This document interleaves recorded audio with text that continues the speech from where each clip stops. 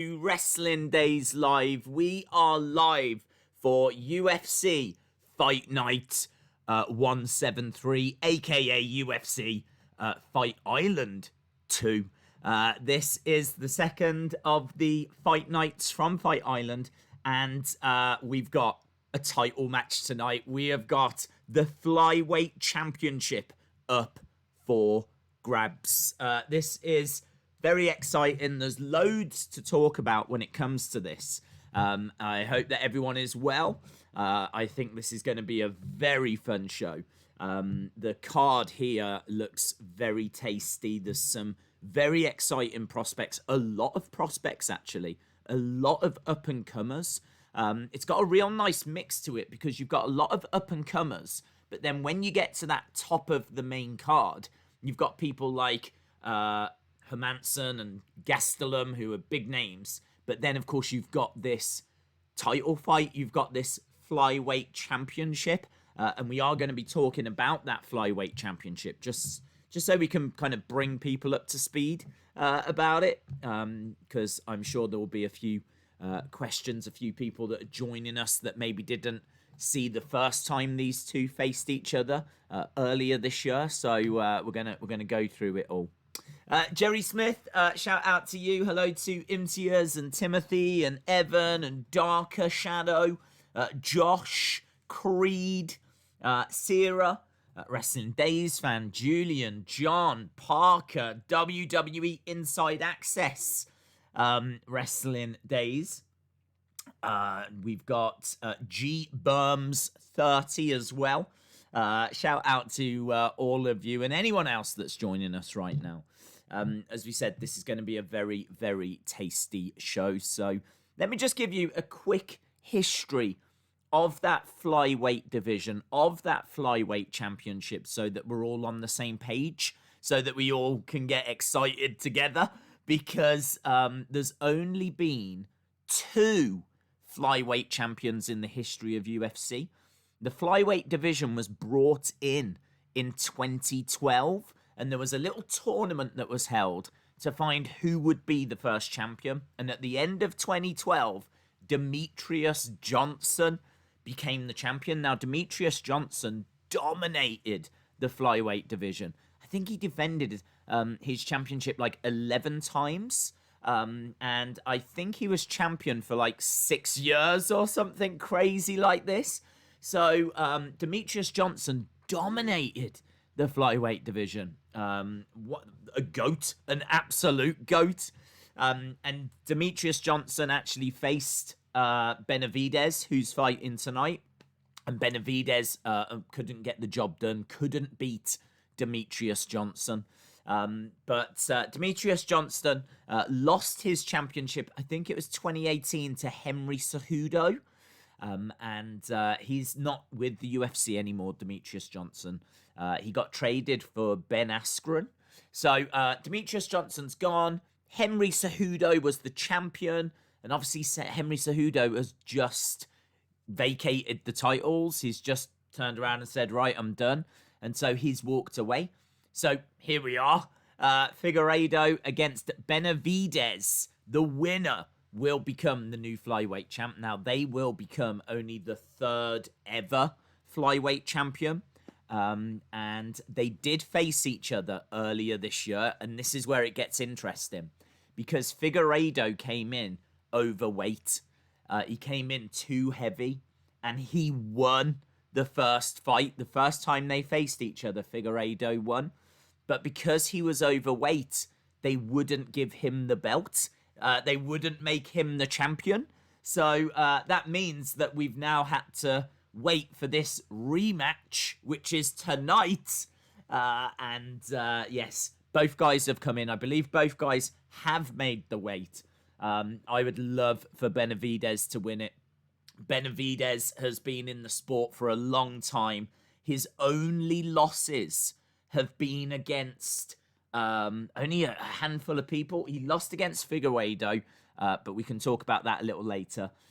He obviously lost against Demetrius Johnson, as we said. His only other losses on his record, he lost twice against Dominic Cruz. There's no shame there. He's one of the all-time greats as well. So he lost to Dominic Cruz a couple of times. He lost to Demetrius Johnson. And he's got a loss to Sergio Pettis. Again, no shame there. And that loss against Figueiredo. But other than that, this guy has beaten everyone. He's got a record of 28 wins against good opponents and only 6 defeats.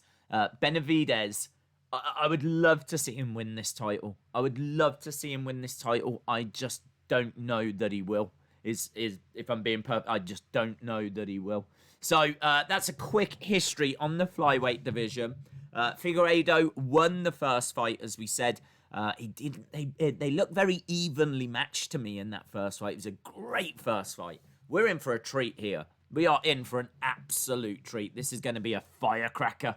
So, Figueiredo against Benavidez 2 for a title. Super excited.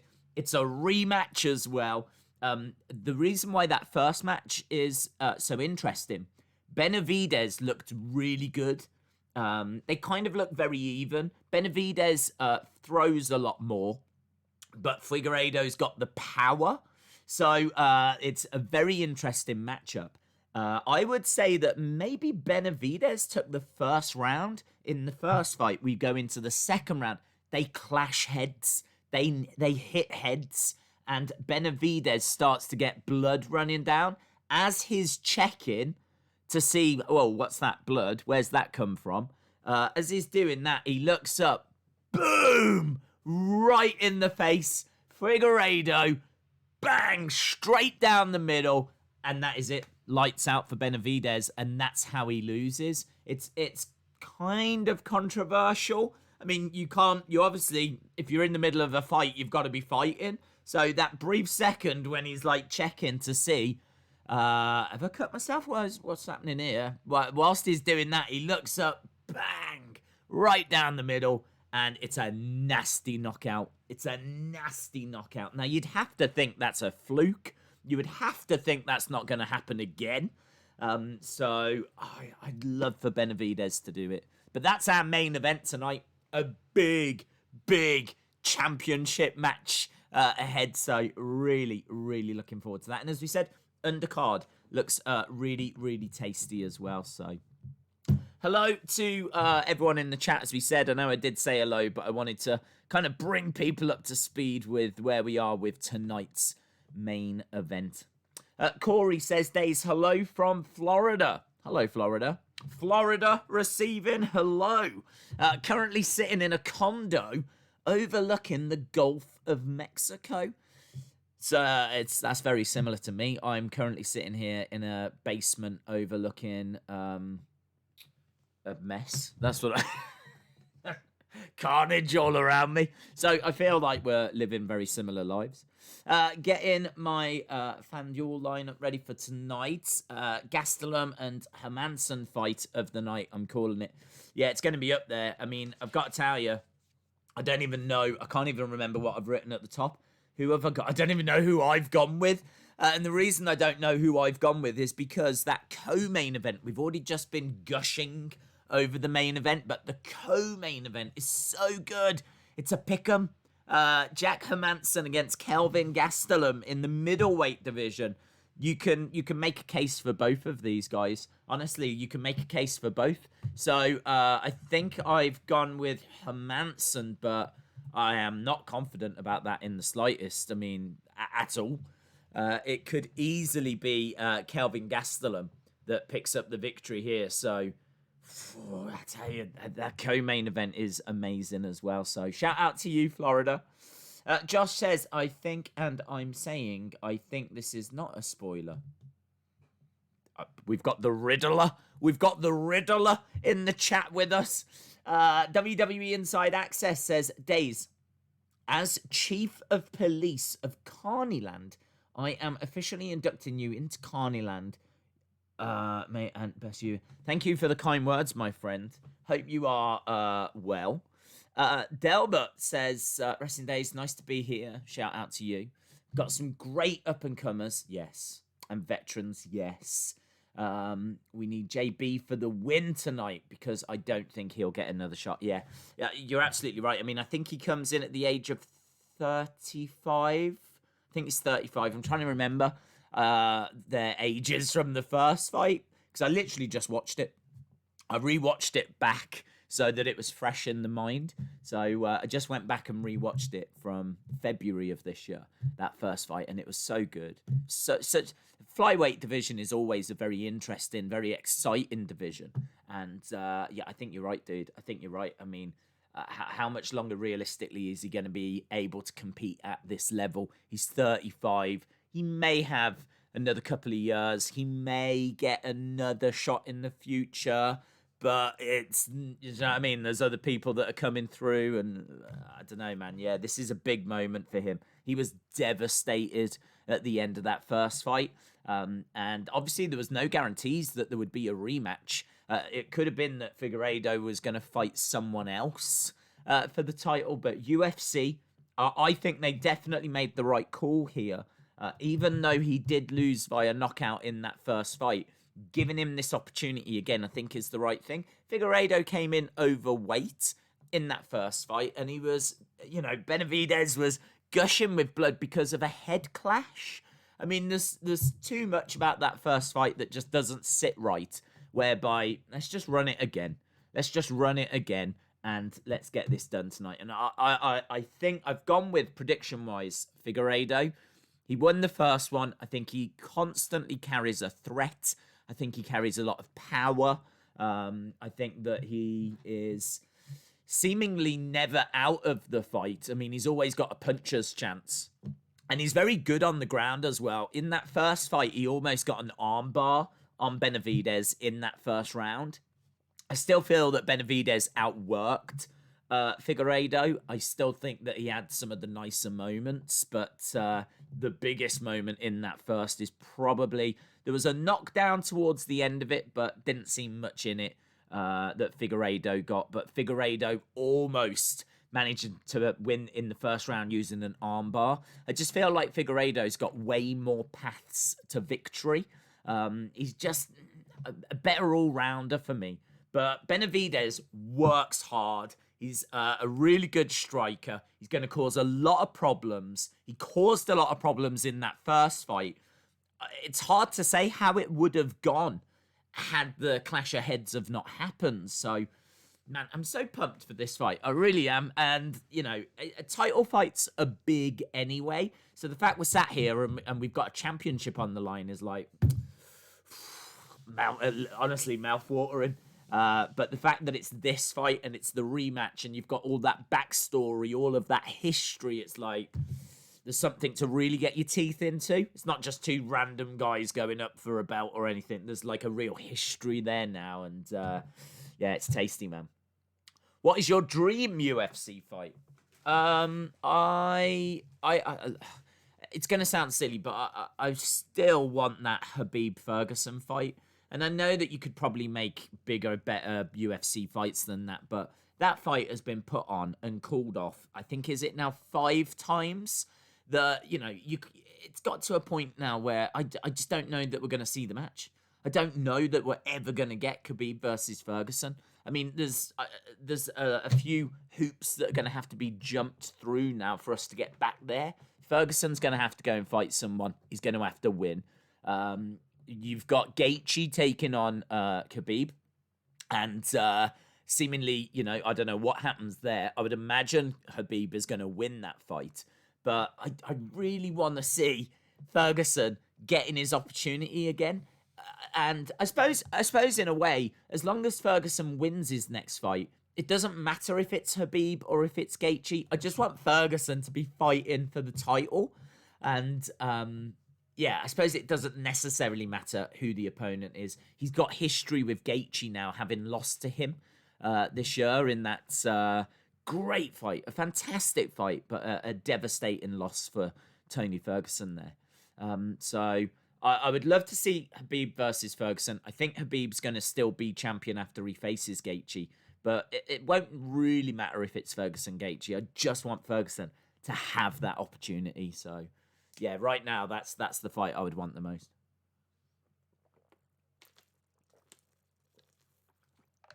If Habib fought Ferguson, who do you think would win? Well, the easy answer is that Habib's wrestling is too good. Habib's one of the best wrestlers we've seen. Yeah, I kind of feel that that would be a massive obstacle for Ferguson to overcome. Ferguson is very unorthodox. He's got great striking. Obviously, he's got many different weapons in his arsenal, and he's not rubbish when it comes to being on the ground. But I do think that Habib is like a different level. So the bookies, I think, would have Habib as favourite, and I would understand that. But I just think that Tony is so unorthodox that he really could pose some big problems to Habib. I think it would be such a fascinating fight. I really do. I really do. And I think that he might pose more problems for Habib than Gaethje, or certainly what Conor did. Conor didn't pose many problems at all. Habib looked very comfortable in that fight against Conor. But Ferguson's a different beast, man. He is so unorthodox. His attacks are just... he works angles very well. He's got very weird... if he can throw anything from any angle, he's going to just throw it, regardless of what the consequences are going to be. And that could be a little bit dangerous for Ferguson. But no, I really want to see that fight. I think it would be a great fight. I think it would pose big problems for Habib. I think going into it, I would be expecting Habib to win.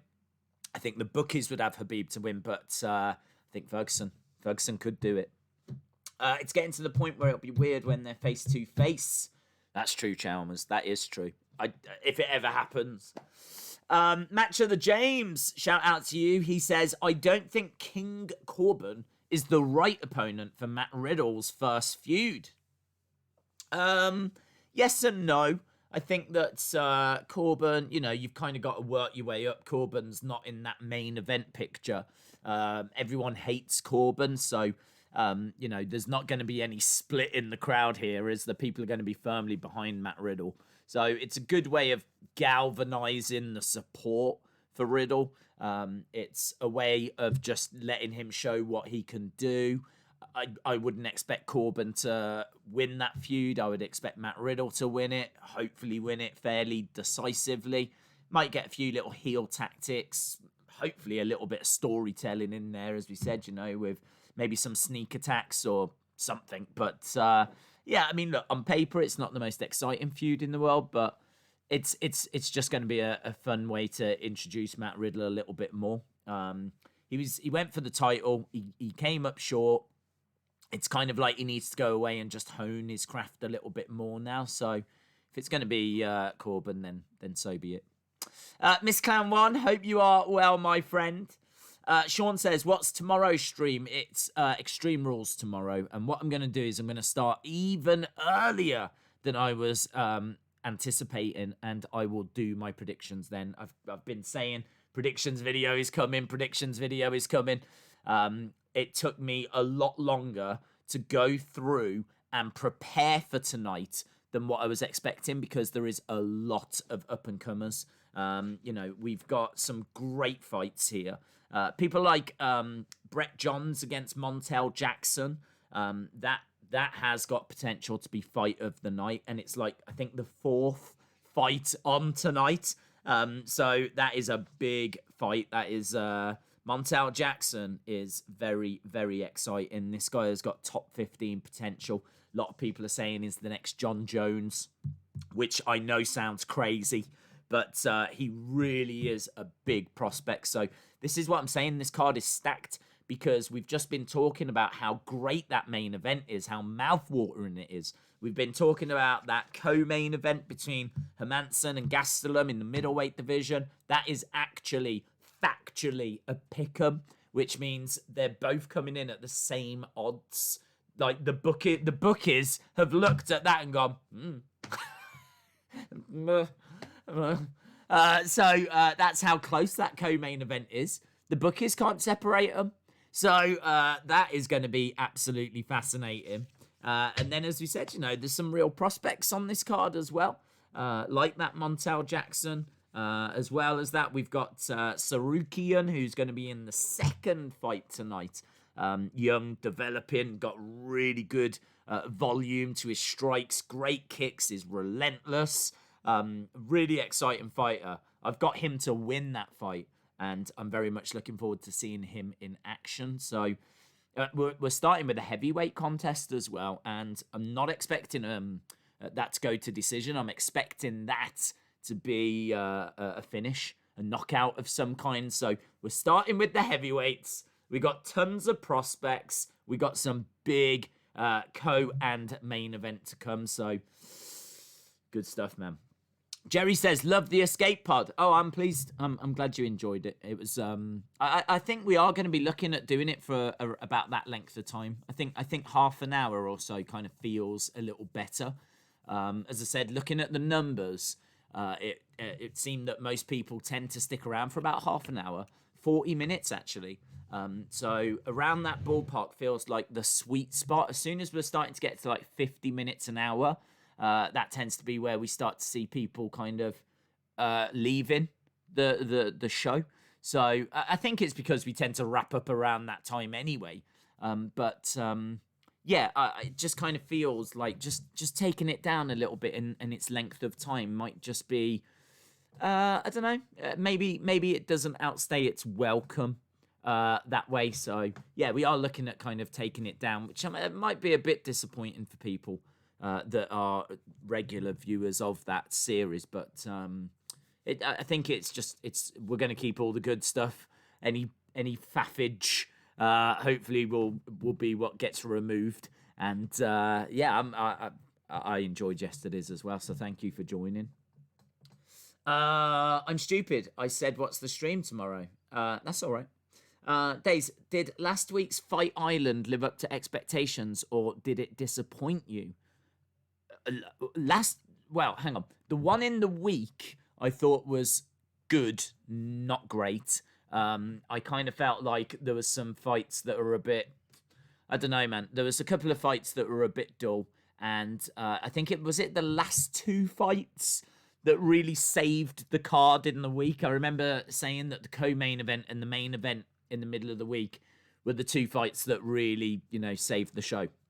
So the one on Wednesday, it's always great to have an extra show, but yeah, it wasn't the greatest. It was perfectly fine. It was serviceable, but I don't know. You'd say average kind of a thing. Average. The main event very good. Co-main event good. So it was definitely worth a watch, and I'm glad that I saw it.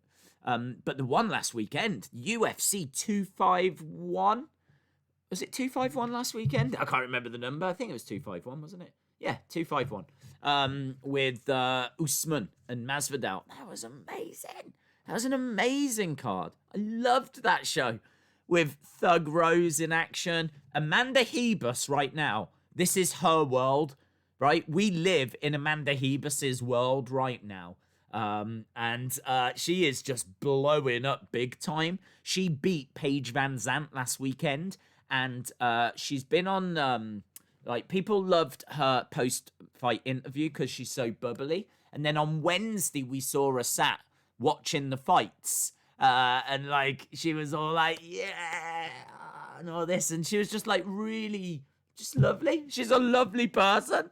And, yeah, social media was going crazy over her last Saturday and on Wednesday. And, honestly, UFC would do well to give her... not some easy fights, but give her, winnable fights, like Paige Van Zandt. Really establish her. Get her, some interview time. Get her some airtime. Just invest in Amanda Hebus. People are really responding to her. People are really reacting well to Amanda Hebus at the moment. She could be a big star for them. She could be a big star for them because she's just got such a likable personality. So yeah, Amanda Hebus, she was great last weekend. The Volkanovski-Holloway fight, obviously a bit of controversy there with the scoring, but Volkanovski retaining. Where does Holloway go now? Peter Yan against Aldo. Yan just pounding away on Aldo, and the ref I don't know what happened to the ref. I think he went into some kind of trance. I think he was trying to think about what shopping he needed to get. He's like, do I need to get milk? Have I got bread? Did I leave the oven on? Because he wasn't looking at the fact that there was a man being killed. So, yeah, you had that. And then, obviously, the main event disappointed. Usman, Masvidal. Kind of saw a bit of what Masvidal could do in the first, but he just got driven against the cage and the clock got wore down, didn't it, you know? So, Usman doing Usman things, but to be the man, you got to beat the man, and he couldn't beat the man, so... Yeah, hey, look, UFC 251 was fire last weekend. That's one of the best cards we've ever had. The one in the middle of the week was so-so, but I'm expecting tonight to be right up there, honestly. Title fight tonight. I mean, straight away, there's something on the line. Dave's just staying for the prelims, and then I'm going to go to Slammiversary. No worries.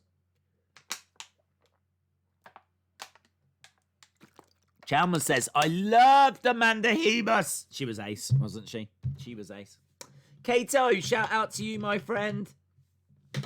Kato Jackson in the chat. Daisy, are you ready for Extreme Rules? I was born ready. Born ready for Extreme Rules.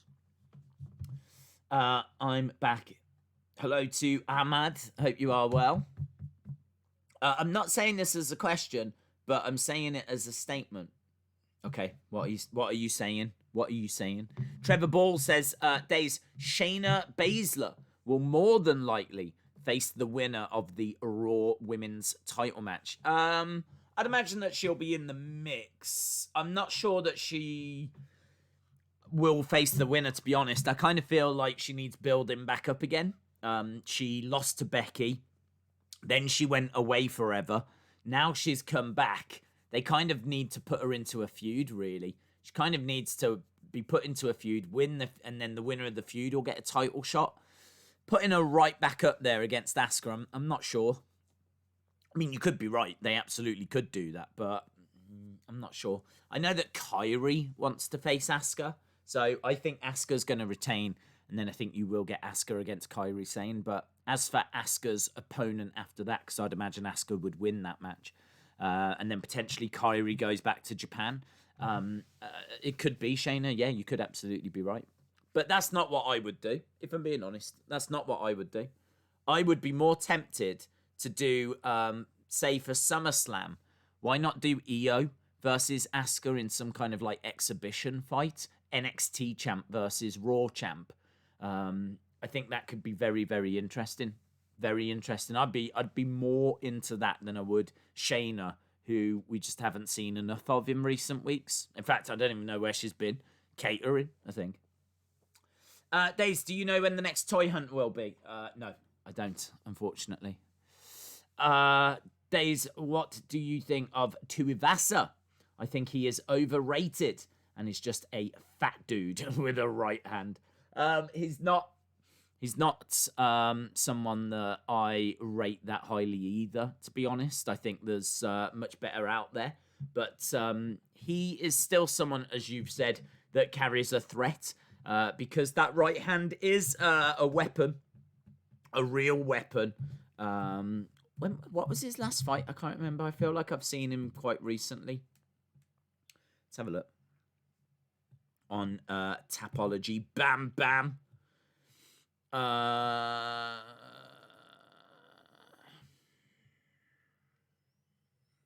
No. Was it all the way back on that Dos Santos card? Let's have a look. No, yeah, there we go. Against Spivak. So, yeah, his last fight was a loss to Spivak, who actually we're watching tonight. That's kind of a coincidence, isn't it? So, yeah, I mean, look, Tuivasa's coming in. He's lost his last 3. So I think that says everything you need to know. He's 6 fights in the UFC. He's won 3 and he's lost 3. So I don't know if you can class him as overrated, because I don't know if anyone does like really rate him.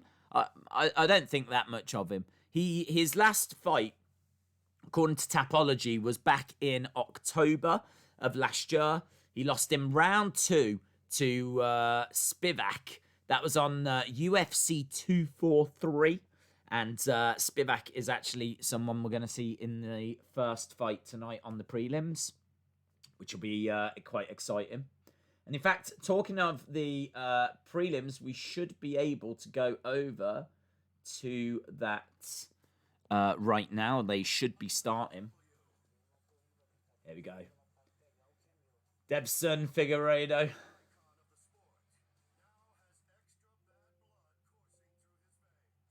Boom.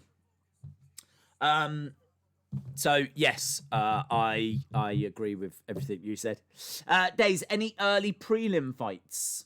Yeah. Spivak against Felipe in the heavyweight division. I've got Spivak winning that one. We've got Sarukian, who, as I said, is a big prospect. He's taking on Davi Hamos. That's in the lightweight division.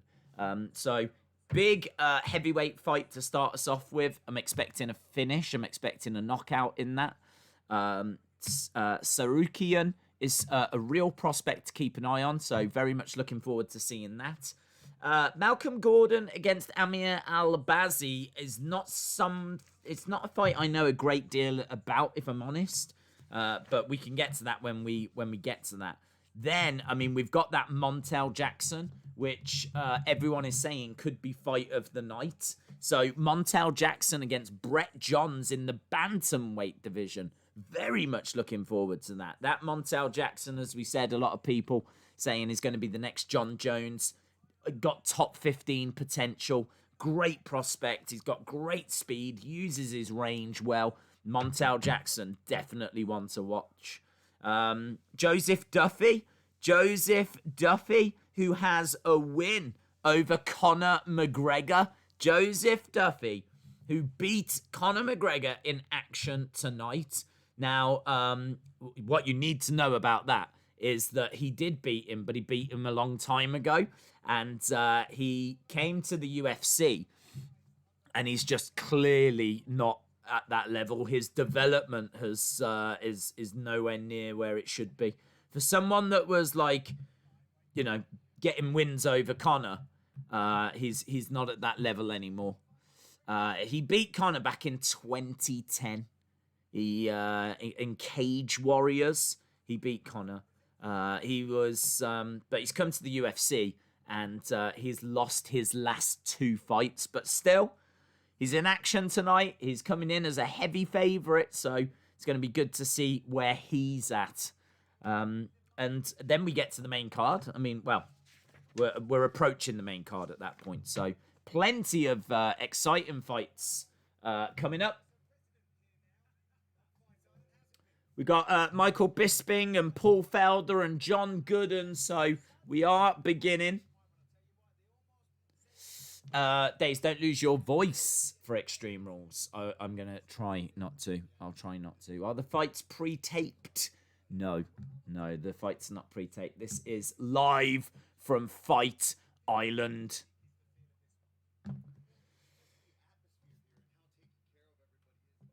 Very, very much looking forward to this main event. If you are just joining us, big main event tonight. Big main event tonight. The Flyweight Championship on the line. We've only ever had 2 Flyweight champions, and we're looking to crown our 3rd. Figueiredo against Benavidez 2. Figueiredo is ranked number 1 in the Flyweight division.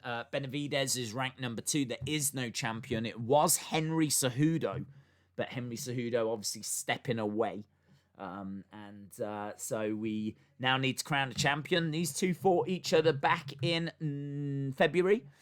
Figueiredo won, but he was overweight, and so he did not get the championship. So he has to go again tonight. He has to win again tonight. So yeah, very, very exciting fight, this one. Fight Island 2. February 29th is when we had that fight last.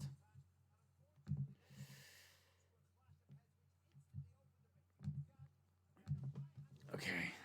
Is Fight Island a sea or a forest? It's a really good question. I think it's a sea. I think it's a forest of fights. That's what it is. It's an absolute forest of fights. Days, who are some of your favourite fighters to watch? For me, it's either Nico Price or Sugar Sean. Sugar Sean's a lot of fun. Sugar Sean is a lot of fun. I like fighters that I really feel like a connection with. Like, I know that sounds really strange, but my favourite fights, there's some really exciting fighters out there, like Aljamain Sterling as well. I think is a brilliant fighter. Israel Adesanya, always put in great performances. That Yao Romero fight he had was awful, but he normally puts on a show. But I love Amanda Nunes. She's just so talented, so technical that she's just a pleasure to watch. And I love watching her. I love watching Thug Rose. I mean, I've just got a spot in my heart for her. I just think she's awesome. She's a great fighter. She's such an intriguing, hard to read person as well. And obviously looks very different. I mean, she's got the shaved head and everything. And she's really cool. Same with Amanda Hebus as well. I love what she's doing at the moment. So the fights that I really get into are the fighters that I really kind of, want to win. Most fights we watch, it's like, I think this person will win, or I think that person will win, or this person's good at striking, that person's good at grappling, this person's BJJ black belt and judo black belt, blah, blah, blah. And we just kind of go through stats and facts and things like this. But I'm not really too fussed as to who wins. I just like to watch the fights. But the fights I enjoy the most are the ones where there's someone I really... Like tonight. Tonight, for example, I don't think he will, but I really want Benavidez to win the main event. He's been around this flyweight scene since it began. He's been in this division since it started 8 years ago. He's had title opportunities before, and he's never won. He's always just fallen short. And I'd love for him to do it tonight. I would love for him to do it tonight. So those are the fights that excite me.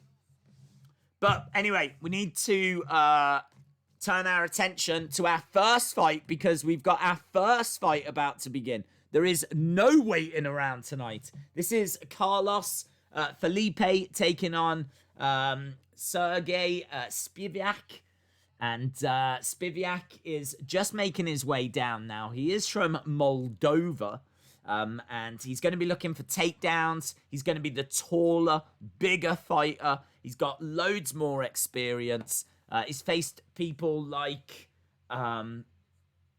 Tybura and some of the decent names in this division. He's got 8 first-round finishes. He's finished all 10 of his wins, 4 via knockout, 6 via submission. So he's very good at on the feet, down on the ground. He's not a bad all-rounder. He's not someone I ever see fighting for the championship or anything like this, but he's a very good heavyweight, and as we said, he's finished all of his victories. He's going up against Carlos Felipe, who is 8-0. So he's having to take on an undefeated fighter. Felipe, this is quite interesting, right? He signed in 2017, but he got suspended. This is kind of weird, right? I can't get my head around this guy. This Carlos Felipe, is a very interesting character. Check this out. Signed in 2017, got suspended by USADA, okay, for drugs. And then he went off and had a load of amateur fights. If you get suspended for a couple of years, you can't fight professionally anywhere. So he had to go and just do amateur fights. So he went off and he did amateur fights. And then the UFC have re-signed him. And I don't know why. Why didn't the UFC get him to have some professional fights first? See how he looks now that he's not, on his suspension and he's clean and all of it, and then sign. I don't understand why the UFC just re-signed this guy straight away. I'm not saying there's anything dodgy going on. I just can't get my head around it. They must be super into this guy. Signed in 2017. caught by USADA, goes and does amateur fights, immediately re-signed by the UFC. I don't understand. He could have gone off to loads of different promotions, had some professional fights, done a few more professional fights. UFC take a look at him. Is he still someone that we want? But no, they've just re-signed him. So this is his UFC debut, 6 first-round finishes. But as we said, there's big question marks about those previous fights. This is going to be interesting, though. Days, will you watch White versus Povetkin? I do want to watch that fight, but I honestly don't know how everything's going to pan out. I need to have a look and see if it's clashing with anything or all of that. So, right, both guys are aged 25. As we said, Spivak comes in with more reach, more height.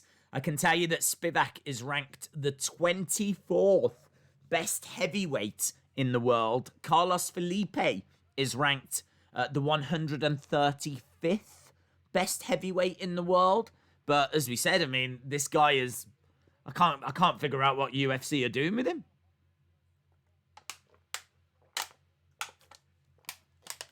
Right, here we go. Introductions being done right now.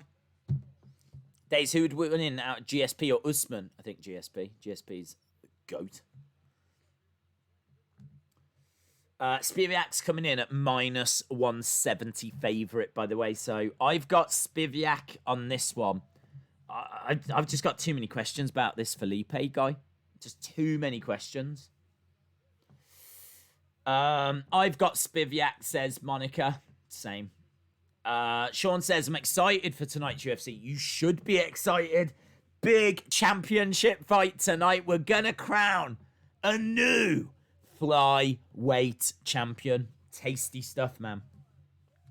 So, Felipe coming in at plus 140. Right, here we go. Man, I'm excited. Both of these guys have got finishes.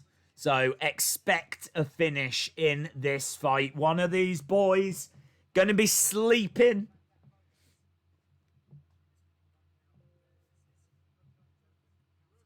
Right, here we go. Wow, Felipe came running forward. Spivak just standing his ground, though. Right, let's go. He came running forward, but he didn't actually do anything. Spivak back against the cage. Felipe, couple of shots to the body. Fighting at quite close range here. Felipe getting in quite close. Spivak's on the back foot a little bit. Firing back with left-hand jab. Felipe lunging forward with that left-hand jab. He seems to throw his lead leg forward when he throws his left jab, which is quite interesting. Yeah, really puts a lot into that. Followed it up with a nice overhand right. The two in the pocket right now. Nice left-hand jab there by Felipe.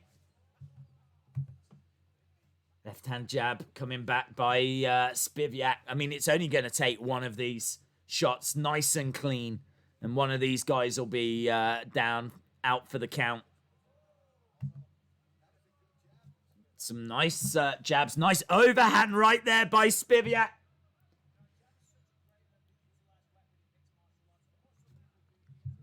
Felipe might surprise him. He might surprise him.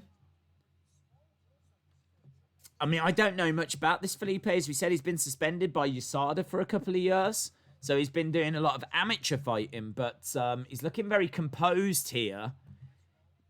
He's certainly been taking the fight to Spivak.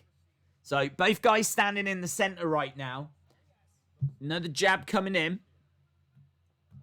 by Felipe. Let's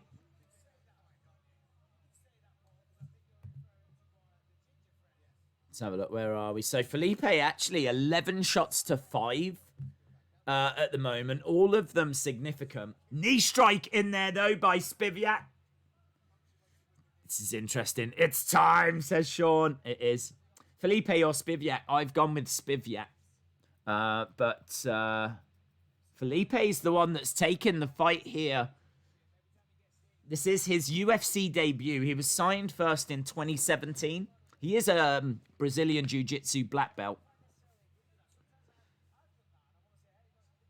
But Spivak's got plenty of experience. He's not going to be feeling pressured here or anything. He's going to be feeling quite comfortable. Spivak's got a record of 10-2. Felipe with a record of 8-0. This Spivak missing with a overhand right. Getting backed up against the cage a little bit. Body shot there. Big right hand to the body by Felipe. Felipe working quite hard. Spivak not really putting much pressure onto Felipe at the moment. It's going to be quite interesting, though, if this goes into the later rounds, because Felipe has got a little bit of weight to him by the looks of it.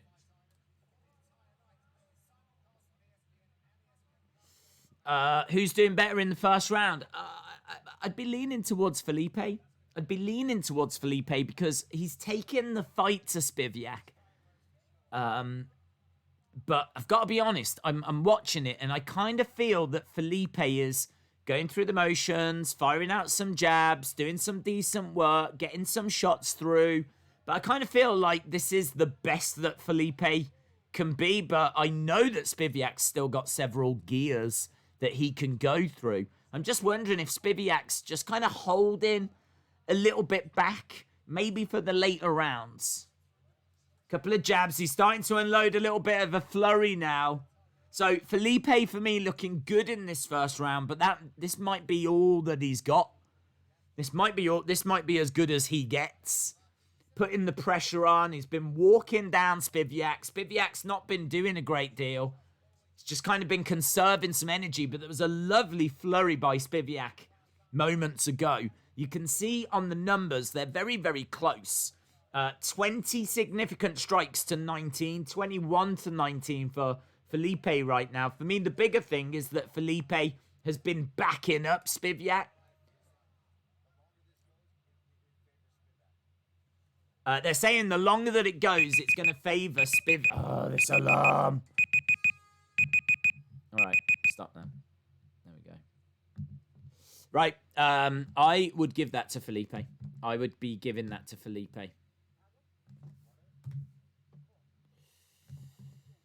Oh, where is the... There it is.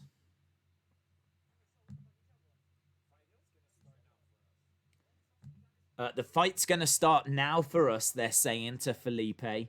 So are they expecting the same as us? Are they thinking that Spivak's been holding back a little? Because I do. Afternoon days. Shout out to you, Creed. Robin813. Could Shevchenko beat Nunez? I don't think so.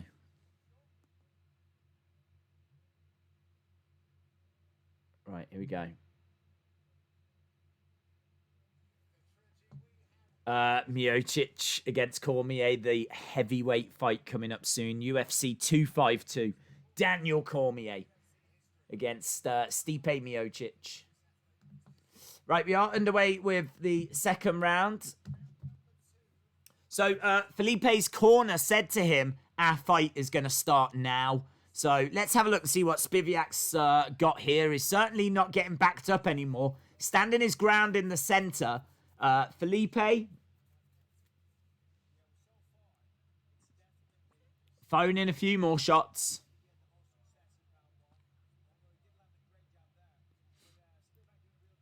Ryan Frederick thinks that Spivak took round one. I'm going to go with Felipe. I think that he's head on striking, and I think that he was walking forward more. I think he was putting more pressure on. Spivak was on the back foot a little bit more, so I got Felipe up in that first.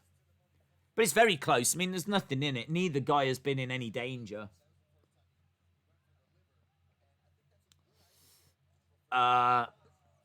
Husnian, shout out to you.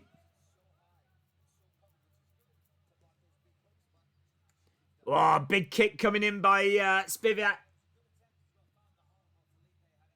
He could probably work that a little bit more. The two of them jabbing at the same time there. Left-hand jab coming in by Felipe. So significant strikes, 35 to 23 that you can see on screen. Tell you, Felipe unloading a little here, getting some shots through. Yeah, there's... looking for a takedown now, Spivak. He kind of had enough of standing up and throwing, so he tried to get a takedown, driving Felipe up against the side of the cage. Left-hand jab by Felipe. And again, straight down the middle. Nice little flurry. Oh, that was a lovely overhand by Spivak. And he drives Felipe back against the cage. This is where it could get interesting. If it gets taken down to the ground, I don't know how good Felipe's groundwork is going to be. I'd imagine it'll be all right. But Spivak not able to do that yet. He's tried twice now to take him down. He hasn't been successful in either attempt yet.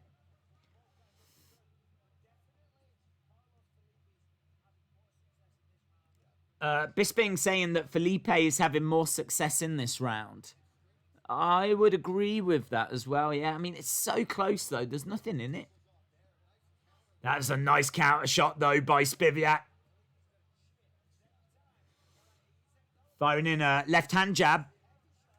Lunging forward, trying to drive him back against the cage, and he does. That's a lovely elbow strike.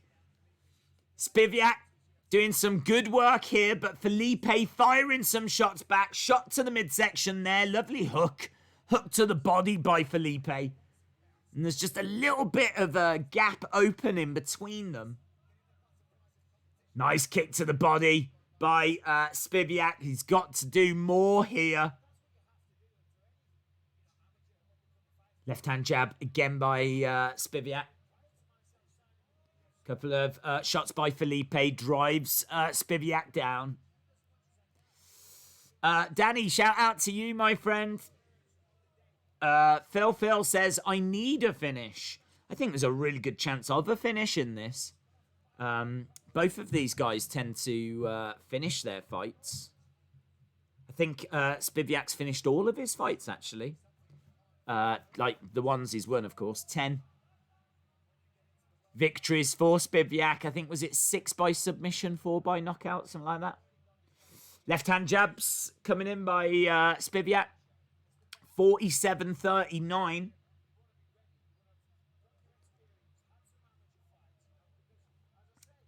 Felipe standing his ground in the middle.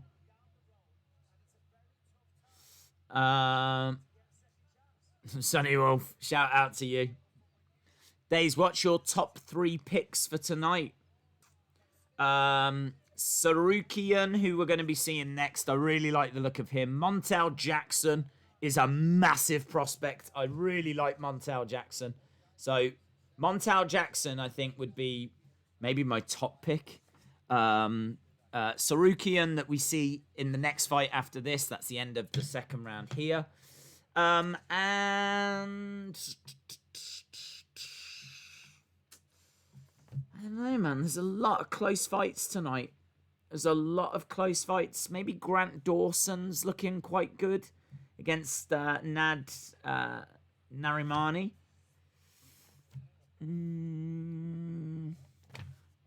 Yeah.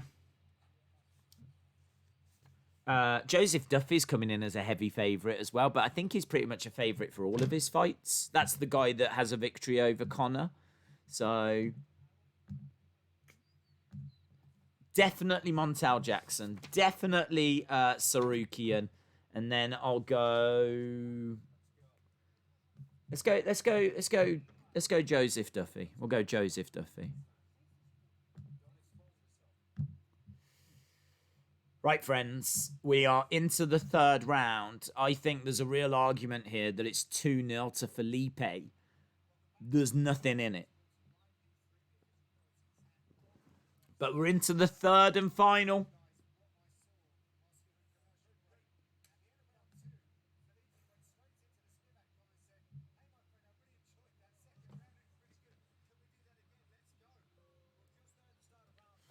So Felipe apparently went over to the Spivak corner and said, I really enjoyed that second round. Thanks. Can we do that again?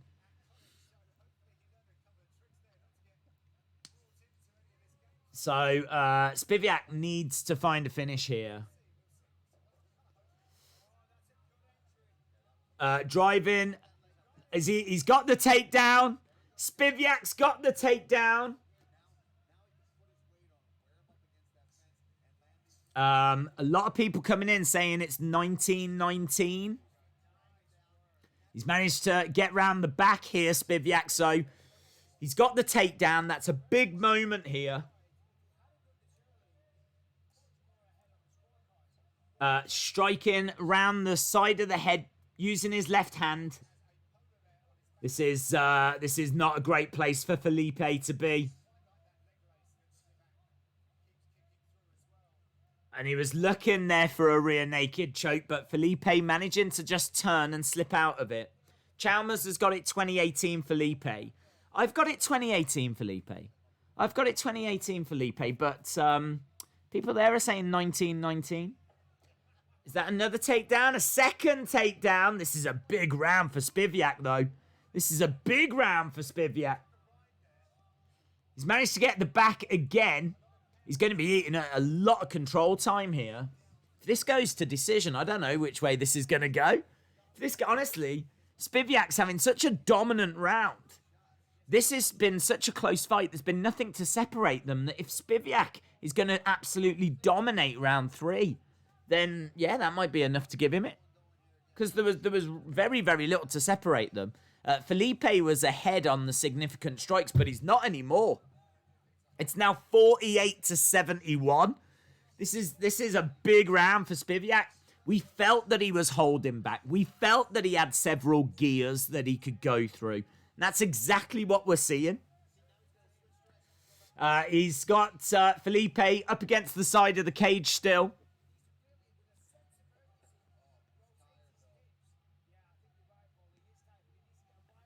Felipe seems to be gassed now. Felipe seems to be very tired. I think he's given everything he's got.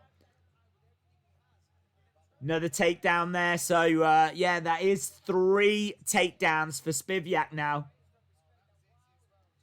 And he's on top. Everything's so easy for him. This is just absolute domination. This is absolute domination. He's just punching him in the face. He's just punching him in the face. And Felipe's like, ah! He just can't do anything. He's not even defending it. I tell you, the ref, if Spivak could go, just really start motoring here, the ref would have a real look at this. But Spivak's just being quite laboured with his shots. Spivak needs to go now. He could get a finish here. Spivak could get a finish, but he's just...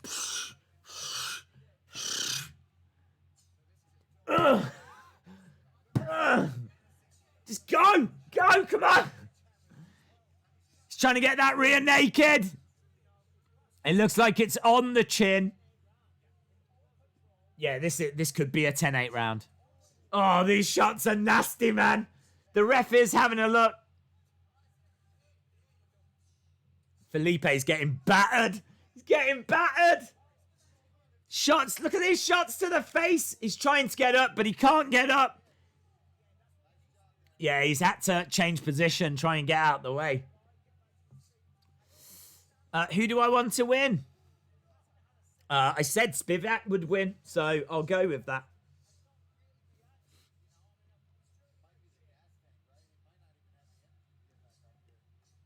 they're saying that Felipe might not even have the energy to get up off the ground. I don't think Spiviak's got the energy to punch him in the face anymore. He's thrown 113 significant strikes. He's battered him. He's battered him. Spivak's got to win this. First 2 rounds were so close.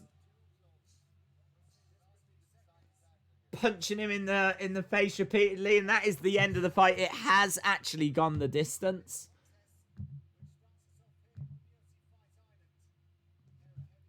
That was really interesting, man. That was really interesting. I feel that both rounds, those first 2 rounds, were quite close. I do feel that Felipe was just edging them. But if you looked at this fight, I think you'd have to say that Spiviak won this. I think you'd have to. 28-27 to Spiviak. Days, I've got Spiviak, but that fight went slow at the end. I think they were both tired. I mean, they're both big heavyweights that have just gone 15 minutes. I actually thought it was quite exciting at the end because I was watching and waiting to see if the ref was going to stop it, because I really thought the ref was going to jump in and call it, because Felipe was just lying there getting smashed in the face, and he didn't even seem to have the energy to like move his arm to defend himself. But Spivak didn't seem to have the energy to throw enough punches. Everything was so laboured.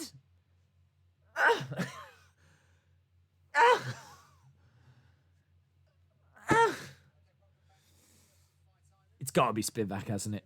It's got to be. Could be a draw. Could be a draw. If we're saying that Felipe took rounds 1 and 2 and Spivak took the... I don't know. Let's have a look. Here we go.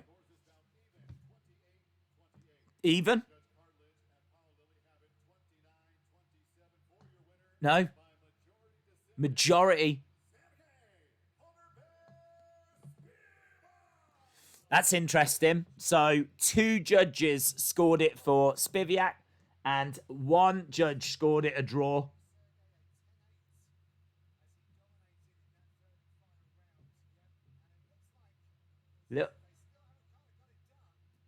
Little bit of heat here. It's unusual after the fight.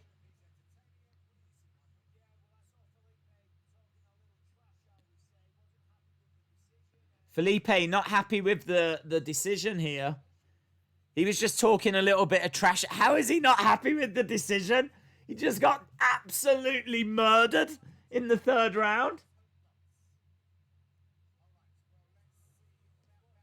That's amazing. Yeah, he just got battered. That was a good fight, man. That was a fun fight. Well, not a good fight. It's all right, but the 3rd round was excellent. I think the right person won it, though.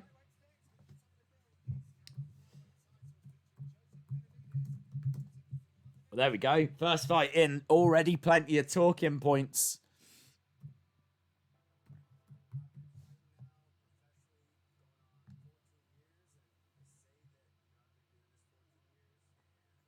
There's Joseph Benavidez. I hope he can win tonight.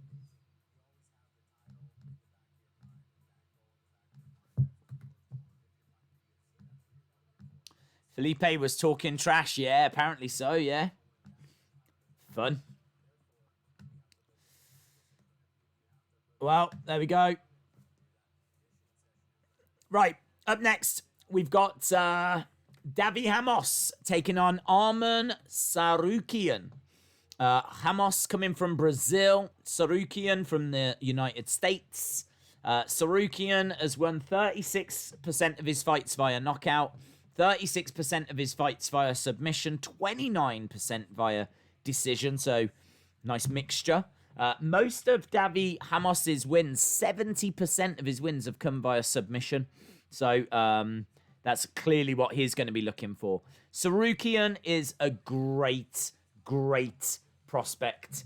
He's still quite young, And I am very much looking forward to this fight. I can tell you that Davi Hamos is ranked by Tapology as the 27th best lightweight in the world. Sarukian is ranked as the 22nd best lightweight. So Sarukian comes in as being ranked a little higher by Tapology. I can tell you the bookies have got Sarukian at -200. Davi Hamos is +170. Sarukian is 14 wins, 2 defeats. Davi Hamos is 10 wins and 3 defeats. Hamos is solid. He'll be looking for submissions, as we said. High-level jiu-jitsu. Cardio issues, though, right? He is going to gas when we get into the third. His striking volume as well is quite low. So he has quite low striking volume. Doesn't really have enough power for me. So he doesn't throw enough. He doesn't really have the power there either to cause massive problems for Sarukian. Sarukian is young. He's developing. He has got good kicking game. He's relentless. He's going to be looking for takedowns. He's going to look to control the tempo. As we said, he's good on his feet. He's going to have a size advantage. He's going to have a reach advantage. He's going to have a lot of advantages. If I was to pick three fighters that were going to win tonight, Sarukian would be one of them. So I like this guy, Sarukian. And I'm expecting him to get the job done here. This lightweight fight is about to be real good. I agree. Don't get me wrong. This is not going to be easy for Sarukian. Davi Hamos is not a rubbish fighter at all. He's a very good fighter. As we said, he's ranked like 27th in the world by Tapology. Sarukian ranked at 22nd. So, do you know what I mean? It's not as if he's coming in and he's rubbish or anything like this. I don't want to be painting the wrong picture here. But Arman Sarukian has finished 10 of his 14 wins. 5 by knockout, 5 by submission. He is the youngest fighter on the card at 23. We said he was young. And he's coming in with, like, traditional... Is it Romanian music or something? That's great. Where's he from? I know he fights out of Krasnodar in Russia. Armenia. There we go. Armenia. Armenia, but fights out of the US. And Davi Hamos making his way down. So coming down to traditional Armenian music. I've got Sarukian, says Sunny Wolf. Sarukian has to win. Hamos has got a tough few minutes ahead. How do I watch the Joe Duffy fight? I think that is on the prelims. So that is going to be on ESPN or BT Sport in the UK. Hamos versus Sarukian is one of the best fights on the whole card, says Adam Martin. It's going to be a very good fight. Very good fight. Sarukian looks sharp. I'm looking forward to this. Sarukian is ripped AF. Days, what is your predictions for 252 Minar Cormier, Ankalaev, Munhoz, O'Malley, and Rosenstruik? To be honest, I haven't gone through and really looked back at all the fights and everything, so I couldn't say at this stage. I'm definitely cheering for Cormier when it comes to the main event. I think Cormier could get the job done. It's a little bit of a Volkanovski-Holloway situation again for me, that fight. But yeah, I'll be cheering for Cormier, and I think he could get the job done. Right. Davi Hamos is 33. Arman Sarukian is 23. No Bruce Buffer tonight, by the way. No Bruce Buffer. Joe Martinez. So we've got no Bruce Buffer. He's probably off in Abu Dhabi trying to buy some bright blazers. Some Abu Dhabi-inspired blazers.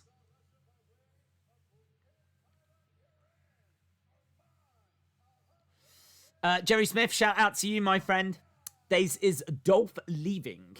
I don't think so. I've not heard that he is.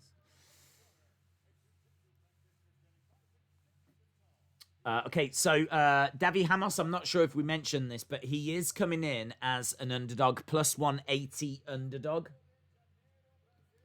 Fighting out of Brazil. Did Spiviak win? He did, yes. He did. And deservedly so. Right.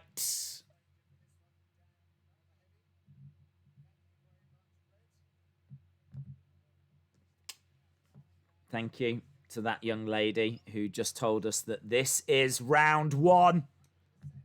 And we are underway. So, Sarukian in red. Davi Hamos in black. Here we go. And we are underway. Some nice combo shots there by Sarukian. Kick to the body. And we've got Hamos standing his ground in the center, but lovely combo strikes by Sarukian. He's got very fast hands. Very fast hands. 5 strikes to 1 already for Sarukian. And you can already see the speed and the variety of his striking. He's put together a few combos. And not only is he good with his hands, but throws in a lot of kicks as well. Hamos, though, finding a beautiful right hand. But as I said, I'm not sure that Hamos has got the power to really cause Sarukian problems. But Sarukian working quite hard here in this first round. Very fast hands. Kick to the body as well. Constantly firing stuff in. Hamos driving Sarukian back against the cage. Managing to find a knee strike. Bisping saying the striking advantage goes to Sarukian. Nice calf kick. Just might want to keep firing in those calf kicks where he can, but he's struggling to get in. There's another calf kick. It's exactly what he's doing.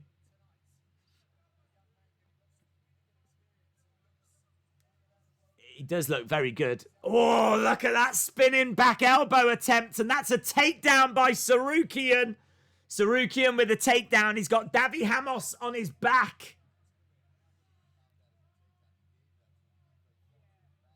They're saying I wouldn't class that as a takedown. He sort of gave it to him. I don't think they have registered it as a takedown, but either way, Davi Hamos is on his back. Sarukian is all over Hamos here. He's trying to fire in his shots, but Hamos is doing very well at defending from his back. So right now we've got Hamos down with Sarukian on top. Sarukian trying to fire some shots in. Hamos, though, doing a great job of defending. Big shots coming in by Sarukian. Shot to the side of the head there.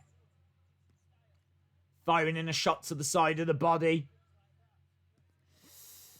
Sarukian, yep, is looking good. Was it a Judas effect? Unfortunately, it didn't quite connect, but yeah, that's what he went for.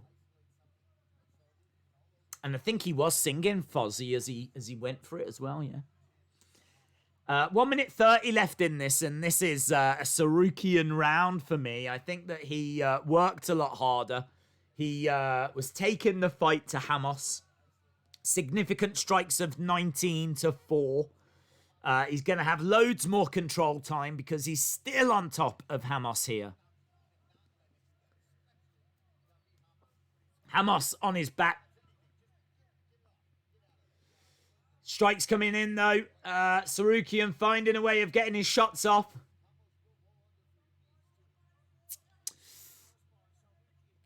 You can't gamble for a living. It will eventually catch up with you.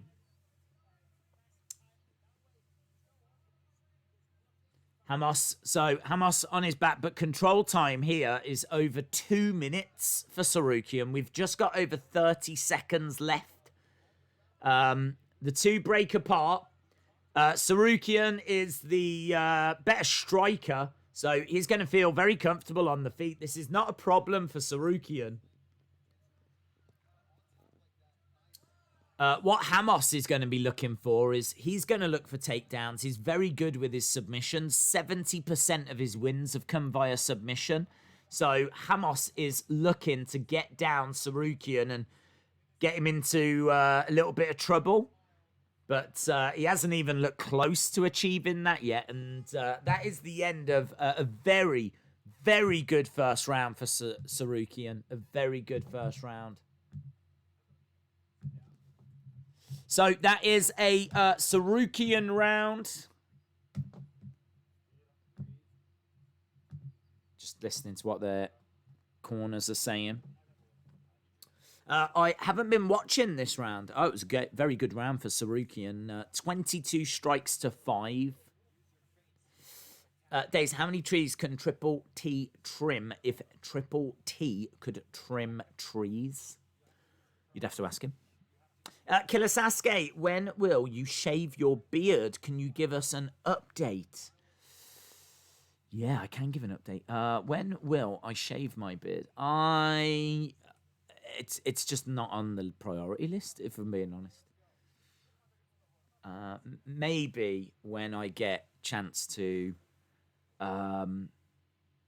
stop streaming as regular.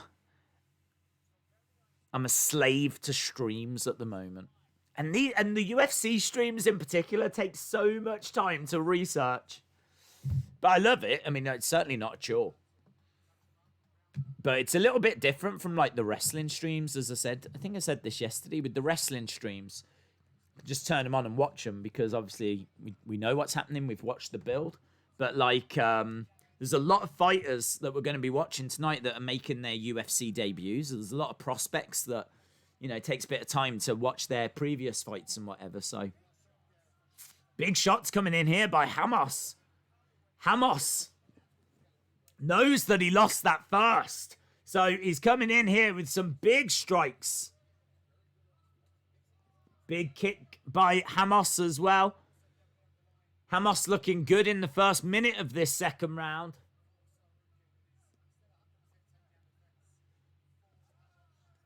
Nice shots coming in, though, by Tsarukyan. Firing some strikes back. Big shot to the body there by Tsarukyan. Lovely left hand.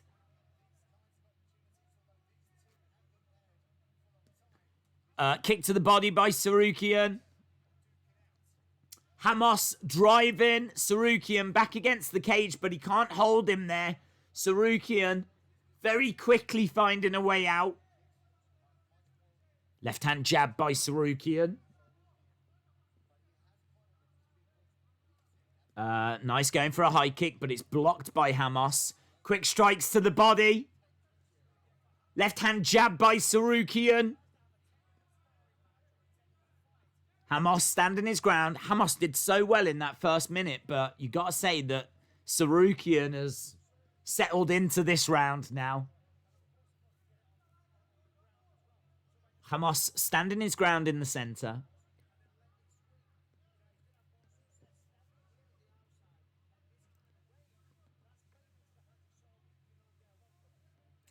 Bisping saying that this range that they're fighting at is definitely playing into the hands of Tsarukyan. Some lovely striking. Big smile on his face. He was looking for a spinning back elbow. He's tried that a couple of times, but it just doesn't come off from him. Lovely takedown by Tsarukyan.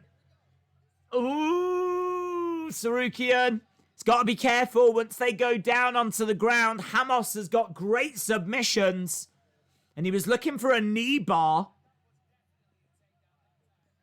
Yeah, that was a great takedown by Sarukian, but Ramos is so good on the ground that before Sarukian knew what was happening, he was already in a bit of a dangerous situation. So Ramos making the most of a bad situation there. Lovely calf kick, really taking Ramos off balance. A much more difficult round to score this, but I might once again be leaning to Sarukian. I think Sarukian has continued to cement his lead when it comes to significant strikes. He got that great takedown just. His striking is looking very good. Ramos defending that takedown. Bisping saying Sarukian has got a very bright future, looking very good here.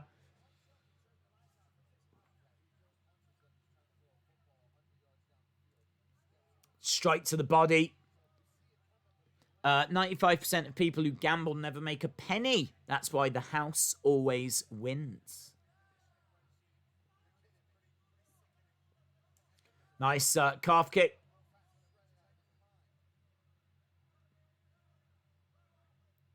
So total strikes 22-8 to Sarukian in round 1. 22-19 in round 2. So this second round has been closer. But it is Sarukian that has outstruck Ramos once again. We've got just over 30 seconds left. Not only has he outstruck him, but he got that takedown as well. And he's still firing in 1-2s straight to the head, Sarukian here.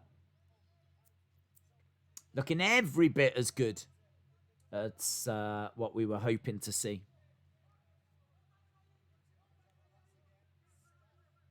15 seconds. Sarukian with a single leg, looking for a single leg takedown. Went for a high kick, but couldn't quite land anything. And we are pretty much done with this round. There we go. So, for me, it is 2 rounds to none to Sarukian. I think Sarukian's looking very, very good here.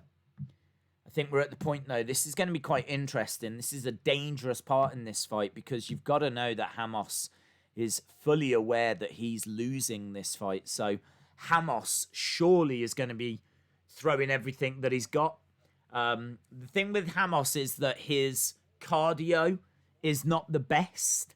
I don't know how much he's actually going to have for the third round, but whatever he's got, he is going to have to throw it here to Sarukian. So it's now or never.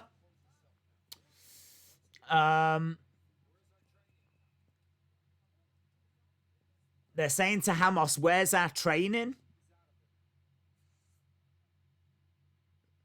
Interesting. So Ramos's corner concerned here. Oh, next Saturday is going to be awesome as well. Whittaker versus Till. That's going to be a war.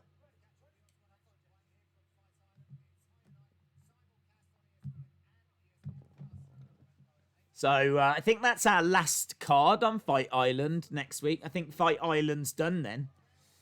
But we're certainly not done here. We're into the third and final round. Sarukian against Ramos. And Ramos is trying to close that distance. And he's trying to drive Sarukian back against the cage. So Ramos has come out. Hello. What's this?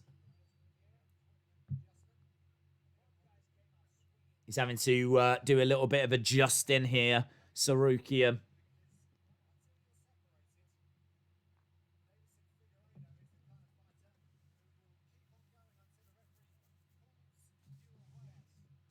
Right, we should be back underway soon.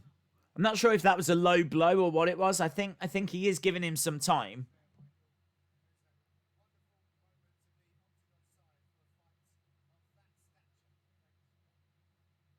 Yeah, right. Sarukian is minus 1,000 favorite right now. Minus 1,000 favorite. At the start, he was minus 200. The bigger the minus number, the more of a favourite you are. So he was minus 200. He's now minus 1,000. Sarukian, honestly, could just stay out the way here now. And he would pick up this fight. You can see that Hermansson is getting a little bit frustrated. Oh, he got caught though, Hermansson. Hermansson is having to try and take the fight to Sarukian, but I think there was a left strike that got through there, and it just wobbled him a little. 60 strikes to 29 here by Sarukian.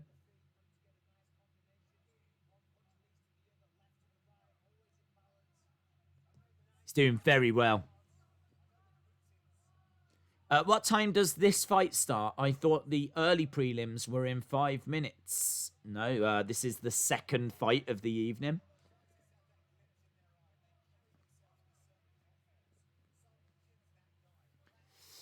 Some lovely work by Sarukian. A really great movement. His movement has been really impressive tonight. He's worked so hard and managed to stay out of the way.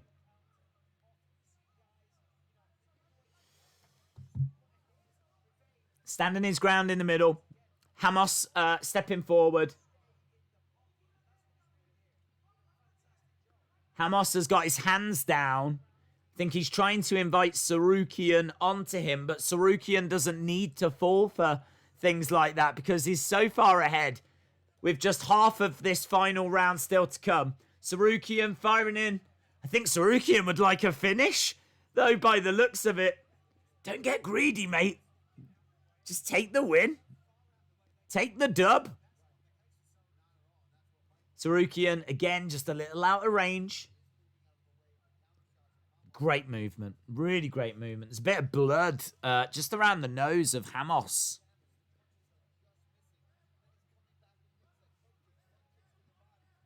Yeah, a bit of damage on the face. So fast. The strikes are coming in so quick from these two.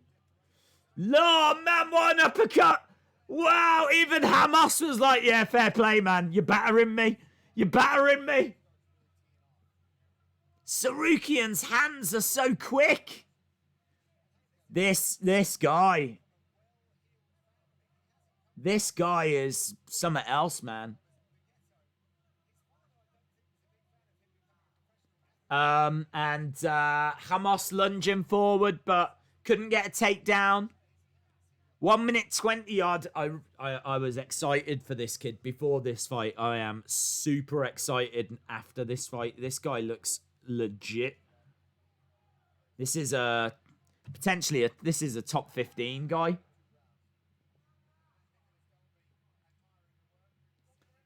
We've got a minute left to go, but there is just a slight stoppage. He is gassed. He is gassed. They're actually checking the cut. There's a lot of blood.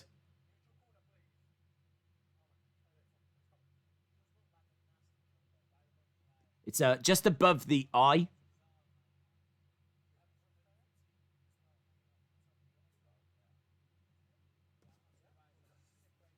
Ref says, are you happy to continue?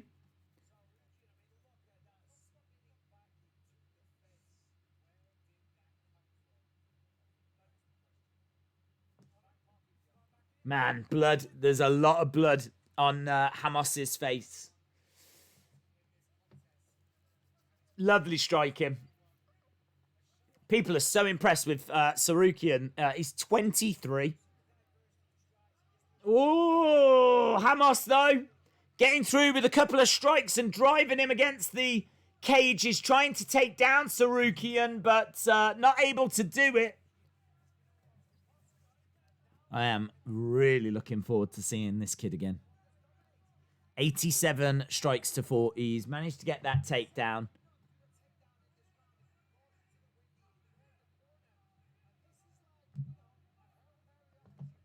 Hold up. Sarukian is 23. 15 seconds left here, and Hermansson obviously needs a finish. Yeah, some nice up kicks there by Hamas. Sarukian just walks away. And it's done.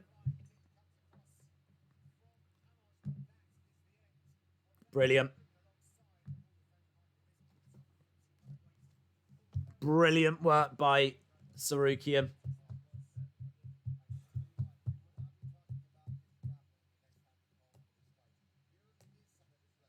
Brilliant. Second straight fight had a guy pushed hard. He could have got a finish. Mukhtar, shout out to you, my friend.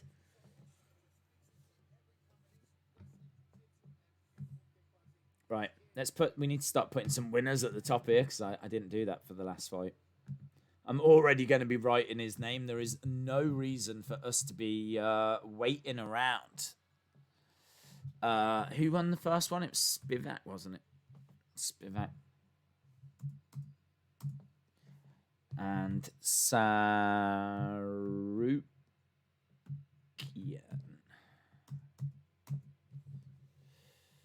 Boom. Loving that.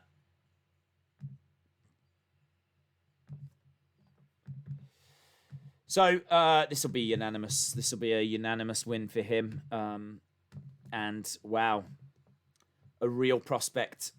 Top 15 without a doubt. Future champion, don't know. Bit too early to tell. Need to see a few more fights, but certainly someone for us to keep an eye on.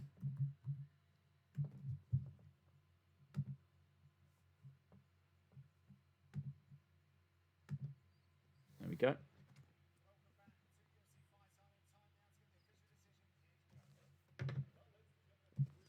Right, here's the decision.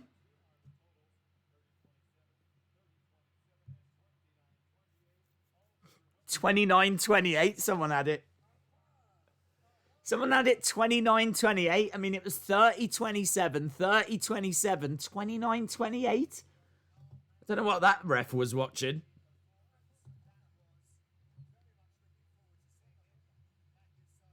That's exactly what the commentators are saying. Very much looking forward to seeing him in action again. So we're moving on. There's no waiting around tonight. We've got another fight to be moving on to. Malcolm Gordon against Amir Albazi.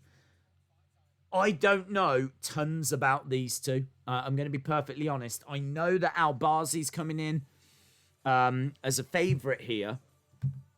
I also know that Albazi is ranked the #1 flyweight in the Middle East. Malcolm Gordon is ranked the #1 flyweight fighting out of Canada. Albazi's got a record of 12-1. Gordon's got a record of 12-3. Albazi has got high expectations around him. There's a lot of excitement around him. But as I said, I don't know a great deal about him.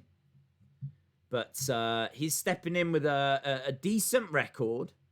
And this is in the flyweight division. Obviously, we will be crowning a flyweight champion tonight in our main event. Malcolm Gordon has been fighting for 8 years. I know that he's got some good wins over some decent names. He's a Muay Thai striker, but there's real question marks as to whether he is UFC quality. So, honestly, don't know. Don't know if he is UFC quality or not.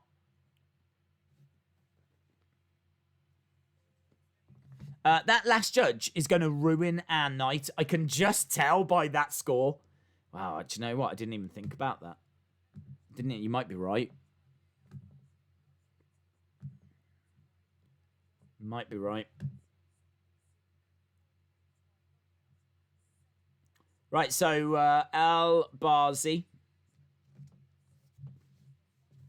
I think both of these making their debuts.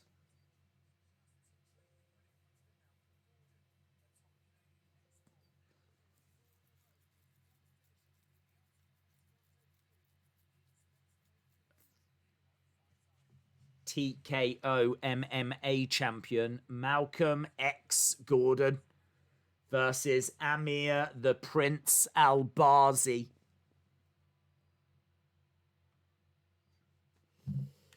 We can actually go over to BT Sport that have got the fight on now.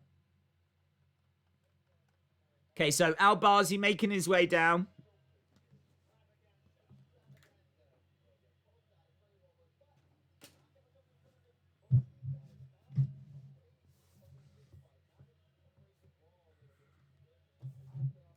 So both of these guys like a fist fight. Both of these guys like a brawl.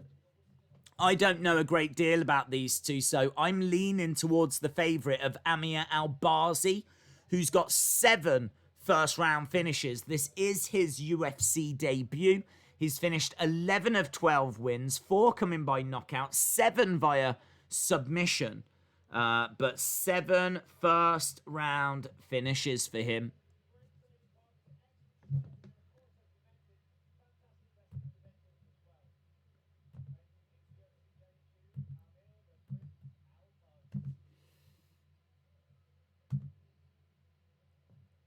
And here comes Malcolm Gordon fighting out of Canada. Malcolm Gordon is going to have a 3-inch reach advantage. Fighting out of Calgary, Alberta, Canada.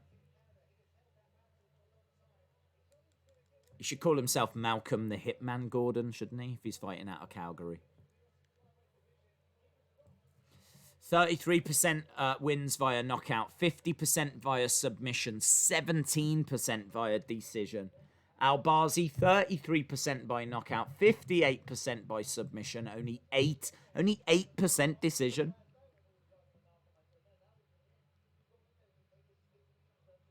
I'd like a finish. We've had 2 fights that have gone decision, so I would like a finish. Hermansson is going to be slept by Gastelum. He's been hit by slower, more predictable strikers. It'll be a check left hook KO. I keep changing my mind on that fight. Honestly, I do keep changing my mind. Gastelum is quite small for the division, isn't he? But he does keep getting them dubs. Gordon's on a 4-fight win streak. He's making his UFC debut as well. He's finished 10 of his 12 wins. So, 2 UFC debutants.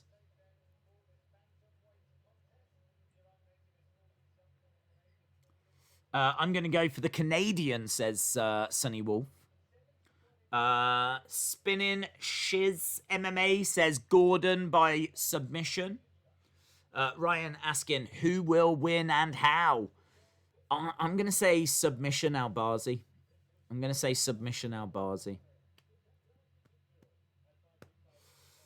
Gordon has been TKO'd thrice.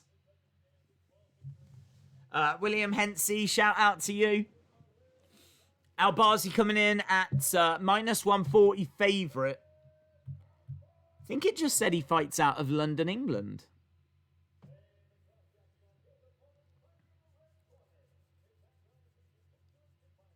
Background is jiu-jitsu and kickboxing. He's fighting out of Toronto, Ontario, Canada. He's pacing back and forth, man. Might want to save some of that energy.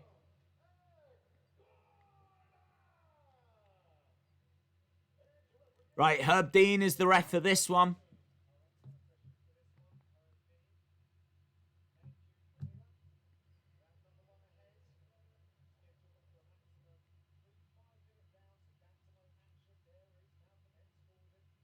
Okay.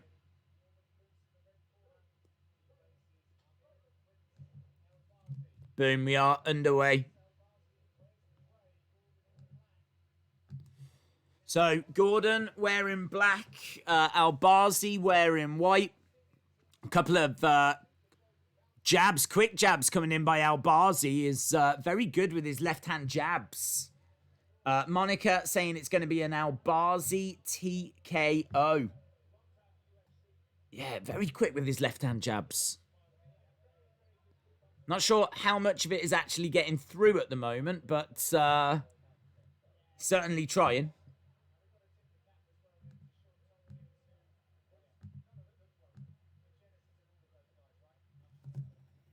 Okay.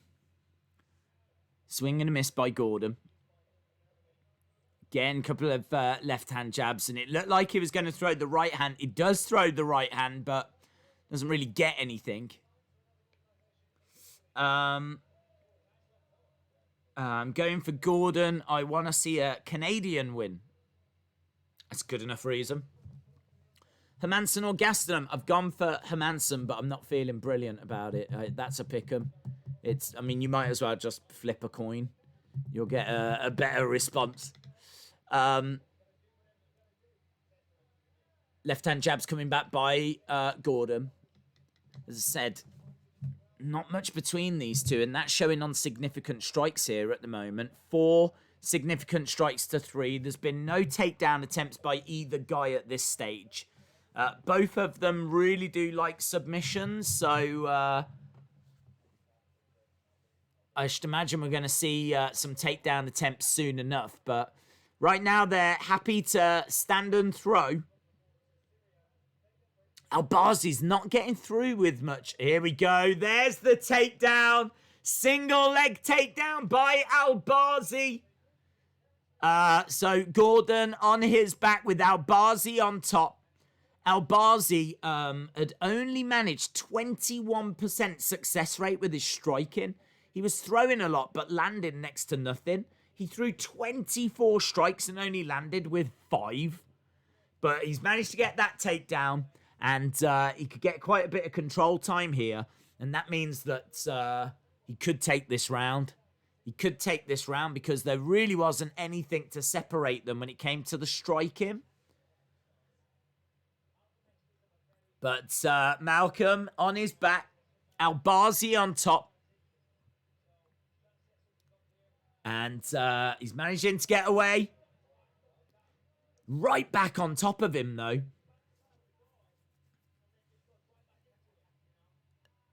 That was amazing. Malcolm had managed to get Albazi off of him, but Albazi just kind of flung himself back on top.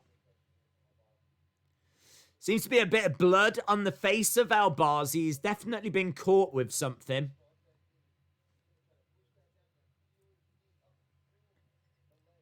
He's trying to tie the legs up. Malcolm's tying up Albazi's legs.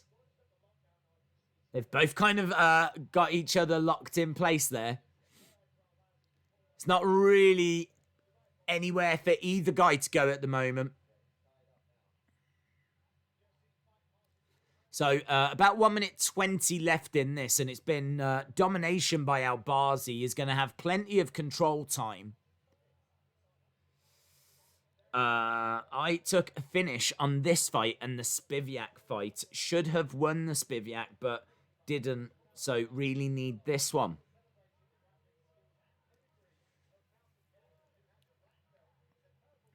Well, he's still on top of him here, Albazi, and he's firing in some big right hands, but Gordon managing to turn around. Don't forget, we've got that massive title fight coming up. Someone is going to be crowned a new flyweight champ. He's got a triangle applied here. Albazi with the triangle on Gordon, and it looks quite tight. It looks quite tight. Ooh, 20-odd seconds for Gordon to try and survive his tap-in. His tap-in. Albazi wins. Albazi wins by submission. Called it. You know me. I don't like to gloat. But that's 3 correct predictions out of 3. I said that Albazi would win via submission. He's just won via submission. I might be the greatest mind in the history of MMA, but I don't like to gloat. I don't like to gloat. I'm not a gloatatron.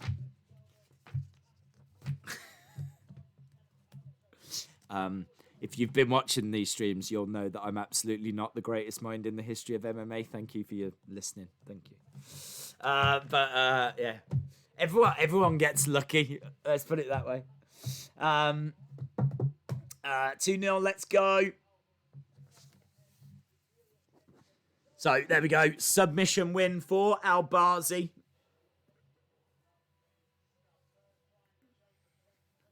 That's good, man.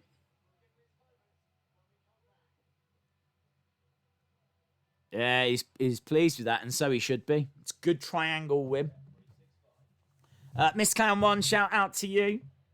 Who do you want to win? What? That fight's just finished. Albazi picked up the win in round 1. We got a finish. We got a finish. How cool is that? So we can put Albazi in winner's row.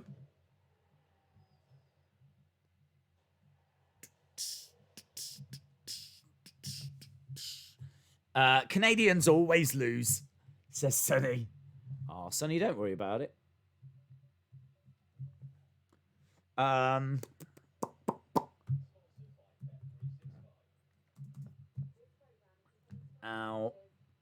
Oh, it didn't type it. Albazi. There we go.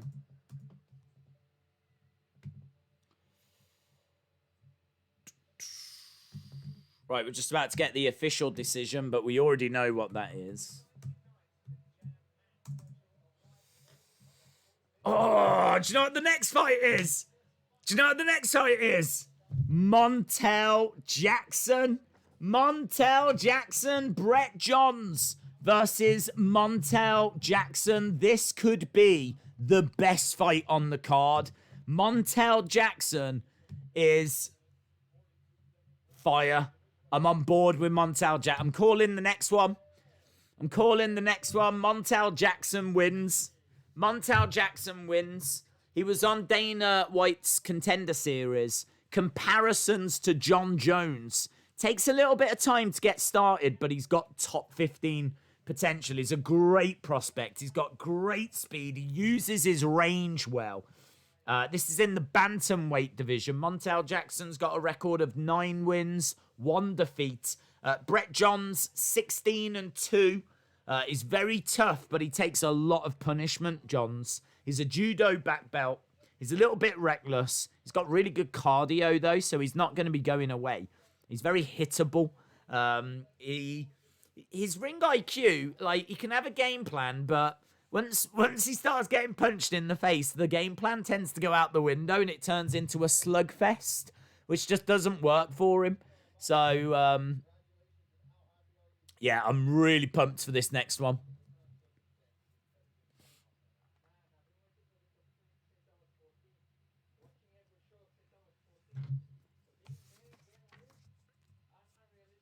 So, Albazi saying he's been watching UFC since he was 14. So, to be here and getting a win is really excited about.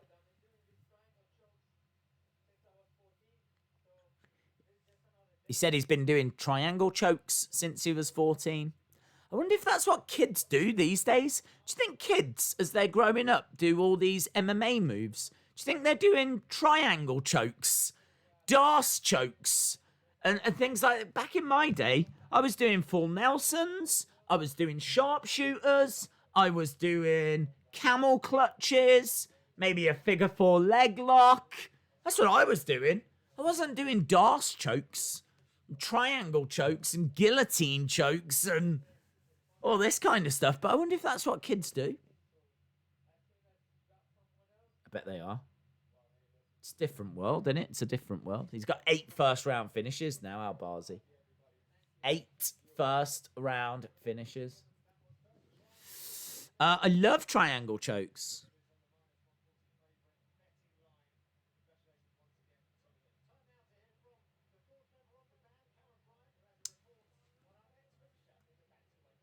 Right. I'm going to have a look now at this next fight. There's Brett Johns in the background. He's got a mountain to climb next. I really like this Montel Jackson. Days, have you ever seen Happy Gilmore? Yes. Just tap it in. Tap it in. Alligator's eyes. Yes, I have seen that film. It's a good film. I taught my son how to do a triangle choke. Amazing. That makes you the best dad ever. Fact. Gotta teach them when they're young, man. It's gotta become second nature. Who do you want to win this next fight? Oh, I'm pumped about this next fight, man. Montel Jackson. Super excited about this guy. Montel Jackson ranked the number 23 or 23rd best bantamweight in the world. But he's taken on Brett Johns, who is ranked the 16th best bantamweight in the world. So it's going to be a really good fight. But I do think that it should be a relatively comfortable win for Montel Jackson. Montel Jackson coming in. Bookies have got him minus 210. And Brett Johns is plus 175. As we said, this is in the bantamweight division. Yeah, looking for this. This, of course, the same division as Song Yadong. So yeah, we could see Jackson pounding Yadong at some point in the future.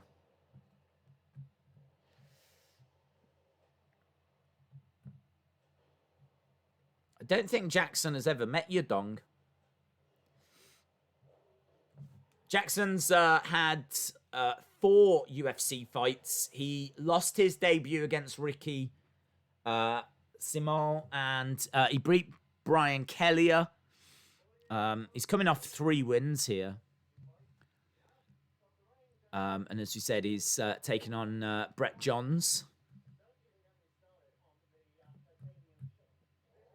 Brett Johns has lost to Aljamain Sterling, Pedro Munoz. He has won his last fight, though, back in January of this year against Tony Gravely. But I, as I said, very much think that this is Montel Jackson's fight to lose. Oh my God, it's happening. It's happening. Days, so happy. Happy Gilmore Alligator took Cherub's hand. No, it comes full circle is what I meant. Okay. I think Montel Jackson is going to win. Same. Sonny Wolf's going for Jackson.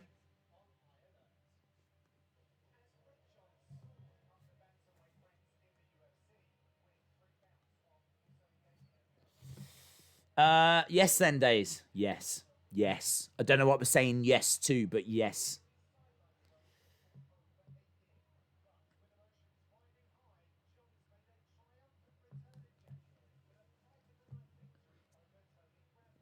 So it was a fight of the night win back in January that Johns had. So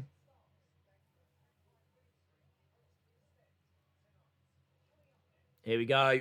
Brett Johns, the Pikey versus Montel Quick Jackson.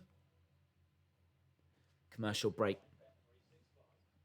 ESPN and Ariel are reporting Adesanya Costa. That'll be great. That's the fight we want. That's the fight we need. We need that fight. We need to know once and for all who is the man. Who is the man in the middleweight division? Because for me, it's one of them two. It is either Adesanya or Paulo Costa. Who is the guy? So we need that Israel Adesanya fight. Adesanya Costa is a big fight. It's a big fight. Adesanya's on the cover of UFC 4. He's a big star now. So, and obviously, middleweight champion. Defended his title in a pretty boring fight against Yair Romero last time. So, yeah, I'm down for that. So that would mean that August is going to be the Stipe Miocic Daniel Cormier fight. And it means that September is going to be Adesanya against Costa. I don't know when Khabib's fighting. Khabib against Gaethje has got to be at some point this year. Maybe that's October.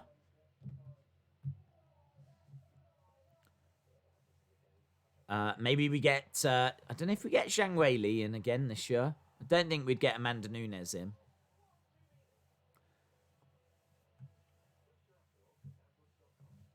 Have Romero and Masvidal fought. Let me have a look at Masvidal's. I know Masvidal is such an interesting fighter because he was getting a lot of narrow losses, and last year he just really turned it around.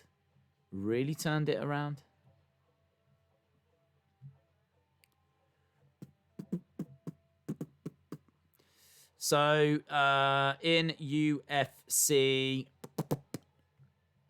he beat Tim Means. He's beaten Michael Chiesa, Healy, Cruikshank, Kraus.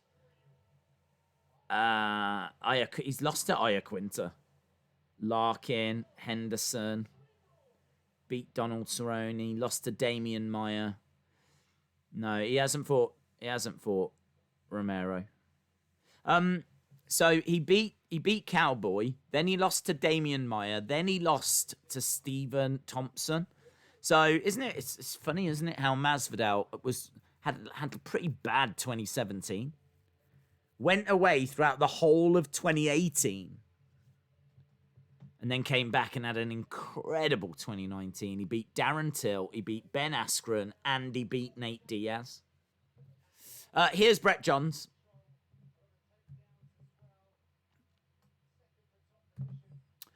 Montel Jackson already in the ring. He's on a 3-fight win streak. Second fastest Darce choke submission in UFC history. 1 minute 40.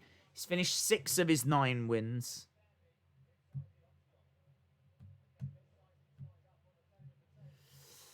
Um, 4.5-inch reach advantage for Montel Jackson.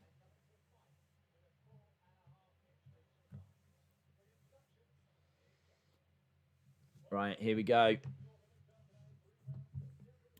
Masvidal is an average fighter at best. He really caught people's imagination, though, hasn't he? He's kind of like the showman that we need now that Connor's not around. So, yeah, I mean, the hype definitely is greater than the skill, but don't know. You can never write him out.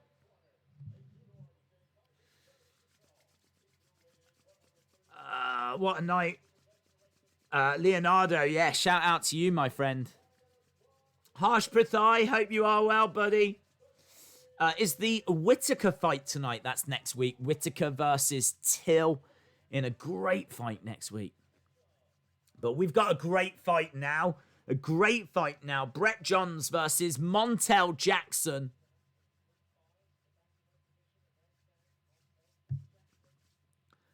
Montel does look like a mini John Jones. I'm not on the Masvidal bandwagon. I knew that Usman would win that fight.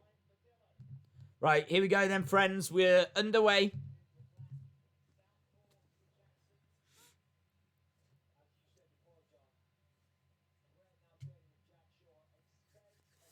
Right. Body kick coming in by Johns. Need to just change the graphics a little bit.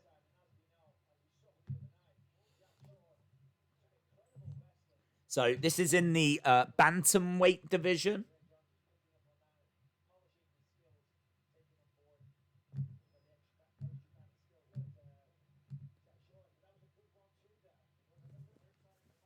Okay, so Jackson standing his ground in the middle. Looking for a single leg takedown there, Johns. He's got Jackson. He's trying to drive him up against the side of the cage. This is 5 strikes to 2 so far First minute in, and Johns is putting a bit of pressure on Jackson here. Johns looking to try and trip Jackson, but it's Jackson that gets Johns down. Johns is slumped against the cage. He's firing in a couple of right hands to the side of the head. Nice elbow there by Jackson. Thought he might go for like a guillotine there, but he didn't, Jackson. Johns driving his shoulder. He has got a body lock applied, Johns. So he's getting a little bit of control time here, and he will be frustrating Montel Jackson, but still quite early in the fight. We're only a couple of minutes in. But Johns getting a takedown. So he's managed to get a takedown.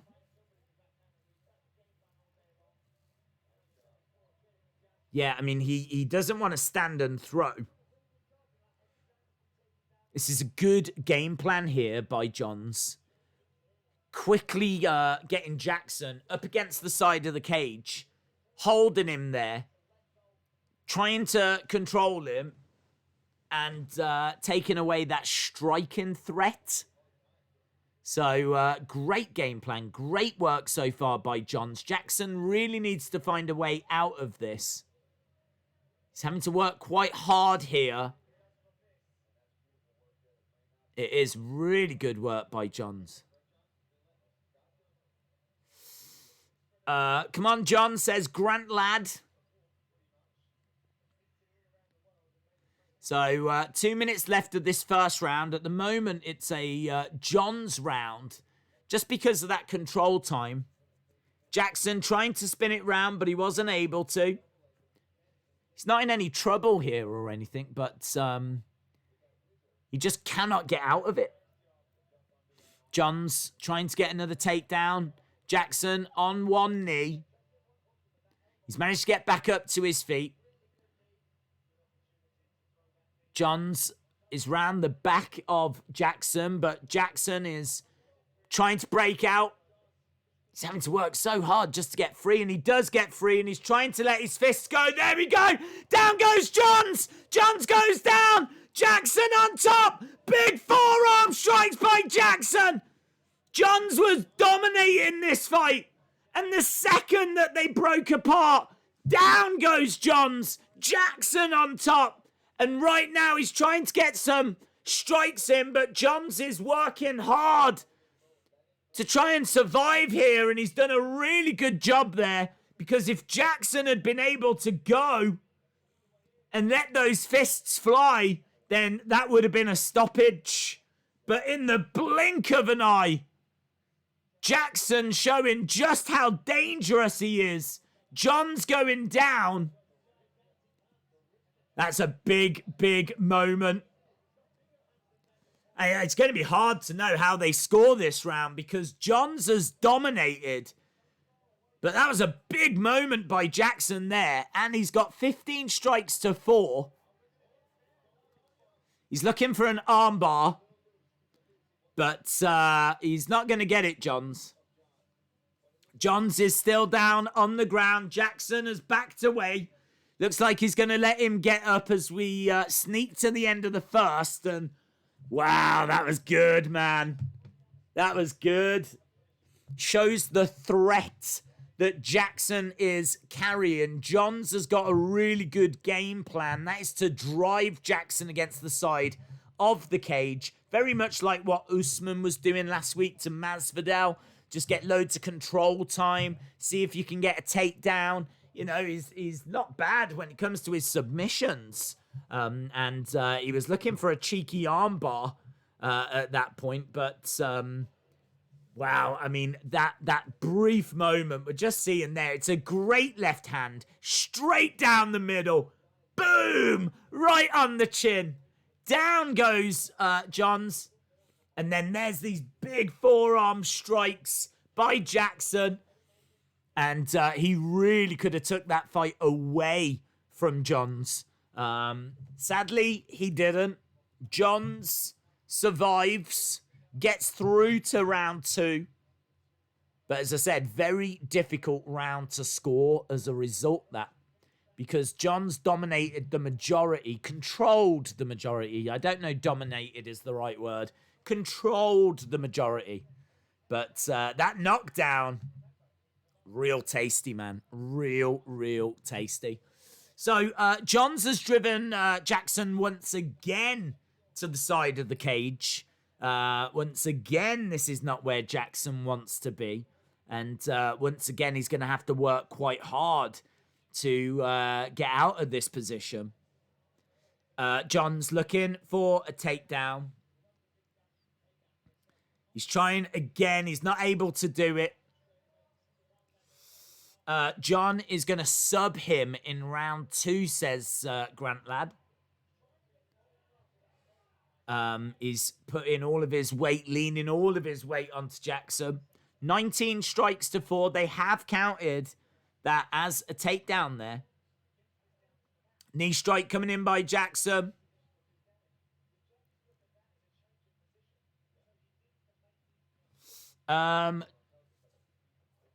Jackson's defense was good, says Ryan Johnson.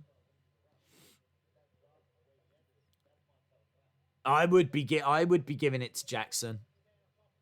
Oh, he's trying again with a big takedown here, Johns. Johns has got a strategy. He's sticking to it. The thing is, this is exactly what Jackson doesn't need. He needs to find a way of getting out from here and letting his hands go again, because we saw it didn't take long for him to get some joy. And he's going to struggle to get joy from this position here. Right now, he's pinned up against the cage. Johns is trying to get round the back of Jackson. He's trying to... Okay, they have broke apart. Here we go. This is Jackson's opportunity. He needs to make the most of this now. Kick coming in by Johns. This is exactly what Jackson needed. Both guys into the center of the octagon. Trying to... single leg. He came in looking for a strike, but Johns just grabs that leg. Drives him back against the cage. Knee strike coming in by Jackson. Knee strike again by Jackson. Strikes to the body. Great trip there by Jackson. Johns went down. Big kick coming in by Jackson, but Johns drives Jackson back. I just kind of feel that Jackson's game plan is just not there. I don't know what. I think his game plan is to stand and bang, to outstrike, but Johns is just not engaging in that. Looking to drive Jackson against the cage at any opportunity he can. He's trying for an arm. He's looking for a rear naked here. This is a dangerous position here for Jackson, but he looks okay. He's got a body lock on here, Johns. All of this is just control time.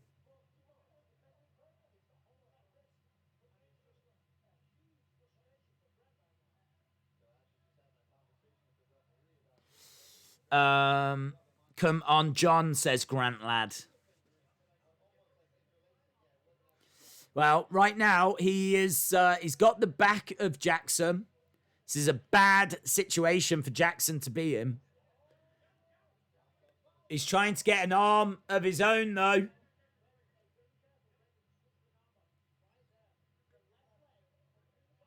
He is looking... This is so fascinating.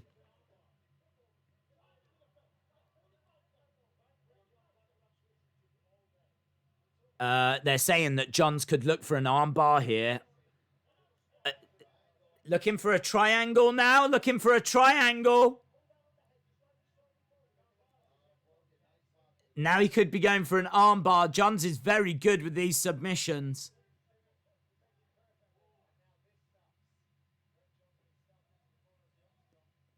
He's only got 15 seconds. There's a few strikes coming in by Jackson.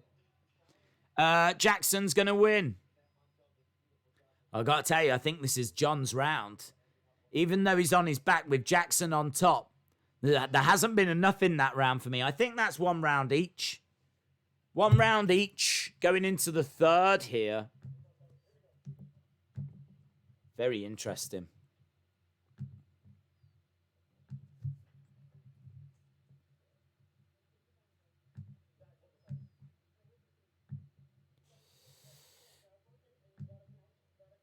Trying to listen to hear what they're saying to Jackson.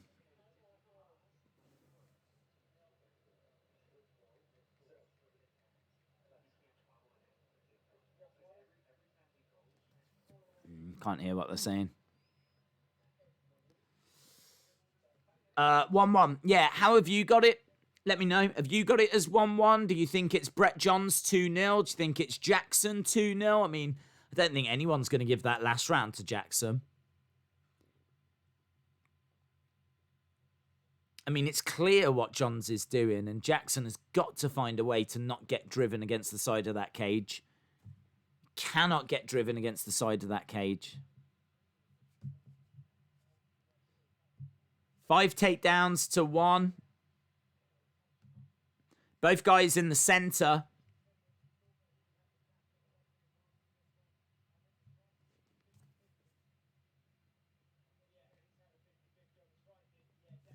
There we go. 1-1 says Leonardo. Chris says 1-1. Dirk says 2-0. 2018 Jackson. Significant strikes 24-6, but takedowns have got to count for something. Aljamain Sterling says it's 1 round apiece. I would agree with that.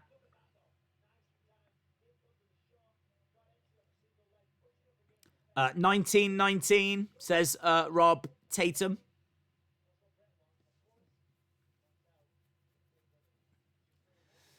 Uh, 1919 or 2020.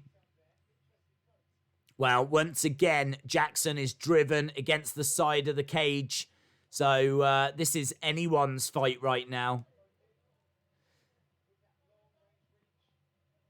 Jackson needs to find another moment of magic like he did at the near the end of the first.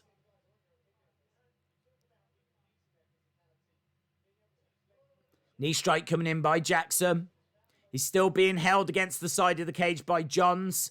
He still needs to get out of this position. 1919, 2-0 Jackson, says Terry.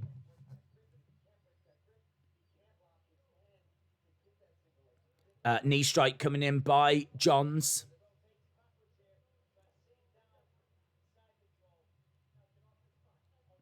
Still up against the side of the cage. Johns has done everything he can to make this a really boring fight. Another takedown by Johns. He's managed to get round the back of Jackson. He's taken side control. And again, he's driving Jackson to the side of the cage. Here we go, the two break apart. Jackson with a big knee strike, but he gets caught. Can't be firing in those kicks. Every time he fires in a kick or a knee, it gets caught by Johns, and then he drives Jackson back. Jackson needs to just throw his hands.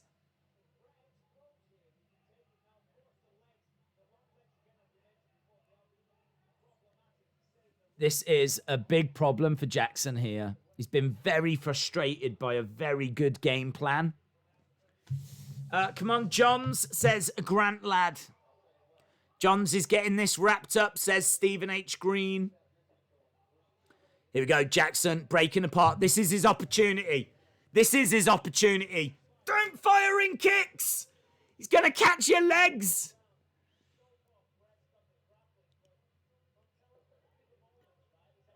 Got to go. He's got to put that pressure on. Both guys in the center. Got to go, Jackson. You got to go. He's trying to find a way in, but it's into a clinch. Knee strike by Johns. Forearm strike by Johns. Kick to the body by Jackson. Grabbing the leg again here. Johns driving Jackson.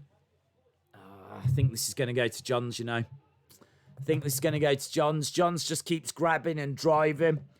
Keeps getting control time. He keeps getting takedowns. He's got 8 takedowns now.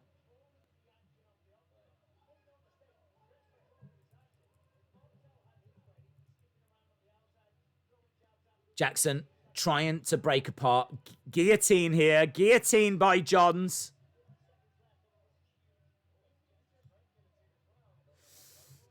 It's over. Johns is going to win.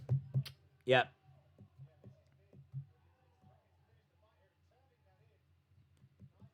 Yeah, this is a very good-looking guillotine that he's got here, and Jackson is working hard to get out of it. He has managed to get out of it.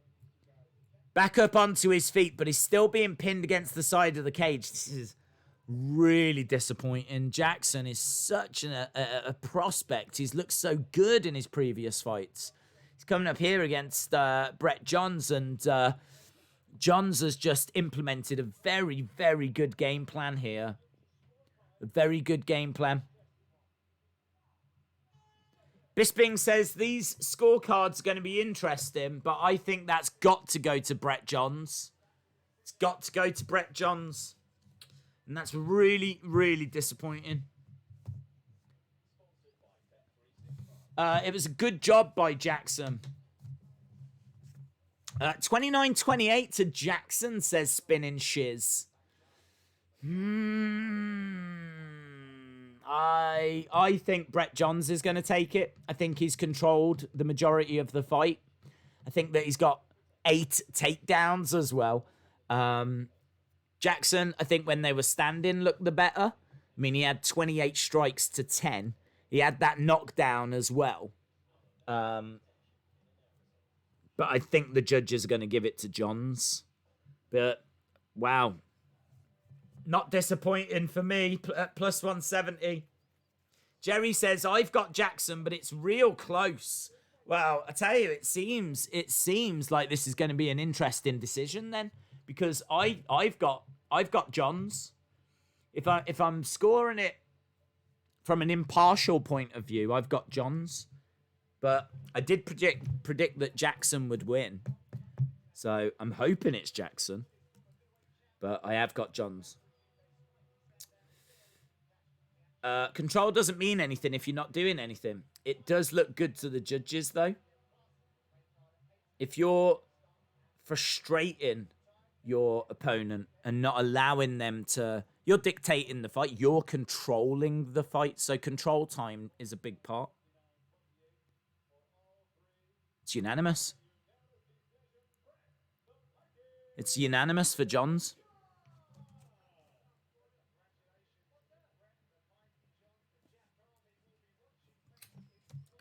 Man, gutted.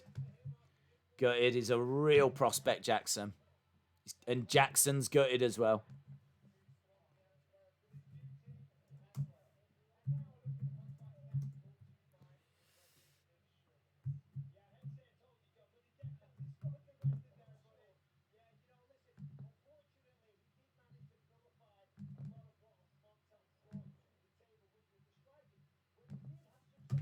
So Bisping saying they did manage to find a way to nullify the striking of Jackson, and yeah, they absolutely did.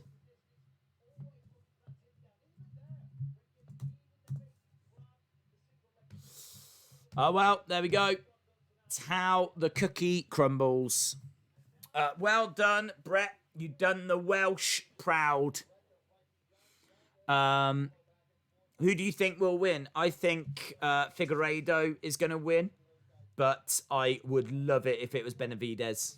I would love Benavidez.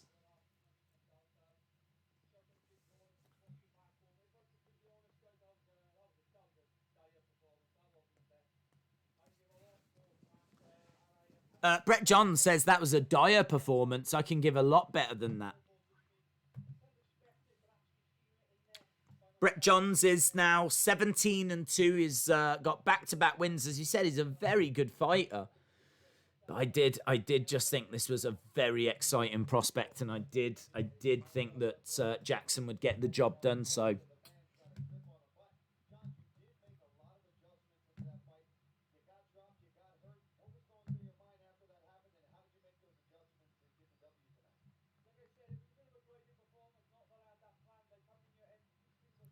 right, next one is going to be Joseph Duffy against Joel Alvarez. Joseph Duffy is the fighter that beat Conor McGregor 10 years ago. So Duffy was someone that was really good around that time, but he ended up going away from MMA, and I think he did 3 years of boxing. And when he came back to MMA, it was quite clear that he was a little bit behind everyone, or certainly behind where he was, where he used to be. He'd missed a few steps. So UFC brought him in because obviously he'd beaten Conor, and their plan was to do the rematch. Their plan was to do Joseph Duffy against Conor McGregor. But they just needed to show that Joseph Duffy was still at that level. And he's just not performed. I mean, he lost against Dustin Poirier, and obviously there's no disgrace there. But he's just a very average fighter, Joe Duffy. He wasn't. He was an exceptional talent, and he's still, average for UFC standards. His last fight was back in March, and it was a loss. It was a loss against Mark Diakese. Before that, he fought James Vick, and he lost. And then, as we said, he lost against Dustin Poirier as well. So he's had how many fights? About 7 fights in the UFC, and he's won 4, lost 3. He's just never got to the point where it looks like he can take on Conor again. It just looks like he'd get absolutely destroyed if he faced Conor. So his one claim to fame really is that win over Conor from 10 years ago, but he's not really on that level. Anyway, he's taking on Joel Alvarez, who is quite early into his UFC career. He's a decent grappler, but I don't think that he is going to be too much of a challenge for Duffy. I think Duffy should still have enough here to get past Alvarez. So an interesting match, this one. Duffy against Alvarez. The bookies have got Duffy at -345. Alvarez is +285. So bookies are very, very firmly behind Duffy for this one. So yeah, that's going to be my pick for this as well. So I'll go with Duffy.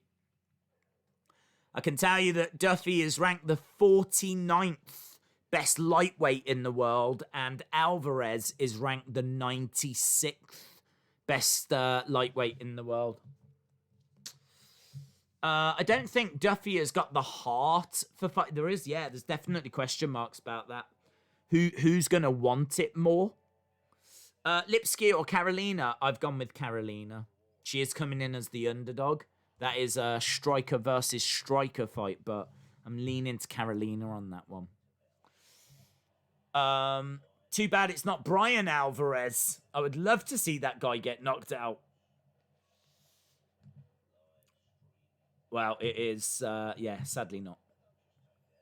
So, Joe Duffy fighting out of Ireland. His reach, according to this UFC.com, is 73 inches. Alvarez, 77. So, Alvarez is going to be stepping in with a 4-inch reach advantage, which is quite significant.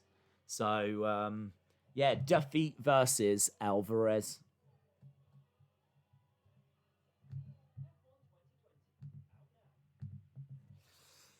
When are Extreme Rules predictions? Lauren, I've decided. I've made a executive decision that I'm just going to start the stream earlier than I was planning on. So I think what we'll do is we'll start the Extreme Rules stream tomorrow early, and I'll just do it as a part of that.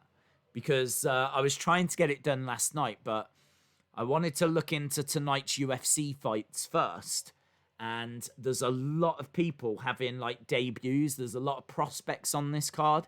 And it took me twice as long getting all my notes together for this show as what I was expecting it to. So my plan last night was to do this and do the prediction video. I never did the prediction video. Yeah, I think at this stage I'm at the point now where I'm just going to do it. I'll run through the card before the stream.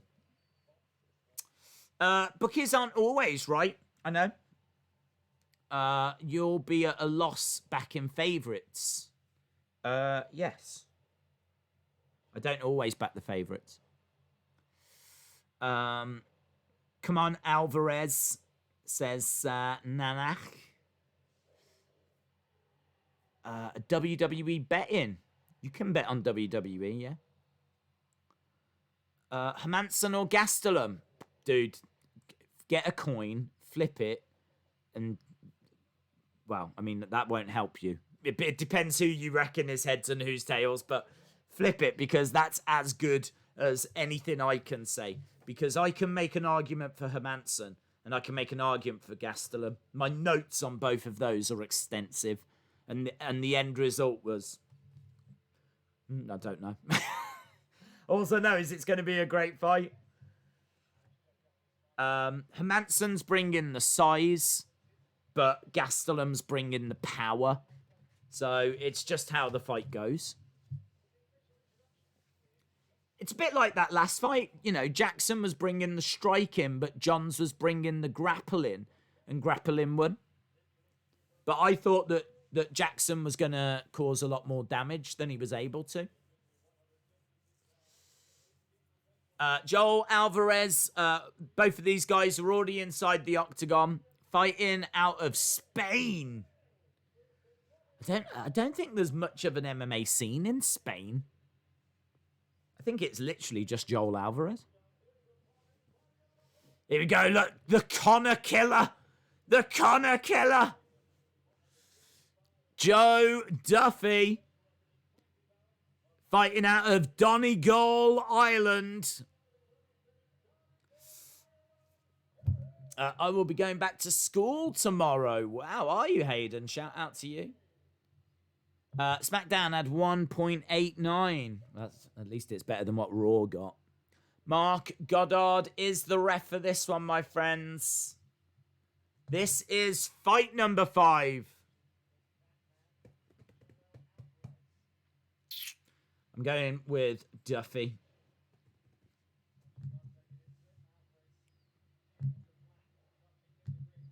Duffy in green, Alvarez in black. Duffy standing his ground in the center of the octagon. Let's see if we can just get some statistics. Nice high kick by Duffy. Boom. Type 1 for Duffy. Type 2 for Alvarez. Says Astrathy. Duffy charging in, getting some shots through though. 40-odd seconds into this fight, and there was a 1-2 combo that just got through from Duffy. Some lovely striking there by Duffy, actually.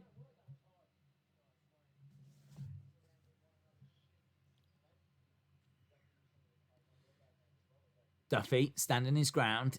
These shots look like they're getting through, but they're not scoring them on UFC.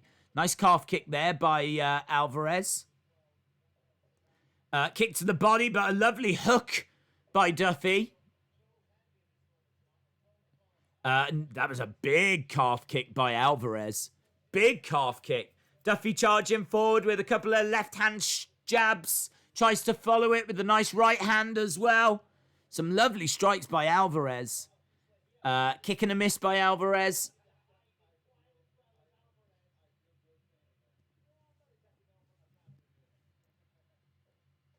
Nice kick coming in. Duffy, there we go. They've registered a few more of his strikes now. Another calf kick coming in. Oh, looking for an uppercut there by Duffy.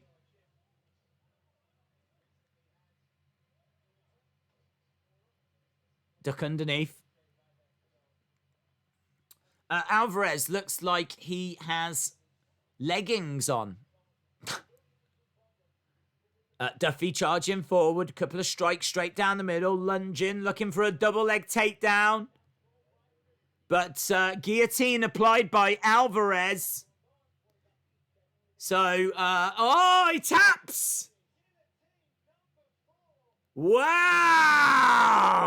Alvarez gets the win. So, Duffy charged in, looking for that takedown. But as he charged in, Alvarez hooks the head. And he just runs into a guillotine and he taps. Gets his head there into a guillotine.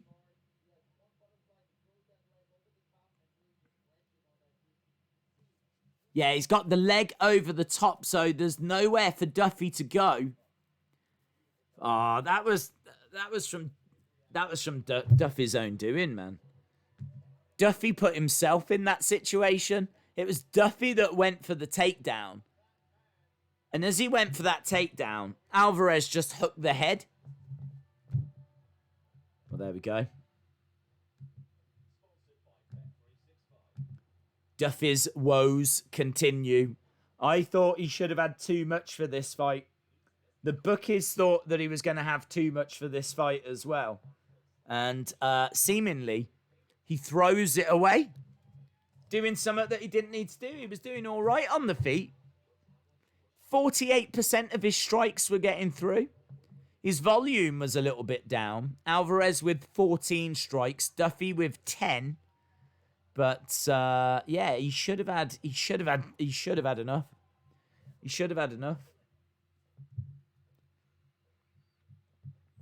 Well, there we go. He'll never be facing Conor.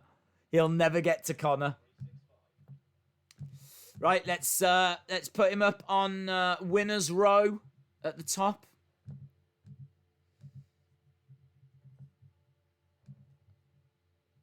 Alvarez.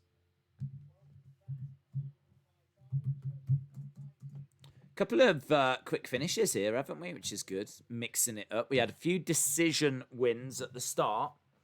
But, yeah, a couple of quick finishes here.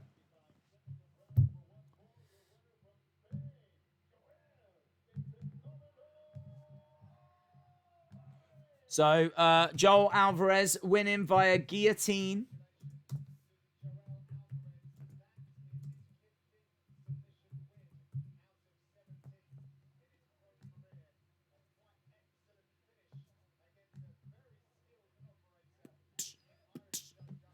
What time will the Extreme Rules stream start then?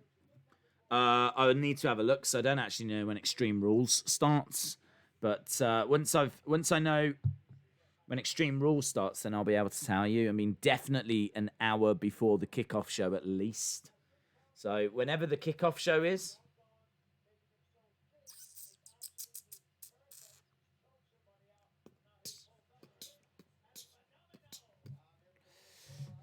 Okay, so Felder just talking to Joel Alvarez. We'll have to have a look tomorrow and see what time it is. He'll never get back to Conor. No, he'll never get back to Conor. Resting Days, can I put a link to the insiders that want to watch Slammiversary? Yes. Days, did you see that Naomi Deserves Better was trending on Twitter? I did, yes. Monica says, let's go 4-1. Do you watch every event? Yes. Well, yeah. I think we've covered every event this year. I've certainly seen every event this year. But I think we've done watch-alongs for everyone. When is Figueiredo versus Benavidez? That is going to be a little bit later. That is our main event. The main card tonight. I think, does it start in about an hour's time? So the main card tonight starts in an hour's time. So you're probably looking around about 3.5 hours. About 3.5 hours. For those of you that don't know, there is a championship fight tonight. Figueiredo versus Benavidez. One of those guys is going to be leaving with the Flyweight Championship. One of those guys is going to be a champion tonight. They fought before. Figueiredo won, but he was overweight. And because he was overweight, he wasn't crowned the champion. So he's made weight this time, and they're running the fight again. Benavidez was very unlucky. He's a very good fighter, a very experienced fighter, but they clashed heads, and there was blood coming down. And as he looked to see what, is that blood? Is there much blood? He looked up, boom, right down the middle, big right hand, right on the button, and Benavidez went down. So I really feel for Benavidez because he's a great fighter. He's a veteran. He has 28 wins and 6 defeats. This is a big main event. Big main event. I think Figueiredo is going to get the win again, but I'll be cheering for Benavidez. I want to be wrong when it comes to the main event. I want to be wrong. I really want Benavidez to win. Benavidez went in as favourite for that first fight. But as we said, Figueiredo, and this was only back in Feb, they did this fight and Figueiredo won. So, do you know what I mean? You got to look at it and say, chances are Figueiredo is going to win this time as well. So, someone will be flyweight champion tonight. And we've also got Lipski to look forward to. Yes, she's on the main card. That's the women's flyweight. She'll be taking on Carolina. Right, we've got Narimani fighting out of Bristol, England. That's MMA fighting capital of the world. Bristol, England. So Narimani taking on Grant Dawson. Dawson is improving with his stand-up. He's got decent takedowns. He's got impressive work rate. He's got good cardio. He's young, so he will make mistakes that could allow Narimani some opportunities. He's tough. He's rugged. This is a hard one to score, man. It's cool.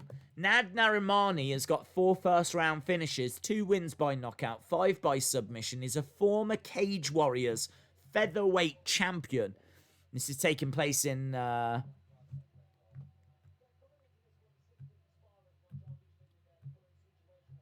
he didn't spar as much for this. This is taking place in the catchweight division. He's coming down to Bob Marley, so he gets extra points for that. Narimani. Grant Dawson, as we said, this is winnable for Dawson. But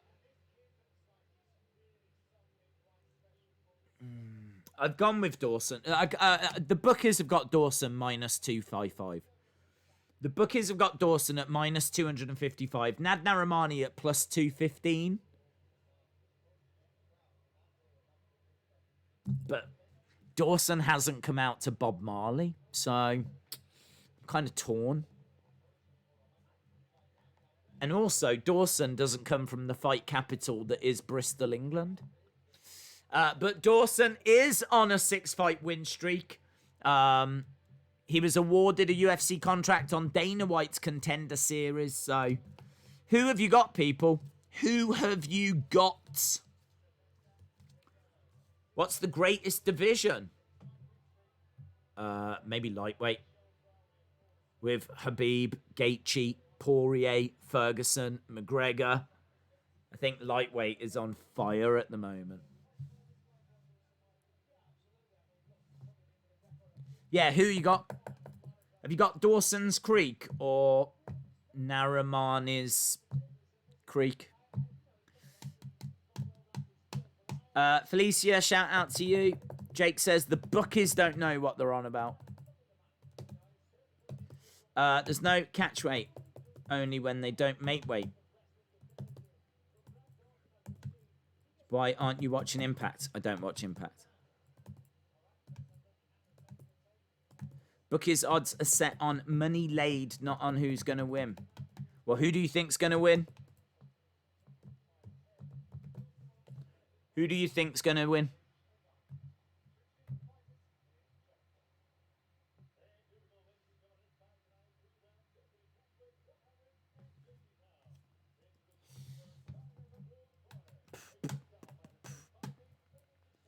Right, doing the intros. Nad Narimani via Vegas odds is plus 185, so his odds have improved a little.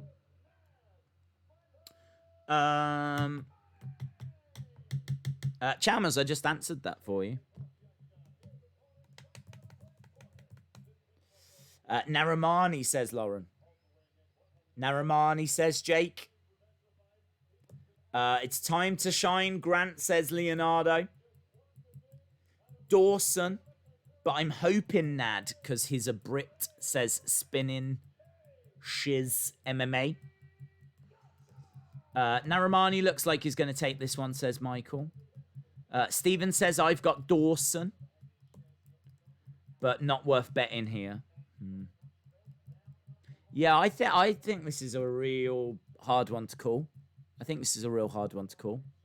I'm leaning to Dawson, if I'm being honest. Dawson is who I've picked coming into this, but don't feel great about it. But anyway, we are underway. We are underway between these two. Let's get the statistics on screen for you guys.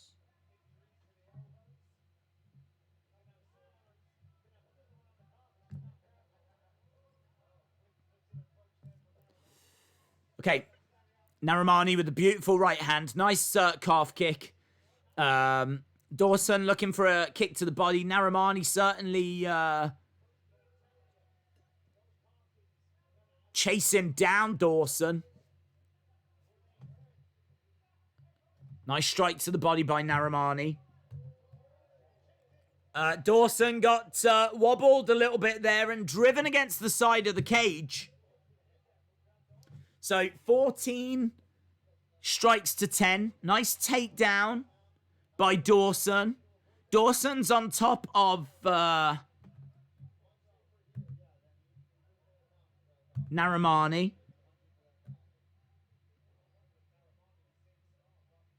9 strikes to 4, sorry. 60% for Dawson, 40% for Narimani. Narimani on his back. He's got Dawson on top of him. So 1 takedown already for Dawson. Elbow strikes coming in by Narimani. Dawson can get some control time here. But Narimani has managed to turn over to his side.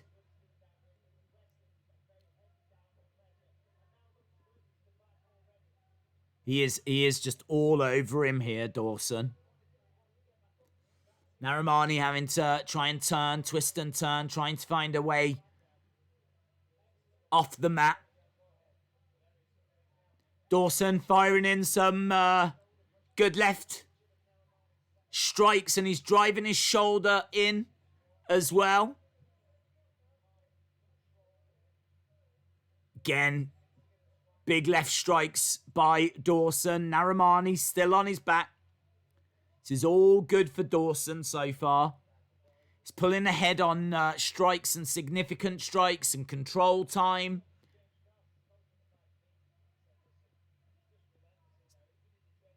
So Narimani still caught on his back. 21 strikes to 10 so far.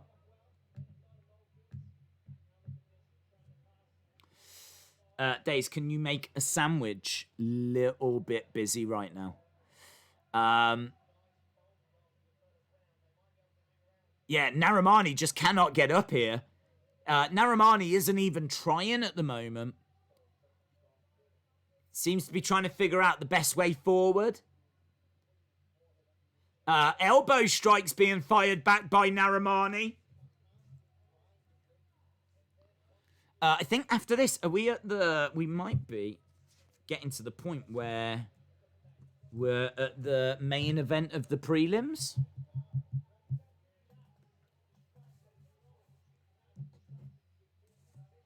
So we are getting ever closer to that main card. We're only 45 minutes from the main card. Head and arm choke. 2 minutes 35 control time for Dawson. I feel if Ziggler loses, he will leave. I don't think so. I think he's under contract.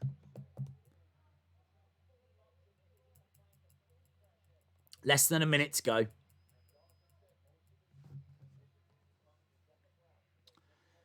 Commentators saying that a lot of Dawson's submission wins come in the second round. Certainly feels like we're going to get to the second. He's still controlling him here. He's got the back of Narimani, and Narimani just cannot get up off the mat. Only 12 strikes to 5, though. Narimani has done a very good job of holding onto the hands of Dawson and not allowing Dawson to cause too much damage. So 15 odd seconds left in this.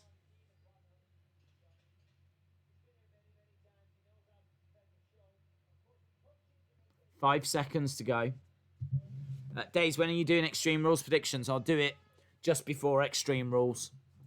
Right, that is the end of the round. That was easily a Dawson round. It was just absolute domination. Absolute domination.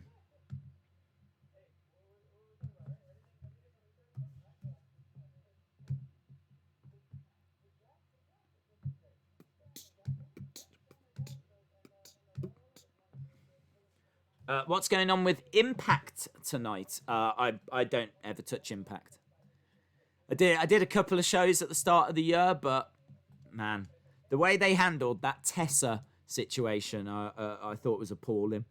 There was people speaking out saying that she was a bully backstage, that she had made racial slurs, and Impact just went, we're going to put the title on her, so lol. So I think that speaks volumes for that company for me. So I've got no interest in watching their product.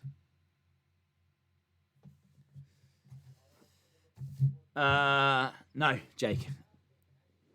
Narimani looks like Johnny Wrestling with a little muscle. Right. We're underway with round number 2.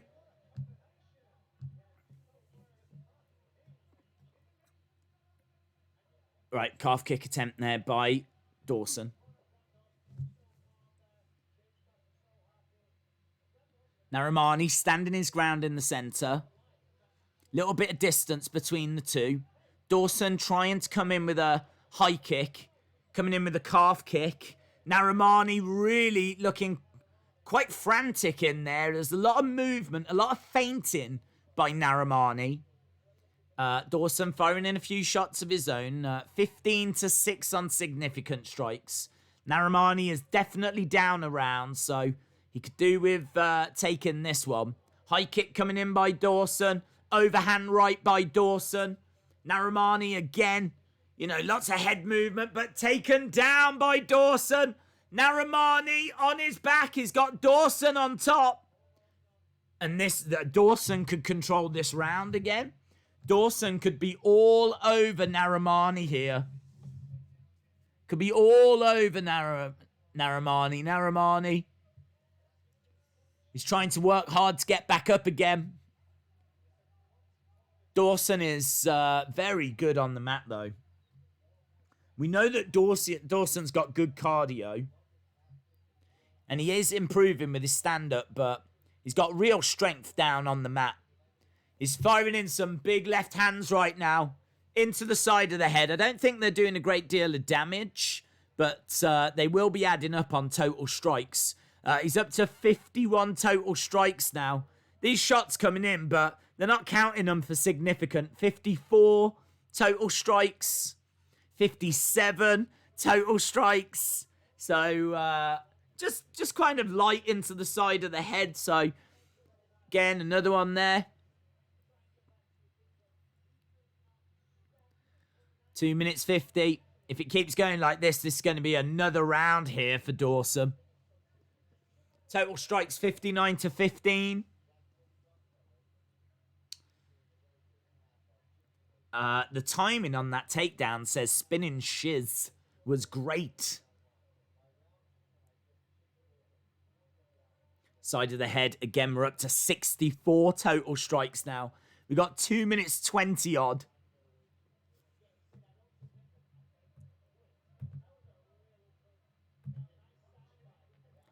Both of these are normal featherweight. Who just asked that? Jake. Both of these are featherweight. I can tell you that Dawson is ranked as the 30th best featherweight in the world by Tapology.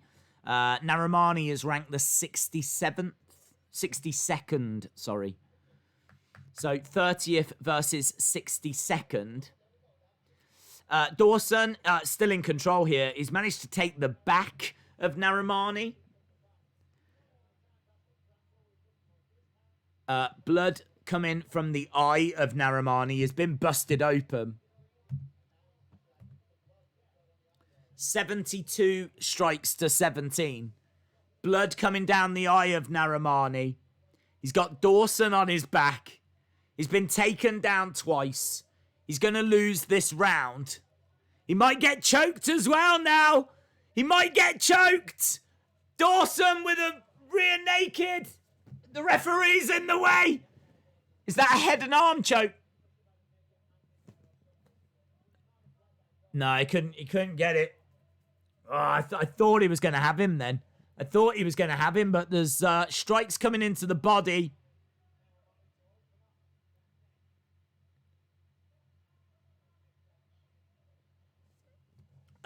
This fight, 150, it's at catch weight. So Dawson has had 7 minutes control time. 7 minutes control time.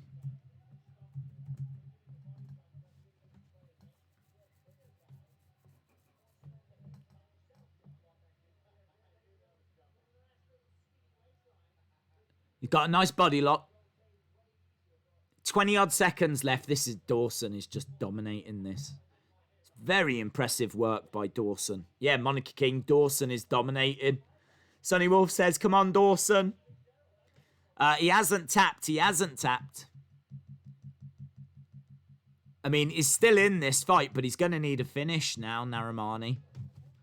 There we go. That is the end of the round. Narimani is at the point where he is shattered. He is a mess. He looks absolutely dejected, Narimani. 2017, says Chalmers. Yeah, definitely. Definitely. Dawson's got really good cardio.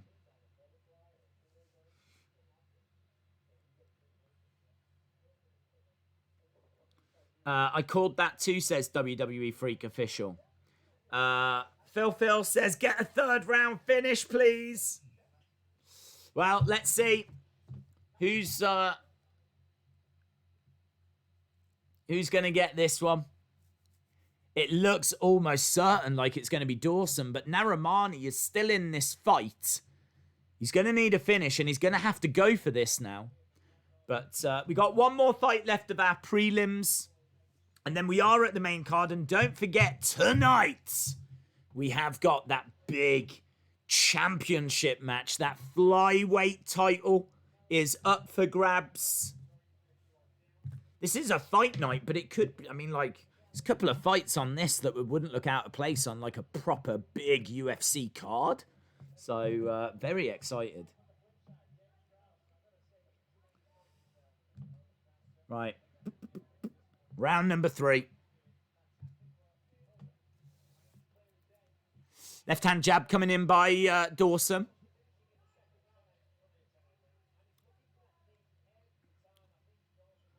Narimani backing away.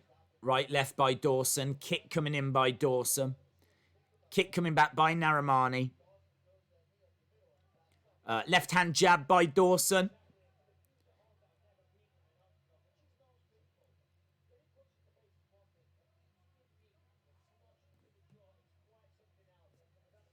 Bisping says getting punched in the face is one thing, but being hit bang in the jaw is quite something else. Nice right left there by Narimani.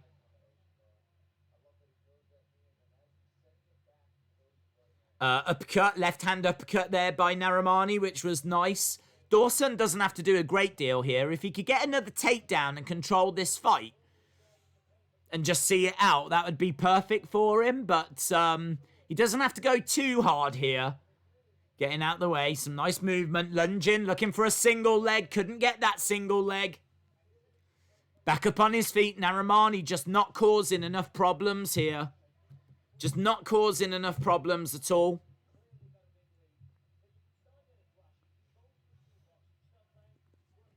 Dawson standing his ground in the center. It's Narimani on the outside. It's 95 strikes to 25. Granted, only 30 of those were significant. But it's just been domination by Dawson. And certainly nothing here in this round to suggest that Narimani is going to be picking up the victory. We're halfway through the round.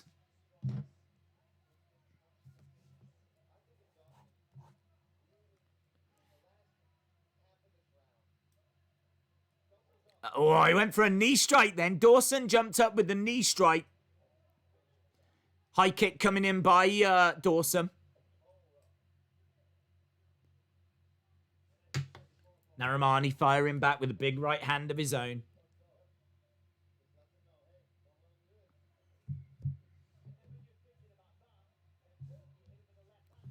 Two minutes left. Narimani moving around quite a bit, working quite hard.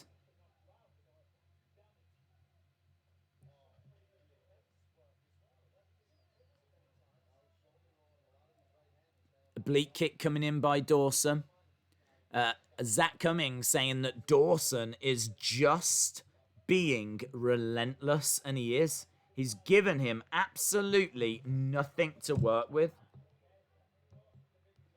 Absolutely nothing to work with.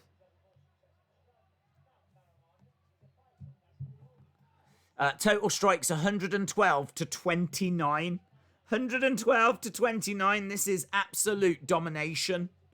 Absolute domination.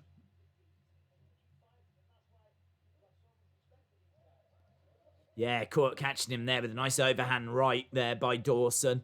Narimani working so hard, but this is a disappointing performance for him. Knee strike, trying to catch the leg there of Dawson, but he couldn't do it. 45 seconds to go. Sonny Wolf says, come on, Dawson. Chris says, I think Dawson is winning. Definitely is winning.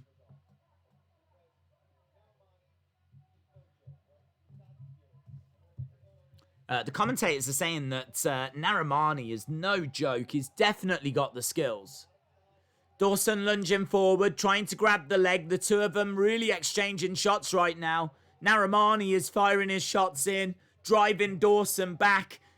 Dawson trying to grab the leg. He drives Narimani up against the side of the cage. Referee having a little look here.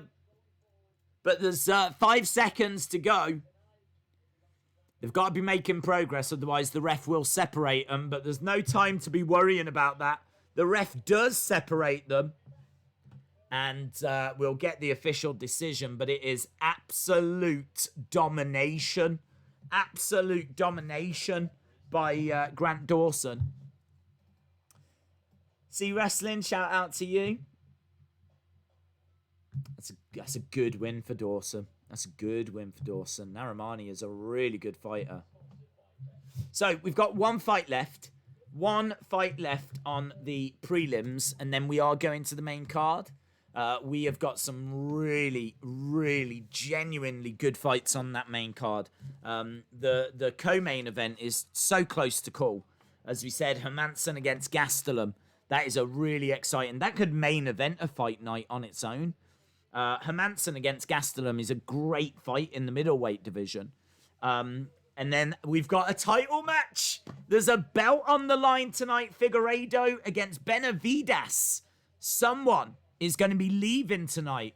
The flyweight champion, the UFC Flyweight Champion. That championship was held by Henry Cejudo, but of course he walked away. It's unanimous.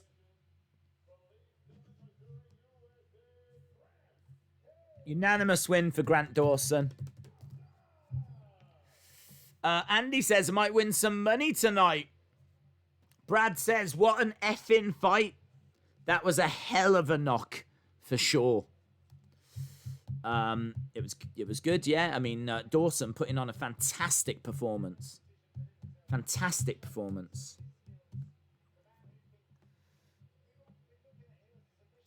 See you at Extreme Rules, James Chadwick. Right. We're going on to fight number 7.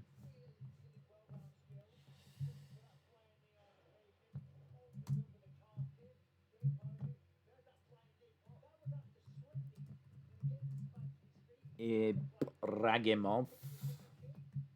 This is our main event of the prelims. After this, we go to the main card. It's a bit weird. I don't know why. I only feel... It's really weird. I only feel like now I'm just settling into the show. I don't know why. It might be because it's a little earlier than what we've had recently. Some of the other cards, some of the other UFC cards, the main event, the main card hasn't started till 3 in the morning here in the UK. It's currently midnight. So I kind of feel like, okay, right, I'm starting to get into the groove now. So it's kind of weird. This next fight's the main event of the prelims. Grant Dawson is on a 7-fight win streak now. Paul Felder just having a word with him.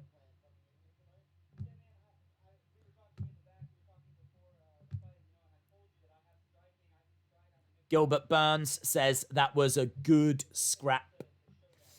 This next fight is going to be in the light heavyweight division. Deliveson against Ibragimov. Deliveson fighting out of Georgia. Ibragimov is fighting out of Russia. Deliveson had a USADA suspension. I tell you what's really interesting about this guy, this Deliveson guy, right? He got caught by USADA, and they were like, we got you. We got you. We found steroids in your system. And he turned around and he goes, yeah. I've been taking them for this many years. This is where I got them from. He just like, yeah, the most open guy in the world when it came to all this stuff. And they were like, oh, okay. Thanks for all your help. And because he was so cooperative, his suspension was reduced from 2 years down to 1 year. So he served a 1-year suspension for USADA by USADA. But now he's coming back. He's 6-0. He hasn't really fought any big names, but he is a credible fighter, and he is a credible grappler, and he is very tough. No idea about his chin. No idea about his cardio. There's big question marks around this guy. I mean, for many reasons, there's big question marks around this guy. But he's taken on Ibragimov, who can gas out a little bit. He's going to have a great first round, but as soon as this goes to the later rounds, it's you would think that it might swing in Delod's favor. So I've gone with Delod's, but it's such a weird fight that I don't know, man. It's a hard one. It's a hard one to score. I mean, Delod's, he's only had 6 fights. He's had 6 wins from 6 fights. It's very hard to really score anyone that's only had a handful of fights. And this is his first one. This is his UFC debut. I don't even know why they've put him in this position on the card, like main event in the prelims. He's ranked the second best lightweight out of the Ukraine.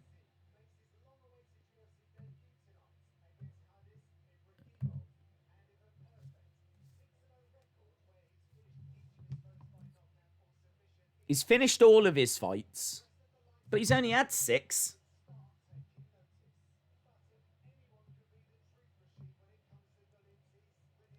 Ibrahimov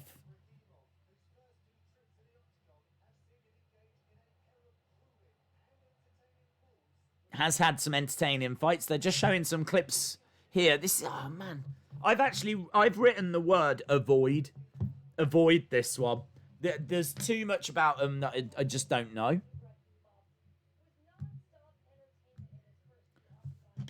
Let's go to odds. I'm choosing Ibrahimov.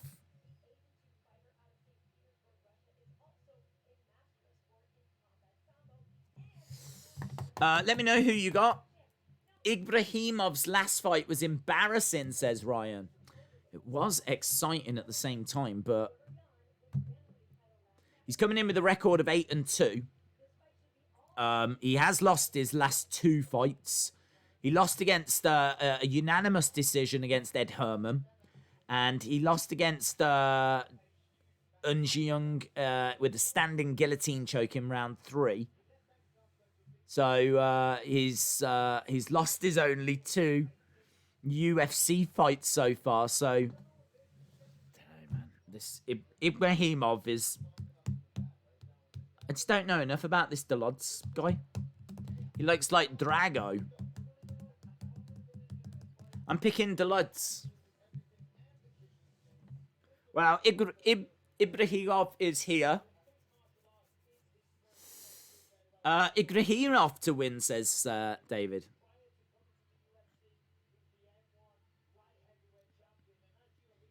He was the M1 light heavyweight champion. He does swing wild shots, and he is coming in with more experience, but not that much more. His record is 8-2. Days, I know this isn't a WWE stream, but I found out the supposed stipulation for Dolphin Drew. Master of Sport in Sambo, Ibrahimov.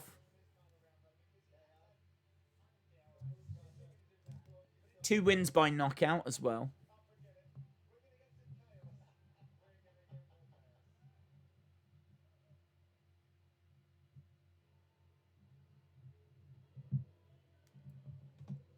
Right, so Ibrahimov is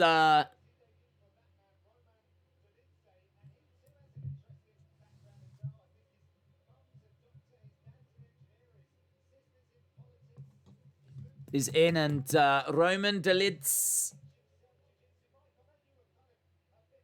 has made his way down. Let's go, Delids. Delids is eating Ibrahimov.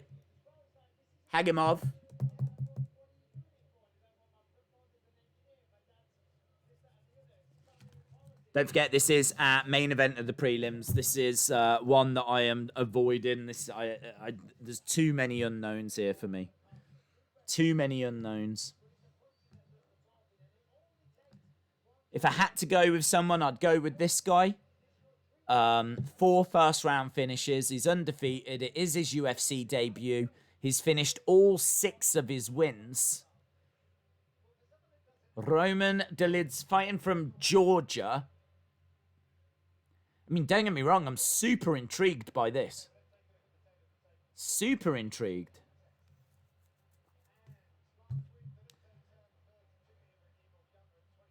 Ibrahimov is 25.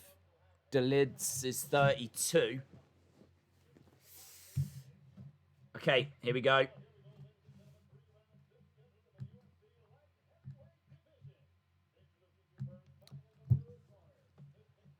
Weird main event for the prelims, this. Ibrahimov is plus 145. He is coming in as a heavy underdog here. Fighting from St. Petersburg in Russia, Ibrahimov. Right, get your final thoughts in. If you are watching and you haven't subscribed to the channel, if it's like first time that you're joining us, then hit that subscribe. Make sure you join us. We're here next week for Fight Night next week, which I think is the final one from Fight Island.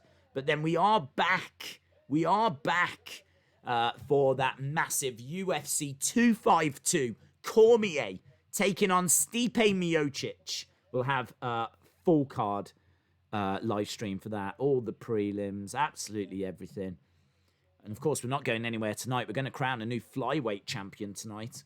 But we've got this very interesting fight coming up now. Hopefully, they've put this in this position because this is going to be a little firecracker. So let's see what we get from Deliveson against Ibrahimov.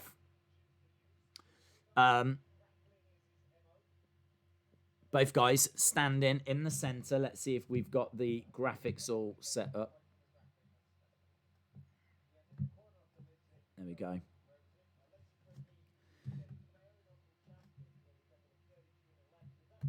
Deliveson is a bare knuckle champion.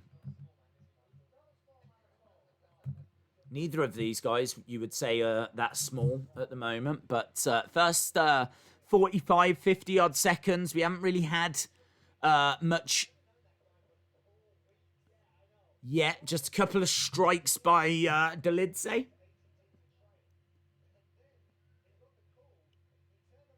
Ibrahimov is standing his ground in the center.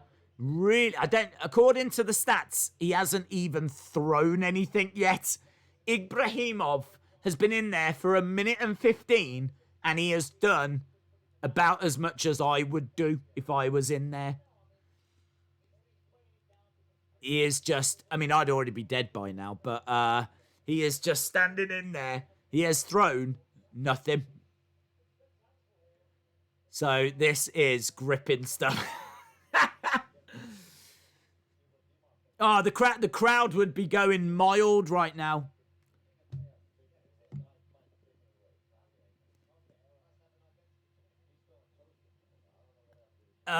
He's thrown 2 strikes. 2 strikes in 2 minutes. He is super conserving that energy, Ibrahimov. Deliveson not really doing a great deal more either. This is not a barn burner. Smile on the face of Deliveson there. Did manage to get a shot through, and Ibrahimov seemed to feel that one.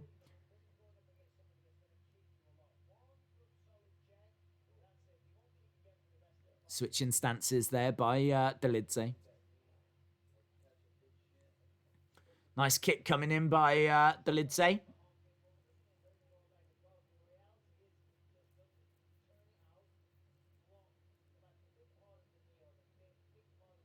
Kick again, calf kick. This is an awful round. Ibrahimov just standing there. He's thrown 7 shots in 3 minutes.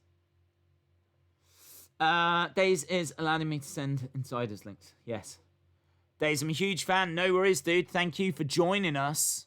Has the stats gone? The stats on... Oh, no. Oh, yeah. They were there on my screen. I don't know why they weren't on yours. Or why they weren't showing.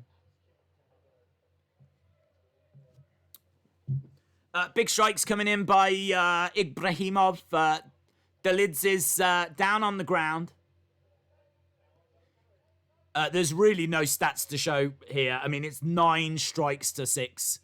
Deliveson is down on the ground and he's trying to get back up. Ibrahimov is not capitalizing here. This is so far the worst fight we've seen tonight. This is the worst fight we've seen so far. Herb Dean just lets Ibrahimov get back up. There wasn't really anything happening there. We've got a minute left of this. As I said, his last fight was embarrassing. He got so tired and he wasn't really doing anything. I remember it being more exciting than that, though. Nice kick by Deliveson. He's going to look. He's going to call it. Thank you.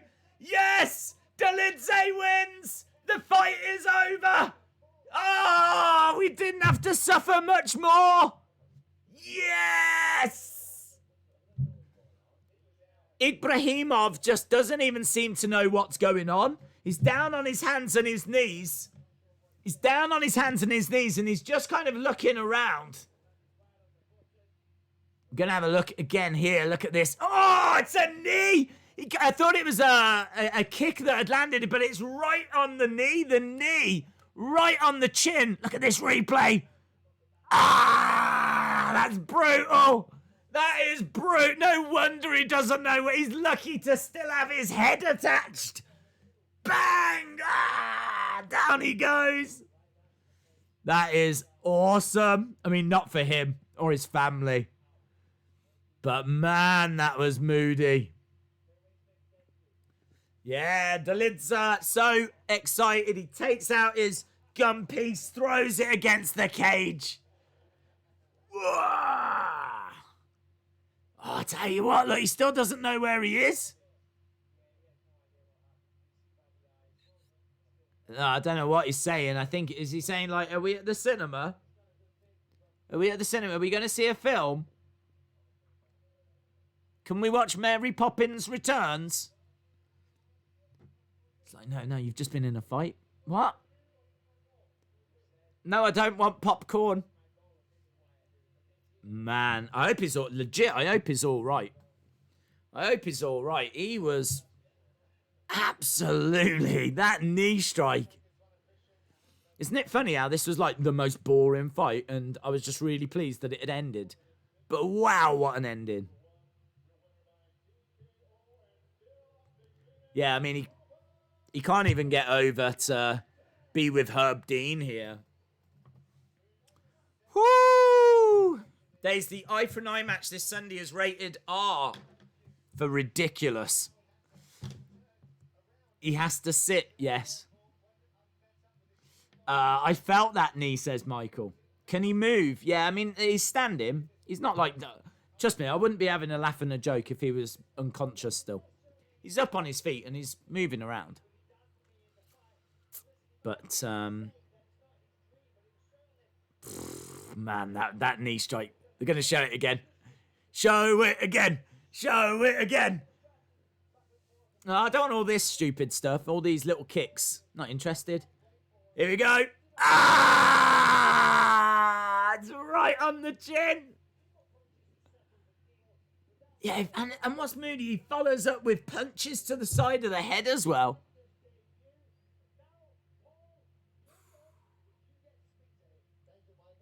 Wow. Good start. That was a lot of fun, wasn't it? That was a lot of fun. 3-4 I am, says Sunny Wolf. Miss Can One says, in the comic book guy voice, worst fight ever. Yeah, it was dull, man, but at least it had a great finish. At least it had a great finish. That was in the light heavyweight division, and we are now going down to main card town. That's where we're going. We're on the train to the main card. 5 fights left. 5 fights left.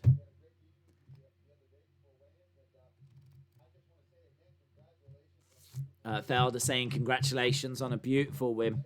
I think he means boring win. But a great finish. 7-0. Got the job done. So fresh and so clean. Are you excited about Extreme Rules? Yeah, of course. Yeah. I'm interested to see what they're going to do, but I'm also a little concerned about what they're going to do. I'm buzzing after today. Nice Yoda. 6-1 says Chris. Amazing. Main card time says Hayden. Days, why didn't Randy face Big Show on Sunday? I don't know. I thought that would have made a lot of sense. I think it's because their ratings are suffering and struggling on Raw, so They've moved some big matches that normally you would get on the pay-per-view. They've saved them for the main card. For Raw. We've got the main card coming up now. Brad, yep. Who have you got in this next one? Pantoja taking on Askarov is our next fight. I've got Pantoja winning this one. Pantoja is a dangerous veteran. He's got a record of 22 wins and 4 defeats. He is the better Brazilian Jiu-Jitsu fighter. He's got a better submission defense. He's a volume striker, and he's going to look to overwhelm Askarov. He's a well-rounded grappler as well, and to be honest, just overall, I think he's very underrated. He is a very, very good fighter. Askarov is great as well. Tough. This is going to be a tough fight for both guys. Askarov is undefeated.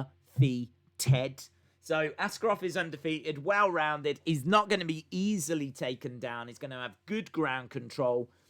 He's going to need to be aware of guillotine attempts. His check left hook is a big weapon. He's a powerful puncher. He's got good submissions. This is a good fight, man. This is a really good fight. And that's, I am finding that with tonight. There's lots of prospects. And there's been a few shocks. But there's a lot of good fights. And this next one is going to be a good fight. I could see either guy winning this. But if I have to pick, I'm going to go with Pantoja. And in fairness, I do have to pick. Because it would be... In fact, I have picked. I've got them scrolling along the top. So I have picked. And I've picked Pantoja. Right, so Askarov against Pantoja. That is going to be our next fight. Let me add Deliveson at the top in winners row. So we've had 1, 2, 3, 4, 5, 6. We've had 7 fights. So far I've got 5 correct, 2 wrong. It's all right. Take that. 5 correct, 2 wrong. 5 and 2 is my record. Let's see how the main card goes for me. But 5 and 2, that's all right. It's all right. Do you know what I mean? I might be able to feed the family this week. Right. This is number 4 taking on number 7 in the flyweight division. And we know that tonight is a big night in the flyweight division. We are going to be crowning the flyweight champion. So we're really going to get a good feel and a good idea regarding the flyweight division tonight. So, yeah, number 4 taking on number 7 in the flyweight division. Pantoja at number 4. Askarov at 7.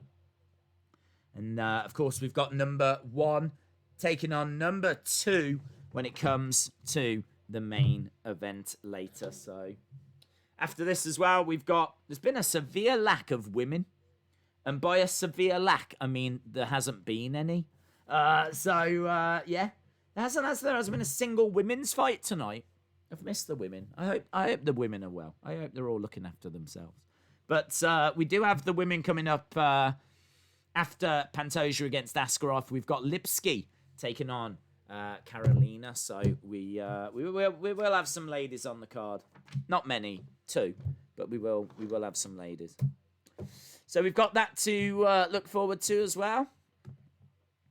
Here come the girls. Why do people ask for Slammiversary every 10 minutes? I don't know. Days is all right, but not better than me. Can I time out mods? Is that possible? Is that something I can do? Not sure. That might be something that I have to look into. Flyweight fixture. Benavidez, 9-year UFC career, 13 wins. He's had a great career. He's had a great career.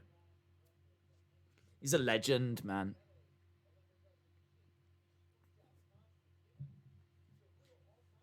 got a victory over Cejudo. He actually beat Cejudo, but the problem was he didn't beat him when he was champion because Cejudo actually only defended the title once. He only defended the title once. Askarov to pull off the upset. Absolutely. It wouldn't even be that big of an upset. Wouldn't even be that big of an upset.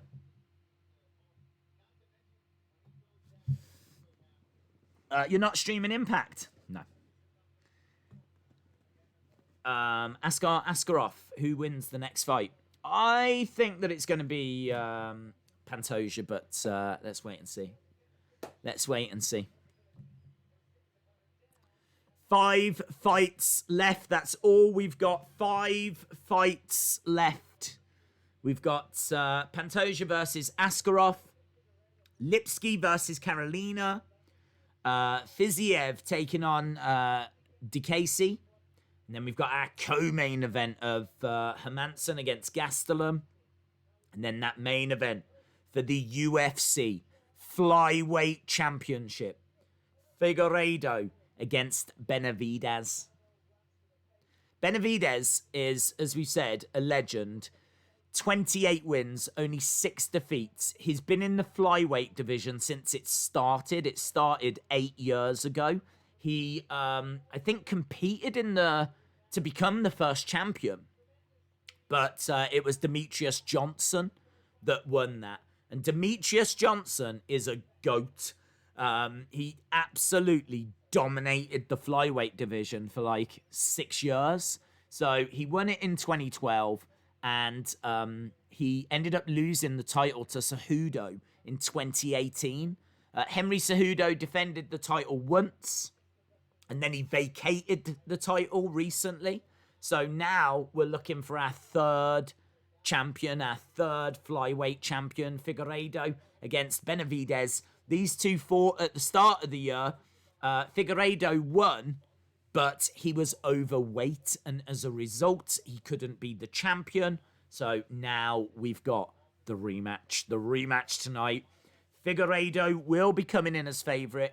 I think he wins, but I would love it if Benavidez gets the job done. He deserves to get the job done. The guy's a veteran. He's like 35. He's not going to get many more chances, if any. It's now or never for Benavidez. I mean, his whole career, he's been focused on winning the flyweight title. Isn't that crazy? And now he's got that opportunity tonight.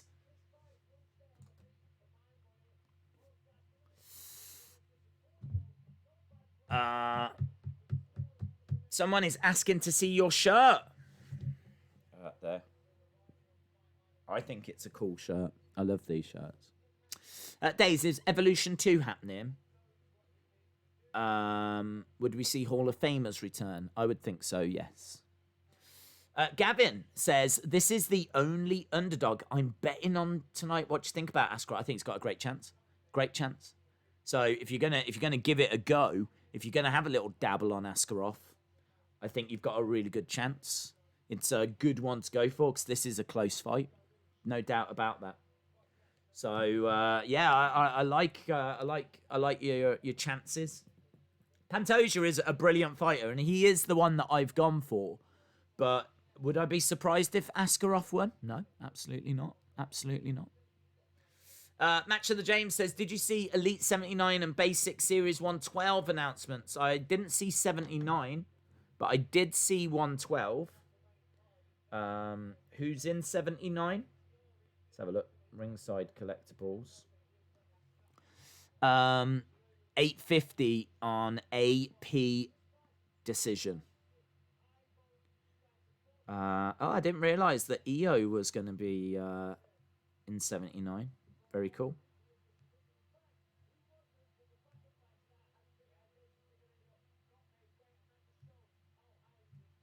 All right, very cool. Right, okay, we should be going over to the main card now. We're just seeing Askarov, former 2-time Russian national wrestling champion. And undefeated, 11 wins, no defeats, 1 draw. This is going to be a big test for him, though. He is coming in, according to the bookies, as a slight underdog, but he's got such an impressive resume that he is definitely someone to have a dabble on. Definitely someone to have a dabble on. Days, what emotions would you feel if CM Punk came back in WWE? I'd be really pleased. I like CM Punk. I mean, he was god awful in UFC, but he's very good when it comes to professional wrestling. Joe Vanna, thank you very much, my friend. Jerry Smith, welcome back. Krista Zuba says, let's go, Askarov. Days, have you brought any more figures during the lockdown period? I haven't actually, no. I've been very, very focused on streaming. I mean, we did 100 days in a row. And then the one day I didn't stream, I did a figure video, which took longer than if I'd have done a stream.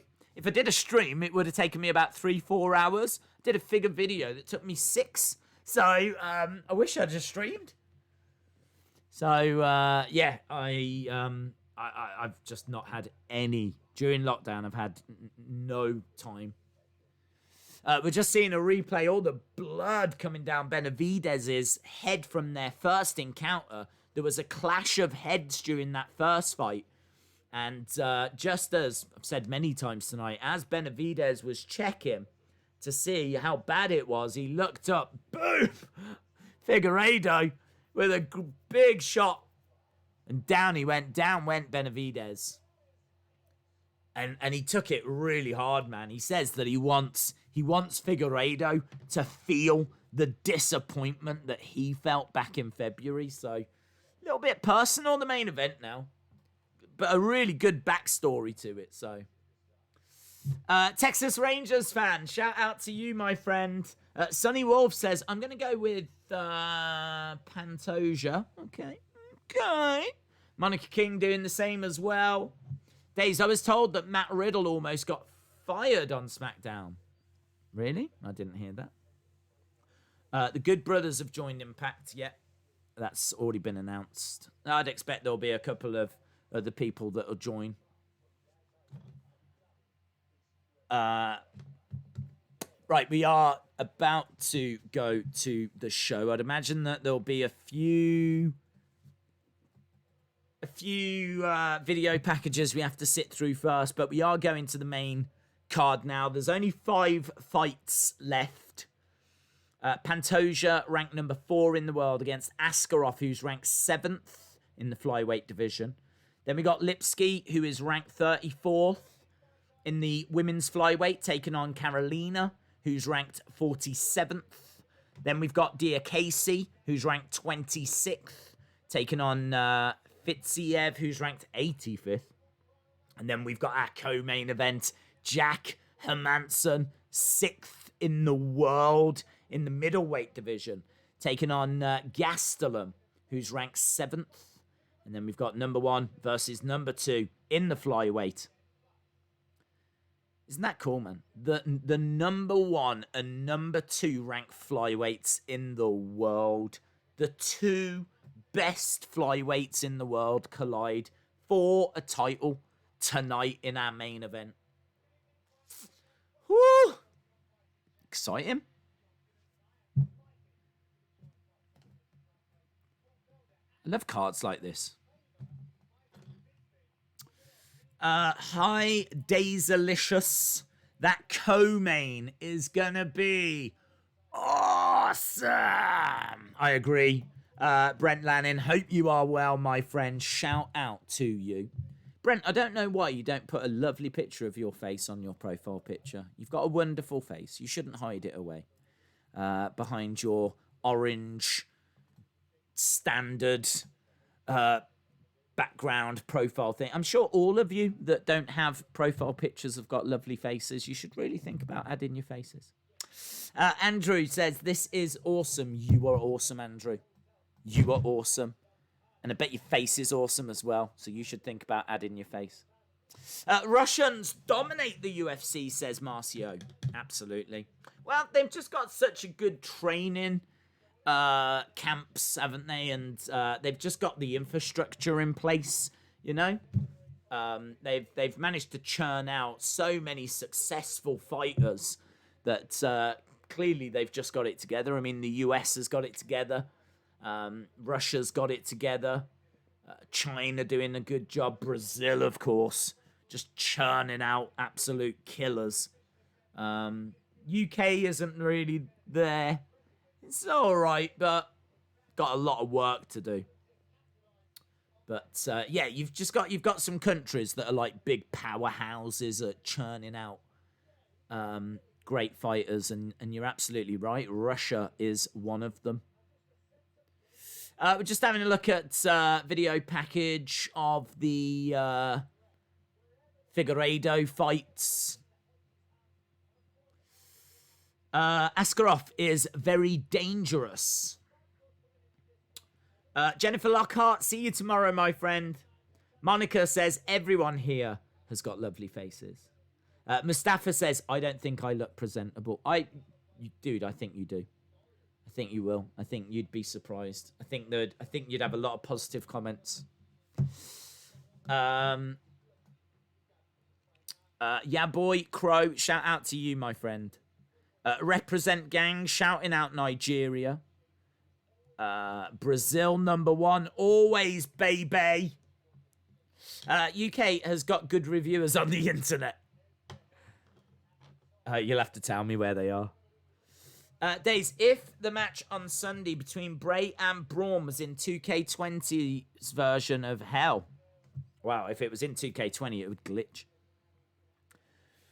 Right, come on. Let's get this going, guys. Let's get this going. You've done all your jibber jabber. Yeah, you've done all your jibber jabber. We know that we've got Figueiredo against Benavidez later, but in the same division, we've got Pantoja and Askarov, ranked number 4 and ranked number 7, respectively.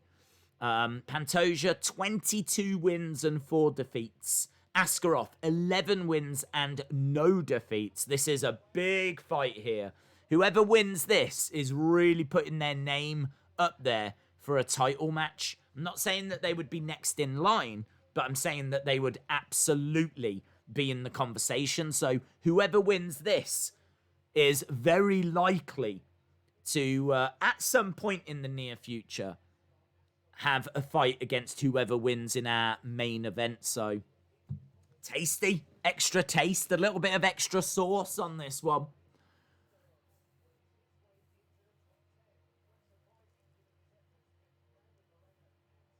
Scotland has actually got some good fighters. Paul Craig, Joanne Calderwood, Stevie Ray, Danny Henry. It's true. I mean, the UK as a whole, I mean, there's some really good fighters out of, I mean, you know, England has got some good fighters as well. I'm thinking like Darren Till and Leon Edwards. But then, you know, Wales has got some good fighters also. So, you know, there's definitely a scene in the UK. I'm not saying there isn't, but I feel that it's not unfair to say that there's a bit more work that needs to be done here for us to really be churning out the kind of quality that we would expect. If you look at like where we are in boxing, for example, we're you know, leading the world in some of the divisions, and like heavyweights, you know, I mean, you got Fury, you got Joshua, you know, you've got some big heavyweights that have come from the UK. We've got a very vibrant boxing scene, and we're just not quite there with MMA yet, but you know, it's something that people are going to be looking at here, and the sport has really caught on in recent years, thanks largely, I suppose, to Ronda and her success, but Conor as well, you know, and what he was able to achieve, and both of them really capturing mainstream attention. And yeah, I think that this is definitely something you're going to see continue to grow. I don't think where UFC is right now is where it's going to be staying. I think even Dana said that, you know, this year's on track to be its biggest year ever. Even with all of the disruptions, the amount of they've already sold more merchandise in 2012 than they did throughout the whole of 2019. Isn't that amazing? UFC has already sold more merch. Now, granted, everyone's been stuck at home, and I should imagine you know, there's been a bit of online shopping, but that's still a big achievement. So yeah, it's the sport as a whole is continuing to grow. There's barely any Northern Irish fighters. The only one I can think of is normal. Yeah, there's definitely work that needs to be done there. Definitely work that needs to be done there. But across the whole of the UK, as we said. But yeah, good point. Shout out to you, Patrick. AJ Fury, White, Joyce DuBois, all big UK heavyweights at the moment. Yeah, we got a great scene. I mean, we've always had a proud history in boxing. We've always churned out, good fighters. But, I'm thinking like Lewis and Bruno and Prince Nassim. And, do you know what I mean? We've got a few divisions that we've got some good boxers in. But, definitely, if you look at where we are with MMA, it's not comparable to where we've been with boxing. But anyway, enough about the UK. We are 10 minutes into the main card, and we should be going over to our first fight very, very soon. I could never remember if we see the ring walks or not. I don't think we do. I don't think we do see the ring walks when it comes to this. So it could be a case that we're going to go back and they'll be in the ring already, inside the octagon. Next Saturday is Whittaker versus Till. As we said, that is going to be an absolute war.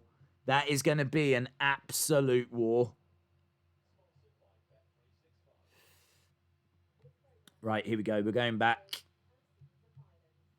Pantoja versus Askarov. Coming up next. Days, your timer has glitched.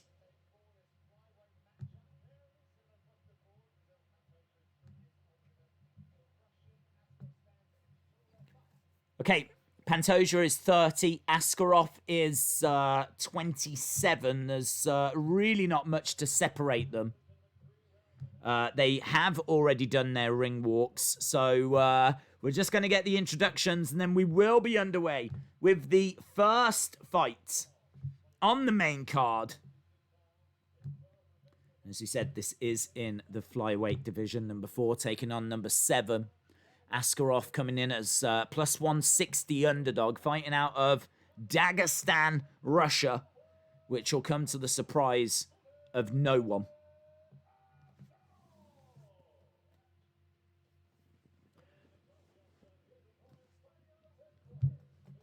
Right. Yes, Brent. Yes, Brent says, I feel complete. There we go. Look at that. Oh, can I be the first to say that you look stunning, Brent Lannin? Shout out to you, my friend. It's nice to see a smiley face on that profile picture. Match the James says, I found the Chase variant Christian. Amazing. Arsenal are the best team in the world. They did very well today. Yes. William Hensey, shout out to you. Askarov is winning, says Patrick.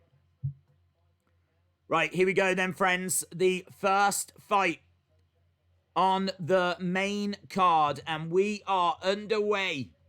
We've got Pantoja in yellow, lunging forward already, looking for a guillotine. Pantoja has just grabbed Askarov, and Askarov is having to try and shake him off, but Pantoja went from a guillotine, and now he's trying to get the armbar. This is a real aggressive opening 30-odd seconds here by Pantoja, who clearly knows the threat of Askarov, and looks like he's desperately trying to get that arm. But Askarov is standing. But he's got all of that weight of Pantoja. He's trying to drag him, but having to work hard. Look, Pantoja working real hard, trying to get that arm bar. This is what a great open. This is the best start to a fight we've had tonight. This is easily the best start. Absolutely brilliant. We've got Pantoja on his back, Askarov standing over. That's not really the story of this fight. The story of this fight is that Pantoja was trying to get a real quick finish. He came out of the gates, looked for a guillotine, Then he went for an armbar. Now he finds himself with his back on the mat. He seems to be looking for a knee bar, but he can't get it. This is fire. Dakota, shout out to you, said this is your 3rd time. Well, enjoy this because this is a really fun fight. Really fun fight. We're almost just 2 minutes into round 1. I mean, if you was to look at the numbers, there hasn't been a great deal of action, but takedown there by Askarov. Askarov trying to get round the back of Pantoja. Pantoja in a little bit of trouble. He kind of went in hard at the start. Really tried to get some submission finishes. Wasn't successful. And now he's just kind of in a situation that he doesn't want to be in. He's got Askarov all over him. And he's kind of getting swamped a little bit here. He could kind of really do with getting Askarov off of him. Just kind of creating a little bit of space. Is a good striker, Pantoja. Is a volume striker. So if he could break out of this, he could really start letting his hands go, which would be very, very interesting. He's desperately trying, but he finds himself on the ground, on his back. Askarov standing over him. He's desperately trying to escape, but he manages to get onto his feet, but Askarov drives him up against the side of the cage.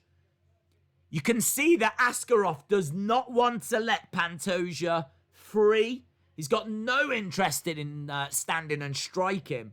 That's exactly what Pantoja wants to do. But he went for that early submission. And it almost paid off for him. It was a gamble that was worth taking, but he is eating up a lot of control time here. He is desperately trying to get away. Askarov just not letting him. Just not letting him, and he's trying for another armbar, but he couldn't get it. He's round the back looking for a rear naked, but he's not going to get it from there. Both guys here. So good. So good. The stats have disappeared. Man, don't know why. Don't know why they keep jumping off screen, but there we go. Dana just walked in from the back. Well, Pantoja's on his back. He's got Askarov on top, but he could look here, Pantoja, for a rear naked. Ooh, almost. He's kind of got it on the chin. Ooh, Askarov having to work real hard. He's got to try and survive here for 30-odd seconds, Askarov. He's got Pantoja in a dangerous position. Askarov looking very cool and calm and collected. Inside, he's got to be panicking. He's got to be freaking. Again, arm over the chin. Askarov, 5 seconds to survive.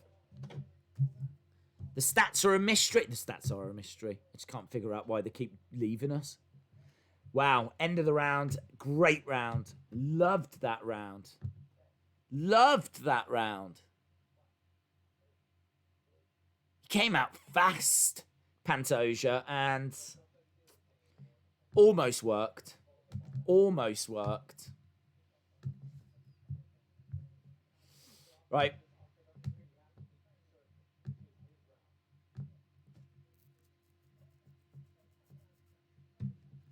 Days, I thought you were watching Slammiversary. No, I never said I was watching it. Lipski match over or under 2.5. Maybe decision. Maybe decision. I'm going to say Carolina decision, so I'm going to say over. Crazy. It is crazy. That was a quick 5 minutes. 10-9 to Pantoja. A hard round to score, but I've got to say that Pantoja did enough to take it, yeah. The reason I say it's a hard round to score is because Askarov probably controlled probably controlled the majority of it by pinning Pantoja against the side of the cage. Askarov 1-0, says Chris. Right, Askarov back against the side of the cage. Nice takedown defense by Pantoja. These two are putting on such a great fight. Such a great fight. The two in the center. Askarov is not going to want to stand and strike with Pantoja. Pantoja has definitely got the striking advantage here. He's a volume striker, but he needs to find a way through. I mean, Askarov has certainly got strikes in him. He still poses a threat, make no mistake about that, which is why Pantoja is not racing in. Couple of jabs straight down the center there by Pantoja. Pantoja having another look again, fires a right-hand jab. 4 minutes on the clock left in round 2. We've had a minute so far. Kick coming in, but Askarov grabs the leg, tries to drive Pantoja back, and he does. Tries to get him against the side of the cage, but Pantoja managing to move out of the way. It's good work, this, by both guys. Askarov, 8 strikes to 5. Nice right hand by Pantoja. Pantoja just a little bit behind on the strikes at the moment, but the fight hasn't really been a striking fight so far. Askarov just finding a really nice right hand. Pantoja finding a left hand jab. Both guys standing in the center. Not much to separate them here. Lovely hook to the body there by Pantoja. And again, firing in some lovely strikes. Looking for a... What's he going for? I thought he was going for a guillotine, but he isn't. Armbar? I think he has grabbed the arm. He is looking for the armbar, but Askarov is too good to fall for that. Askarov on top of Pantoja, but it was Pantoja that was looking for that armbar. Such good scrambling, this. You just don't know how it's going to play out. And they both get back up onto their feet. This is high level, man. This is high level. High level, fast-paced scrambling. The exact words of Michael Bisping. Which is exactly what we were just saying. So, Askarov driving his shoulder into the midsection of Pantoja. Picking him up, looking to get him down. Does get him down, but Pantoja pops up. It's a pop-up Pantoja. Knee to the midsection there by Pantoja. 12 strikes to 9. 2 takedowns for Askarov. The takedowns might just swing this round to Askarov. We've got 1 minute 53 left. We've only got 4 fights left after this. Man, these two. The scrambles are so good. And Askarov managing to come out of that scramble with back control. He's at the side right now. He's got Pantoja pinned up against the side of the cage, but Pantoja spins him around, and he's now putting pressure onto Askarov. Both guys on their feet. Both guys looking for takedowns at the moment. Neither guy managing to get one in that exchange. Both guys back into the center of the octagon looking for strikes. Lovely left hand, and Pantoja looks a little bit gassed.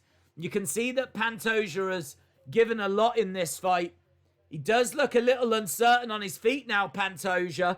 This could be a real opening for Askarov, who drives Pantoja back. We're approaching the final minute of round number 2. It's been another exciting round. You might have to say this is an Askarov round. There hasn't really been that much to differentiate them, but another takedown here by Askarov, and he's trying to get a rear naked on, but he can't get it on. That's a lovely escape by Pantoja. Pantoja has got a body lock applied. Can't see if he's got a rear naked choke applied. It's control time for Pantoja, though, and that's important. We've got 14 odd seconds. Strike to the side of the head by Pantoja. This has been a wonderful scrambling, grappling encounter. End of the round. I think that could be 1 round each. And the bigger concern for me is that Pantoja looks tired now. The bigger concern for me is that Pantoja doesn't look as crisp as he did. And it's all about what have they got in the tank for the 3rd and final round. Who wants it more? Who wants it more?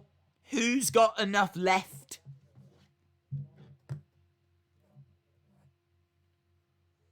Whew.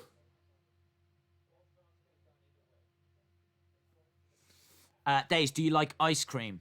Yes. Pantoja had the back. Askarov 2-0. Are WWE pay-per-views on BT Sport? Yes. Askarov 2-0. Chris has got Askarov 2-0.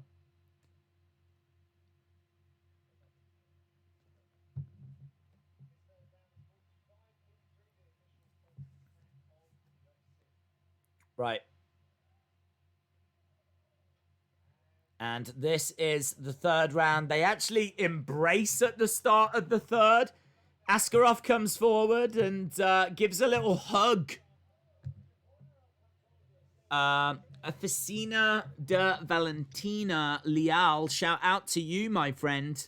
Thank you very much for the support. Shout out to everyone that's joining us. Johnny Montgomery, I am good, thank you. Enjoying this great scrap. It's just a really good war of 2 high-level MMA fighters in the flyweight division. Both still on their feet in the 3rd round. And which way is this going to go? Which way is this going to go? Quite a few people have got Askarov up on the scorecards. Oh, big right hand by Pantoja. Askarov went down. Pantoja on top. That right hand. Oh, but Askarov getting right back up. Right back up. This is the danger that Pantoja carries. Yeah, he's got that striking power. It was crisp. It was clean. Askarov went down. 19 strikes to 24, but that was a big moment there for Pantoja. Pantoja does look a little bit gassed, but that knockdown... Oh, Askarov snapping the head back of Pantoja. These two are trading very good strikes. There's not much in the way of volume, but what they are throwing is causing damage. Pantoja charging forward. He's managed to get Askarov into the clinch. Close fight. 3rd round will take it. Aljamain Sterling says, bring in the hugs. Lovely jabs coming in by Askarov. Right now, this is anyone's fight. Right now, this could go either way. 2 minutes 40 on the clock. And this is a great fight. 29 to 22. Askarov up on significant strikes.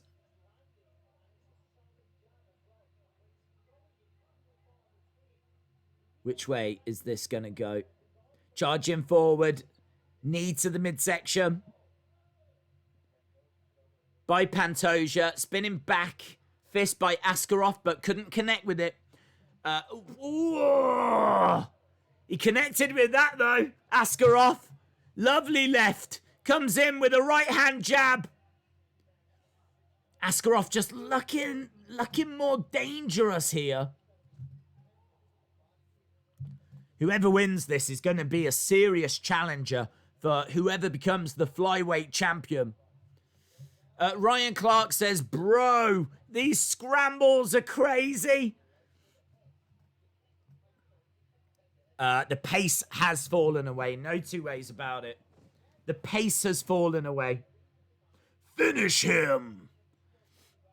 Significant head strikes, 24 to 12 to Askarov.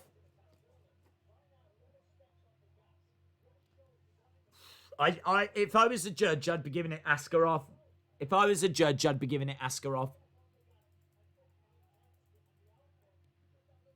I just want a bit more from Pantoja. Pantoja is just standing, not offering much now. He's gassed. That was an oblique kick by Askarov. Askarov has outstruck Pantoja. He's took him down twice as well. Kicks coming in by Pantoja. He does look tired. 40-odd seconds left. It's been a fun fight. Pantoja losing his foot in. The two of them firing shots in.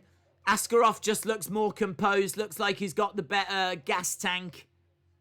They touch gloves. 20-odd seconds to go.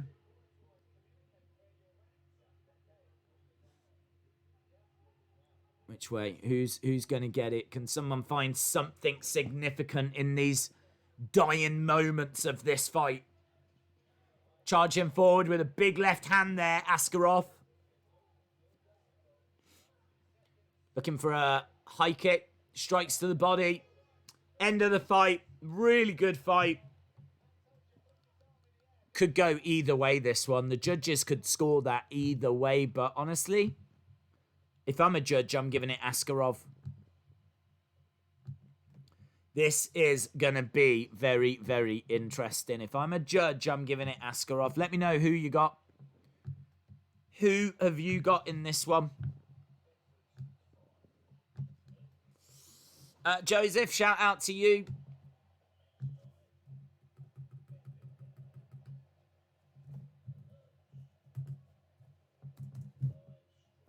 Lipski versus Carolina is our next fight. Imtiaz says it could be a draw or a split for Askarov. Yes. I could see a split for Askarov. Askarov for sure, says Edo. Pantoja, 100% says Lauren. Askarov, Pantoja, says Jake. My namesake says Askarov. Askarov, says Nick. Pantoja wins, I think, says Leonardo. 2-1 Pantoja for me, says Patrick. Askarov, 29-28. It's going to be close. Definitely going to be close. Trevor, shout out to you, my friend. Here we go.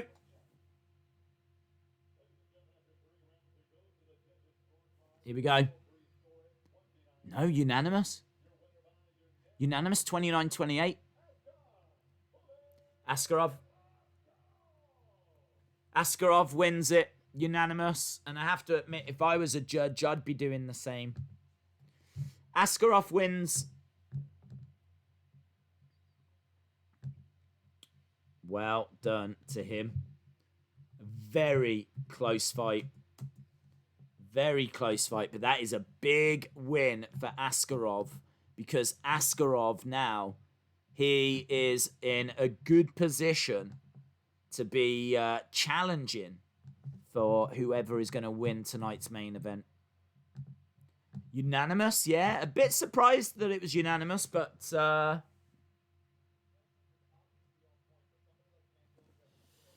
we go. Right, we got ladies coming up. We got the ladies. Here come the girls, girls, girls. That was a good fight, man. That was a really good fight.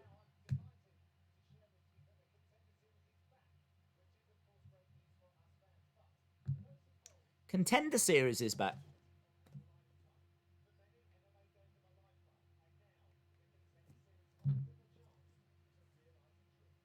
So the Contender Series is coming back.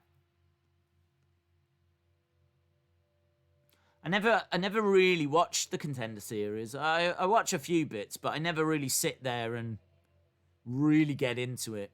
I could be tempted to give it a go.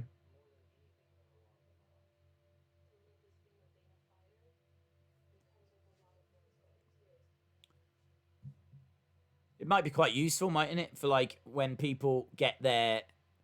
Because you go onto the Contender Series and if you win your fights and you stand out, then you get a UFC contract.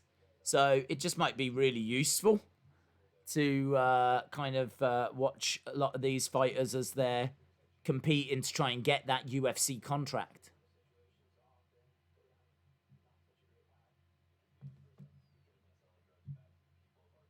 I don't know when that's starting or anything.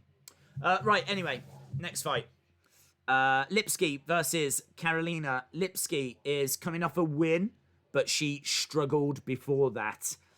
She's going to look to fight on the inside. She might be in trouble if this fight is going to take place at range. So Karolina is definitely going to be looking for a bit of distance here. She is low volume, but she is a bit more refined. There is a danger that she could get overwhelmed. Karolina could really put the pressure on because Karolina really does throw volume, and as we said, she works better from range. Might be hard for her to find a win. I'm not expecting her to get a knockout or anything like this, but she could get a decision. Karolina has won 50% of her fights via decision. Lipski has won 55% via knockout or technical knockout. But as we said, when it comes to the UFC, she has been struggling. Lipski is ranked 34th best women's flyweight in the world. Karolina is ranked the 47th. Karolina not coming in with much in the way of experience. Her record is 6-1. So a little bit of an unknown, but yeah, an exciting prospect all the same. I'm leaning towards Karolina. Lipski was all right outside of the UFC. She had a decent record, but then, she faced Joanne Calderwood. She lost via unanimous decision. She then took on Molly McCann. She lost via unanimous decision. She did pick up a win via decision back in November, but I don't know, man. This isn't someone that you can really have a great deal of confidence in. I haven't got a great deal of confidence in this woman. So, yeah, she calls herself the Violence Queen. Ariane, the Violence Queen Lipski. Her record, as we said, 12-5. Luana Dread Karolina, 6-1. Not much in these. I mean, that defeat came all the way back in 2015. She's picked up wins ever since then. So this Karolina is coming in on a 6-fight win streak.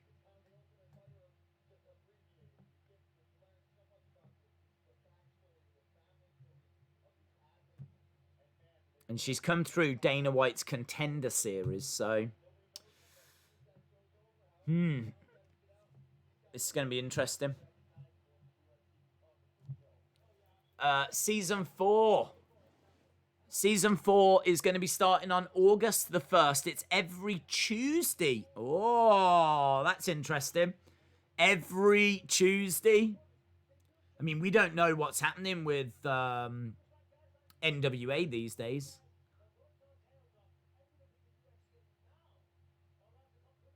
So, there we go. Dana White's Contender Series. Throughout August, I think there's a really good chance we're going to be watching that. Right, we are going back to the action here. Lipski has got 6 first-round finishes.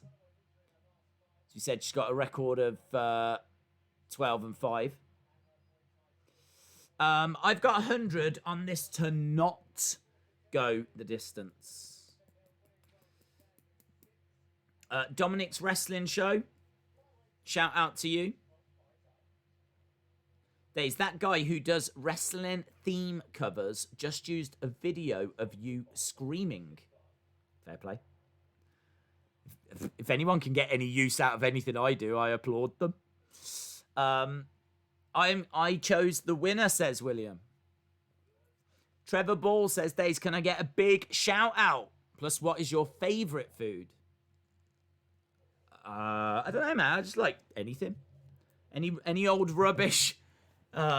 if I don't care if it's burgers, if it's a lovely meatball sandwich, I don't care if it's pizza, curry. I love it all. I even had like a really nice salad when I went to America. And normally I'd be like, salad. But this was really nice. It's really good. I had it at a steakhouse. So I had a steak as well. But the salad they brought was crisp and it's lovely. So, yeah, I haven't really got a favourite. I have got a favourite in this next fight, though. I'm going with Carolina. I suck with predictions. Oh, I suck as well. Don't worry about it. How many fights are left? 4 fights left. And one of those 4 is for a title. It's for a championship. Days, watch out for TJ Laramie on the Contender Series. He's great. Thank you, Otis, the beefy one. Dominic's Wrestling Show. Shout out to you, dude. Use whatever you want to use. Nagar Award says, I've got $250 on Lipski. Have you? You've got $250 on Lipski. Well, I hope she wins then. I hope she wins. Leonardo says, I've got €100 on Lipski. Oh, well, I'll change my... I mean, I think Carolina, but I hope Lipski wins. If there's people watching that have got money on Lipski, $250. I can't. Are you sure it's not $2.50? Leonardo says, no days, Lipski's gonna win. Remember Calvillo.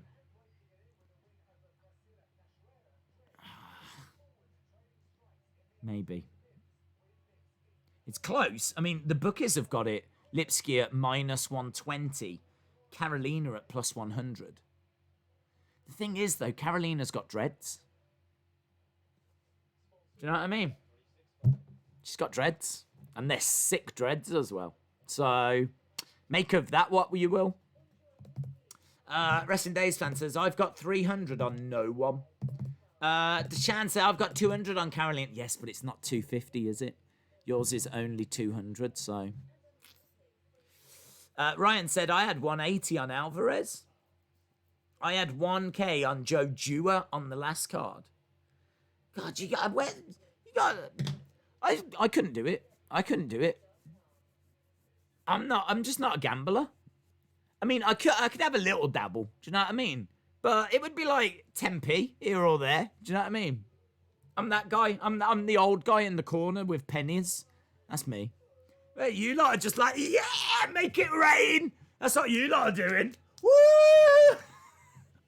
250 over there. 150 over there. No way, man. I'm sitting here with my little bag of change, going, can I spare that 20p? I'm not putting 20p in. I'm not made of money. Go to the, what's that? It's a 10p. Yeah, I'll go with that. Oh, I'm feeling, it's a big night tonight.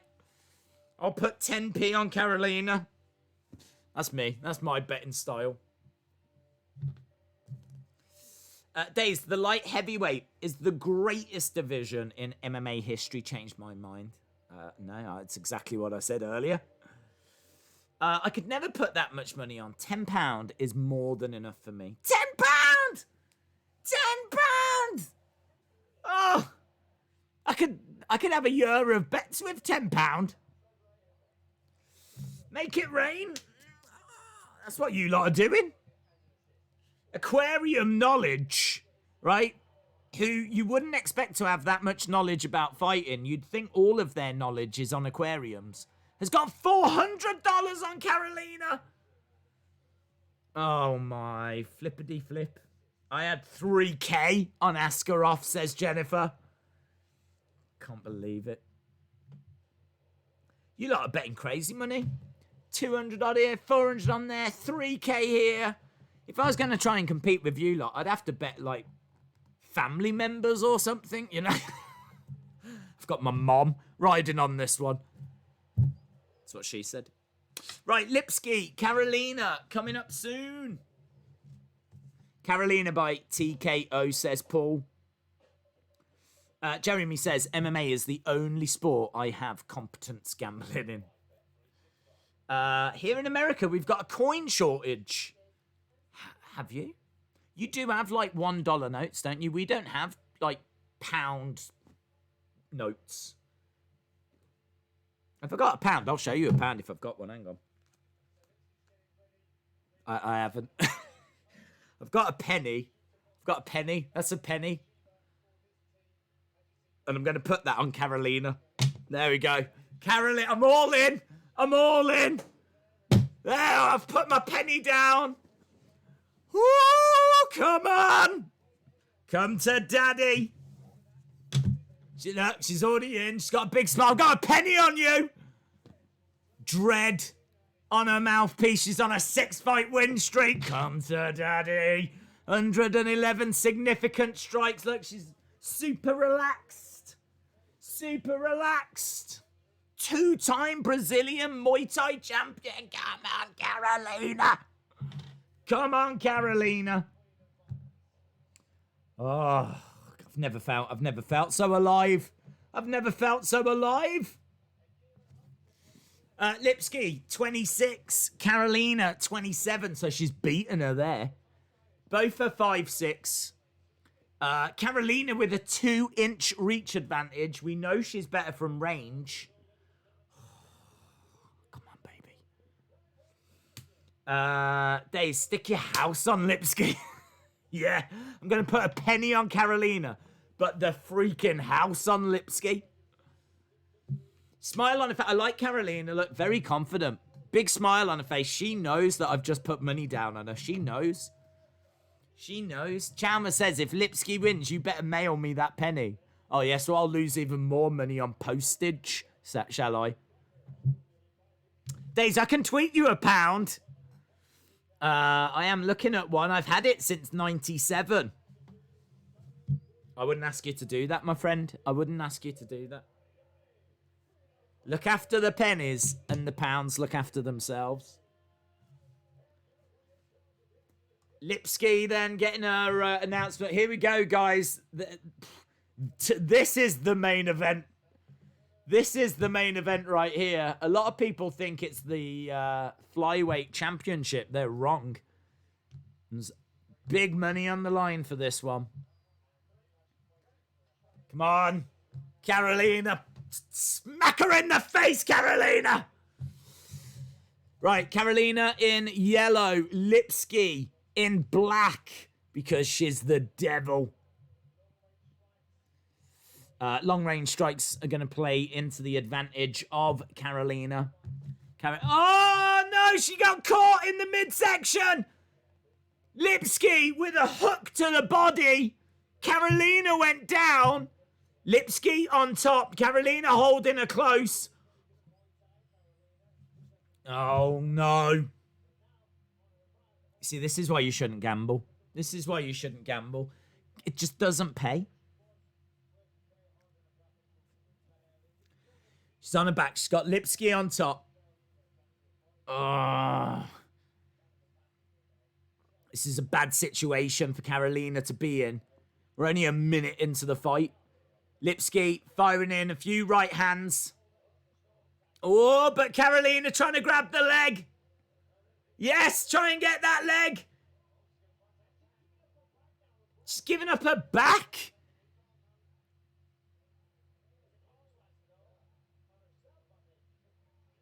Wow, there's some really interesting.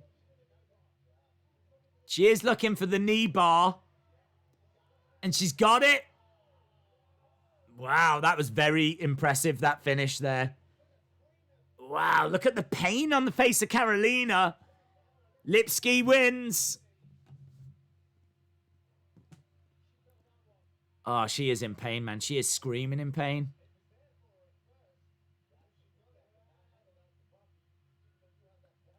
I tell you what, I've lost a penny, but Carolina's lost her knee. Lipski wins. I'm pleased for the chat. Look at this. It's so interesting. They were really properly tangled up. But Lipski was very focused on what she needed to do. But she's pulling on that knee, and wow, there must have been some real force on that, because the pain that is all over Carolina's face. Wow, that's a good win there for Lipski. Man, that's so disappointing. There's no women on this card, and when we do get women, they don't hang around. That's the story of my life.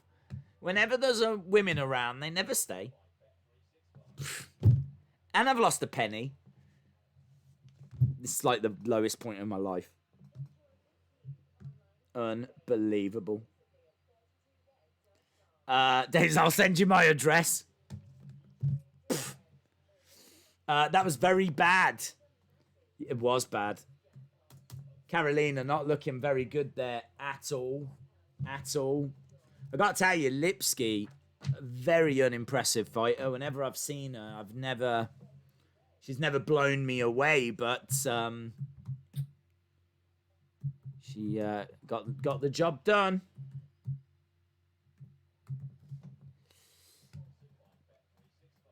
I just put 400, and Raphael, I need to get that money back. Same here, Days. Lipski is a beast. I am not. She's not a beast. She was a beast in that fight. I'll give her that. I'll give her that. What's her record now? Like 13-5? Lipski. Dave's just lost big money. Dude, it's going to take me forever to recover from that. Look, she's having to sit on a stool. She's still smiling.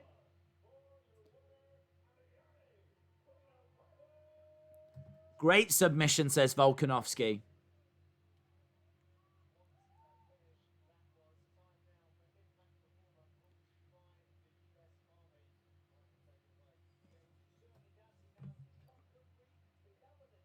She is dancing. Don't like that woman. That woman's just cost me money. She is forever going to be in my black book. And you do not want to go into my black book, let me tell you.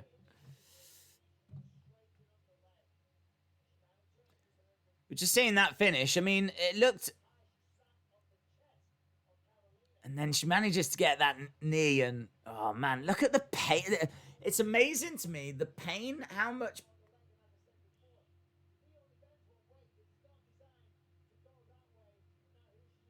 It's true. It's a good point by Bisping. The knee is designed to only go one way. It is not designed to bend the other way.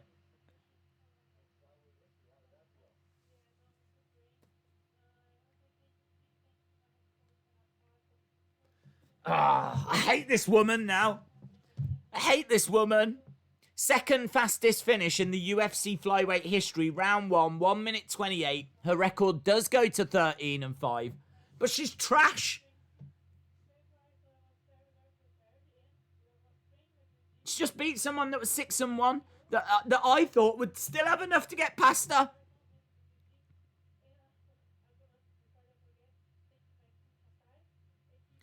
Oh, now she's thanking everyone as well. This is unbelievable.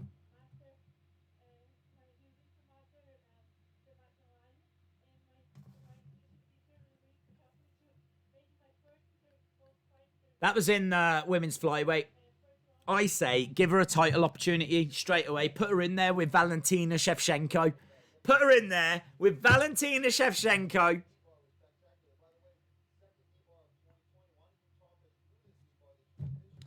Lipski, you just made the list.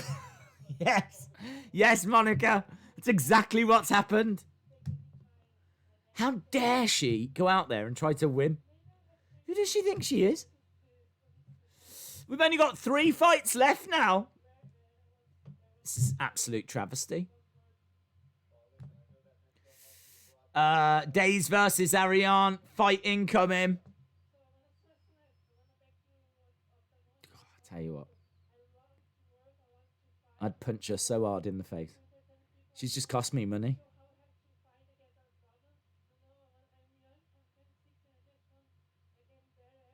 And look at this. She's coming across like she's lovely as well. She's like, I know I've got a lot to improve. Thank you to Dana for making the fights happen. Oh, I can't stand her. I can't stand her.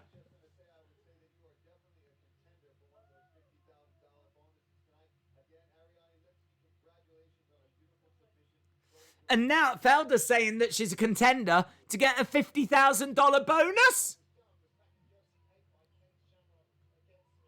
Dominic Reyes says, I love you, Lipski. Well, you can have her, Dominic Reyes.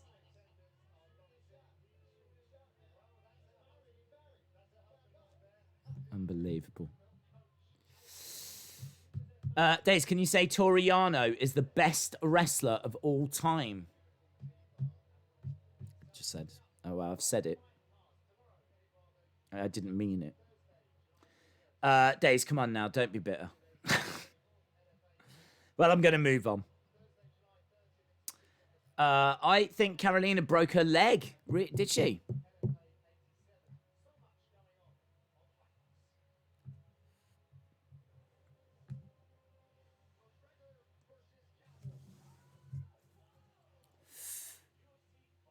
They're just showing what you can get on Fight Pass. Thanks, Lipski, for the money, but Valentina would murder her. Yeah, she would. I think anyone in the top 10 would murder her. Right. This next fight's going to be good. Dear Casey. Dear Casey taking on Fiziev.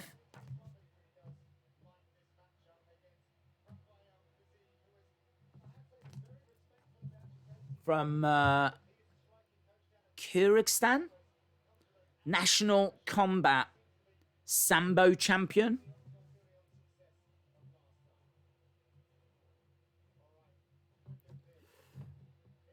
Just having a look at the Formula One racing track. So there's only 3 fights left. Only 3 fights left.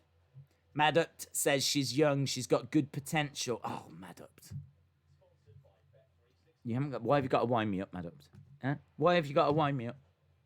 You know I just lost money. Right, let's move on. Dear Casey.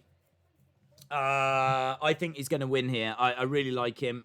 Was a promising prospect, but suffered a couple of losses. Set him back a little bit, but he has got good grappling. He's very strong. He's the longer fighter. He's the faster fighter. He's got decent cardio. He's got a wrestling advantage.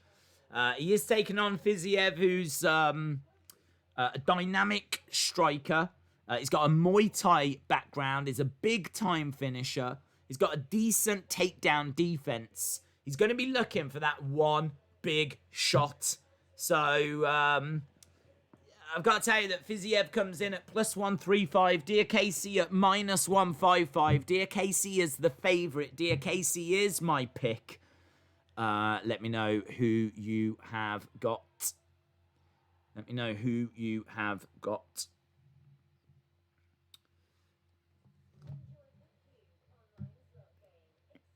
Everyone is crushing over Lipski when she's a happily married woman. I'm not.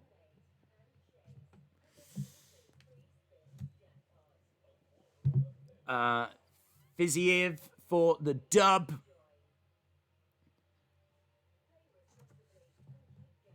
Seems like people will Figueiredo win. I think so. Dear Casey. I think Dear Casey. Does Days hate Lipski more than Sarah Schreiber? I wouldn't go that far, Lauren. I wouldn't go that. Sarah Schreiber's got a special place in my black book. Fiziev will win, we believe. I think Dear Casey. Yeah, I'm leaning with Dear Casey as well. I can tell you that Rafael Fiziev is ranked as the 85th lightweight in the world. Diakese is ranked the 26th. 26th. Diakese fights out of South Yorkshire, England, but comes from the Democratic Republic of Congo.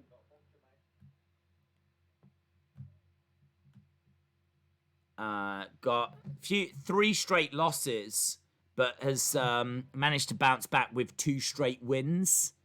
So it's been a little bit hit and miss for him in the UFC.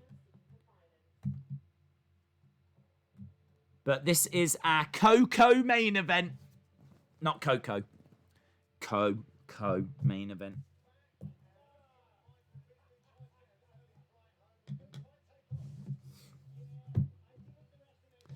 If you had to choose between Hermansson and Gastelum, which one would you take? I've leaned to Hermansson, but there's nothing in it.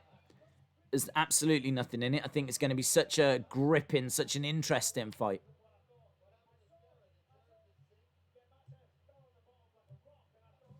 I put €500 on Trump to win the election. What do you think?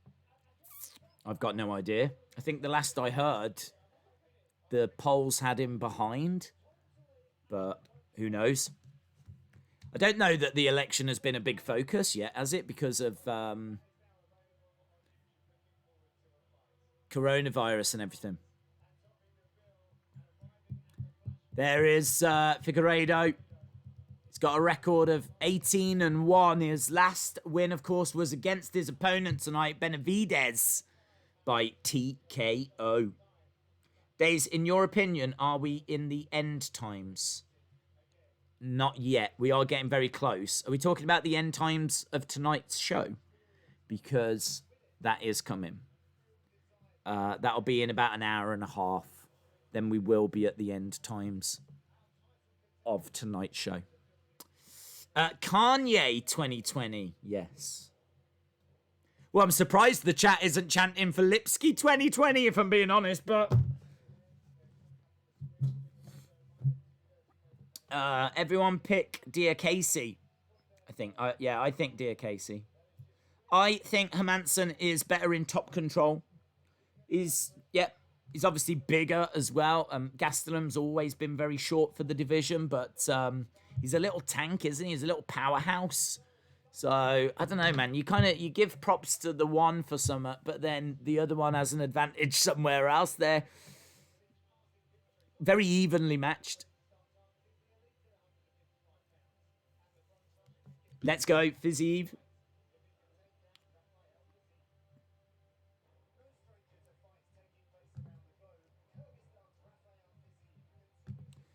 Right, if you are watching and you're not subscribed to the channel, hit the subscribe. Make sure that you join us. We are here every week for the UFC. Of course, we are building towards this third fight from the end.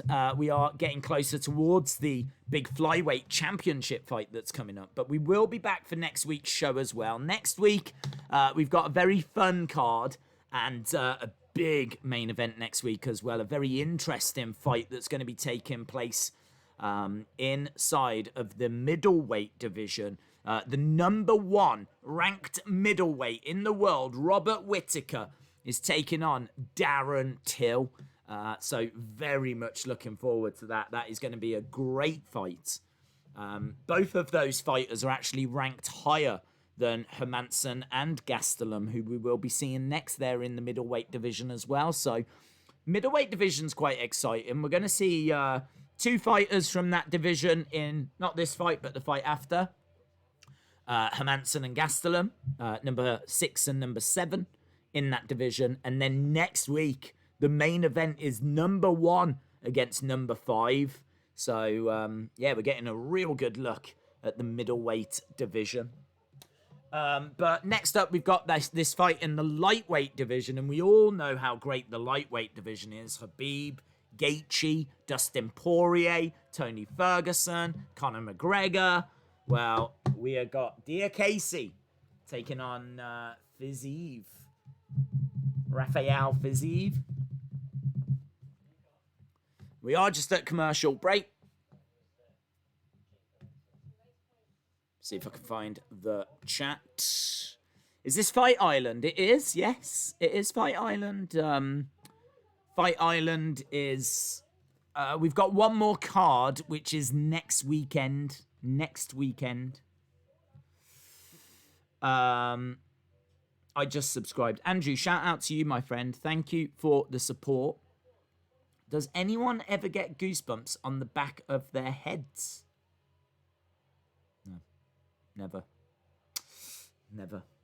When is this fight going to take place in that octagon behind you? Unfortunately, the octagon behind me is for promotional purposes only.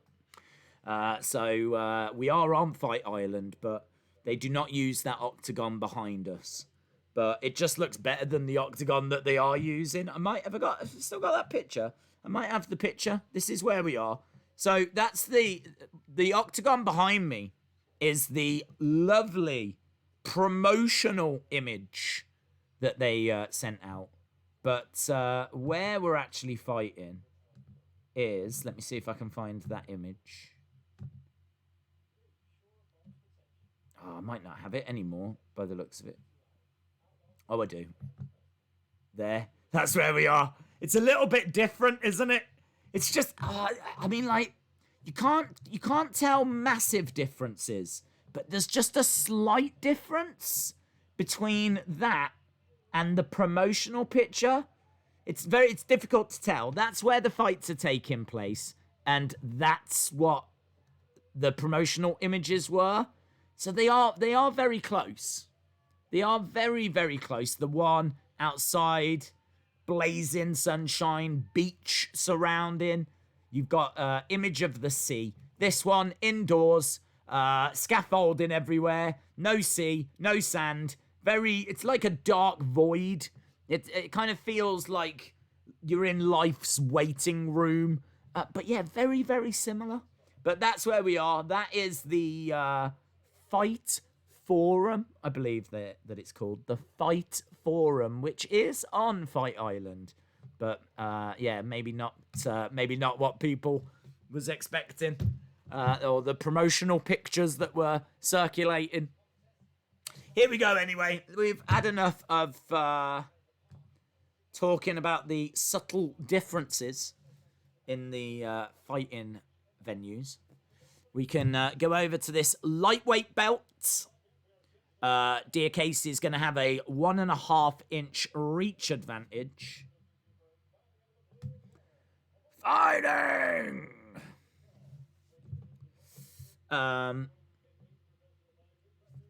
Days, are you going to stream Extreme Rules tomorrow, wrestling fan? Yes. And we'll even start earlier so that we can do predictions. How about them apples? I hope you like apples. Good for you. Right. Dear Casey about to get his intro. He's got a red stripe just down the middle, which is actually a really great lager. So, shout out to him.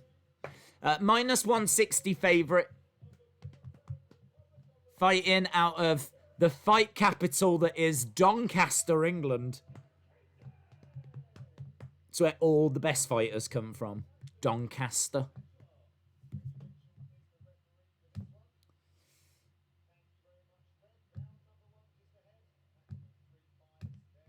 Right. Round number 1 about to get going, dear Casey, in blue. Extreme Rules. Oh, Brent, that's amazing. Well done. That's legitimately quite good. Extreme Rules. Right, kick coming in by dear Casey. We are underway. Let's see if we can just call up the stats. Dear Casey looking for an oblique kick.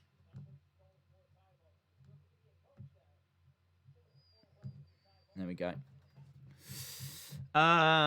Slater's in Impact. Yeah.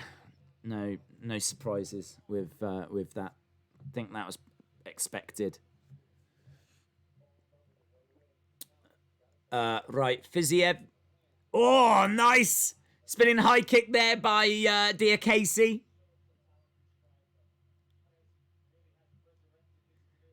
Yeah, Dear Casey's kind of got back on track now. As we said, he had that wobble, but into the clinch. Dear Casey getting backed up against the cage. And Fiziev putting his weight onto Dear Casey. Down to her knees, managed to get him down. Dear Casey, though, there's a real scramble on the ground, and Dear Casey on his back.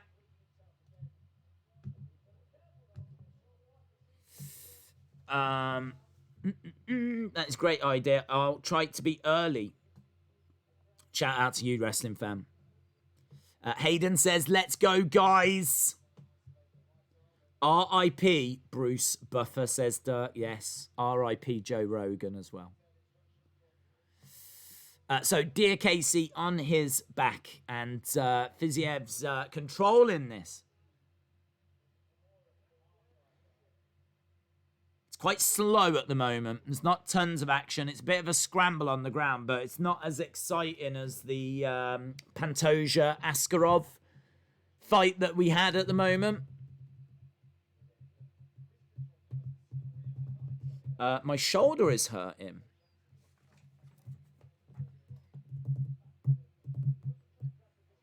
Trying to get up to his feet. Don't forget, we got that great co-main event coming up next. Both guys are back up to their feet here. Some big shots coming in by Fiziev. Big shots coming in. Some good right lesson. Dear Casey is backed against the cage a little bit here. Pushing him away. Trying to create a little bit of space. Kick to the body there by Fiziev. Another kick to the body. Dear Casey with a great shot. Great kick. Trying to go high. Kick to the... Oh, that was sickening. Fiziev with a sickening kick to the body. Lunging in. Knee strike. Trying to lunge forward. He's got him by the head. He's managed to get him down. So, Dear Casey is on his back. We got 1 minute 30 here. We've still got our co-main event and our main event, the Flyweight Championship on the line. Elbow strikes coming in by Fiziev.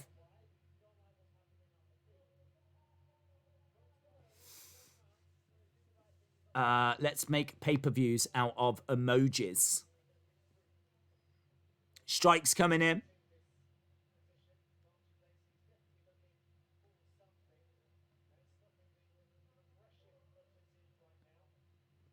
Dear Casey, yeah, just really struggling to get a foothold into this fight. Thanks, Days, for the shout out. No worries, dude. What happened to Joe Rogan? Oh, nothing. You just see it all the time.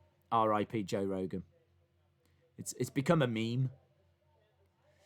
There's a bit of blood now, which I think, is it coming from Dear Casey? Couldn't see where that blood's coming from. They were both just down, and they wasn't really making much progress, but they do stand. Dear Casey goes down. Fiziev is all over Dear Casey. This is a Fiziev round.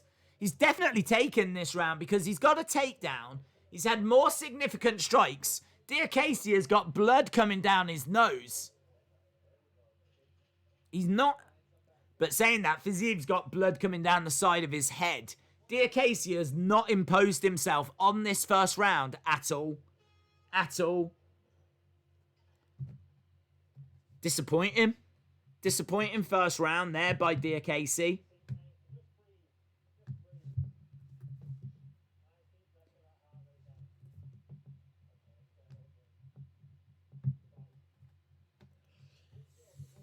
Why isn't Joe Rogan commentating? He hasn't been on Fight Island. His hair dye is running, says Stephen. Calvin fights next. Calvin fights next. No, Joe Rogan isn't commentating. He's not on Fight Island. Strikes absorbed. He's taken 9 strikes to the head and 11 strikes to the body.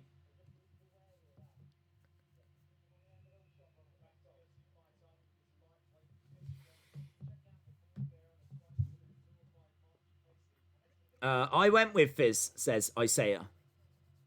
Chalmers, welcome back.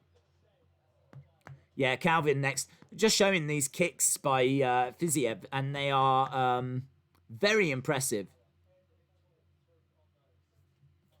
Nico Price says that was like a lightning crack. Yeah, the sound was incredible coming from those kicks. Right, we are sneaking into round 2.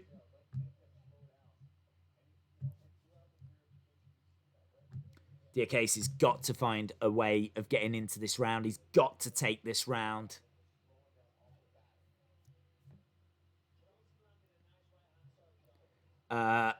Kick.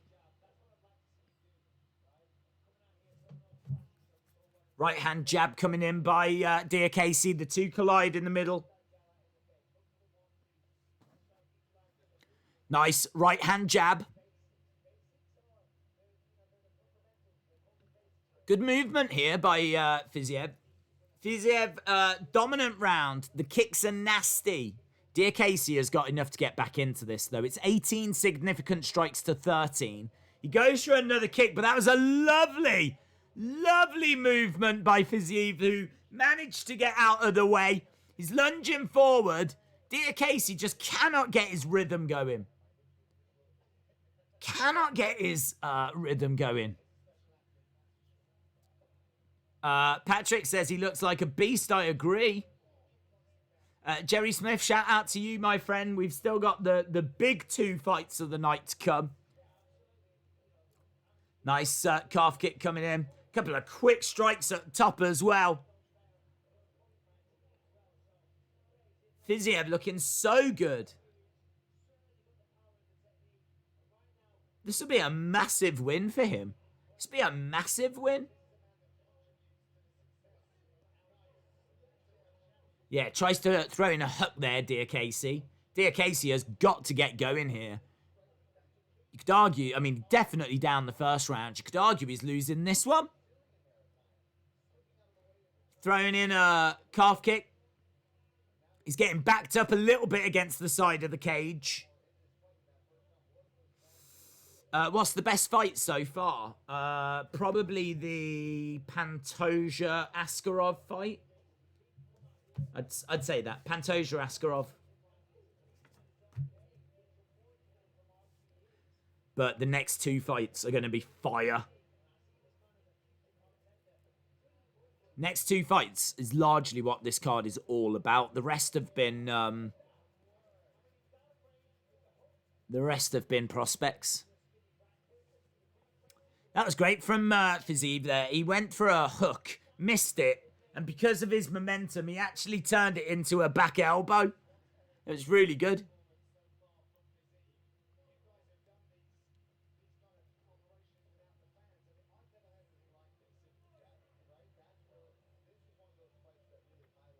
They're saying that without the fans, you can really hear the impact of the shots. And they're saying, like, how much impact those shots are having, how powerful they are. And I would agree that they've been like gunshots.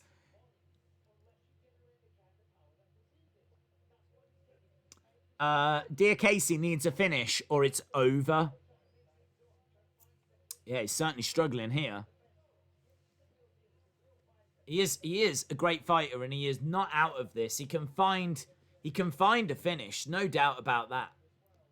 But yeah, I don't know if he was expecting this kind of a fight.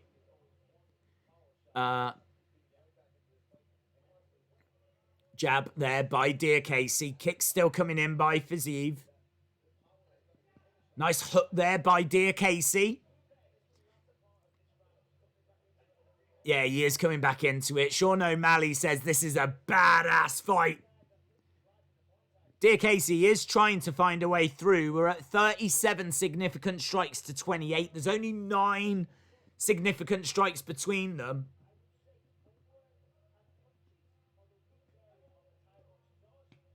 Swing and a miss by Diakasey. That was a nice left hand. Will his experience come into play as we go into the 3rd round? That's the question. Will his experience come in?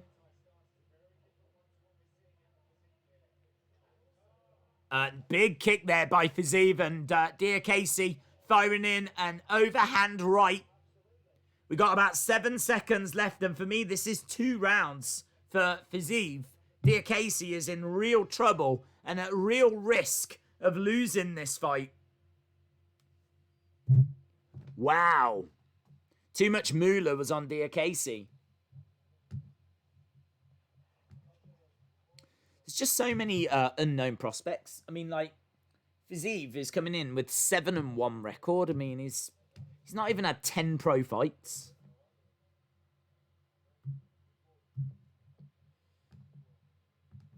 But we're going into the 3rd round.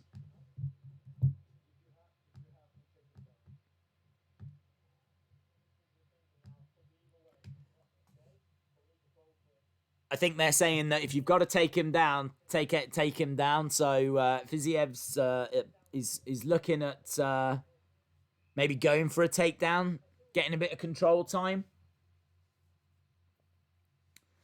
Right, here we go. Diakese stole that round. I could see if someone scored it that way. Yes, I could see that. For me, he hasn't quite done enough. That was great. They're just showing the way he avoided those kicks. It's like he's operating inside the Matrix. It really is.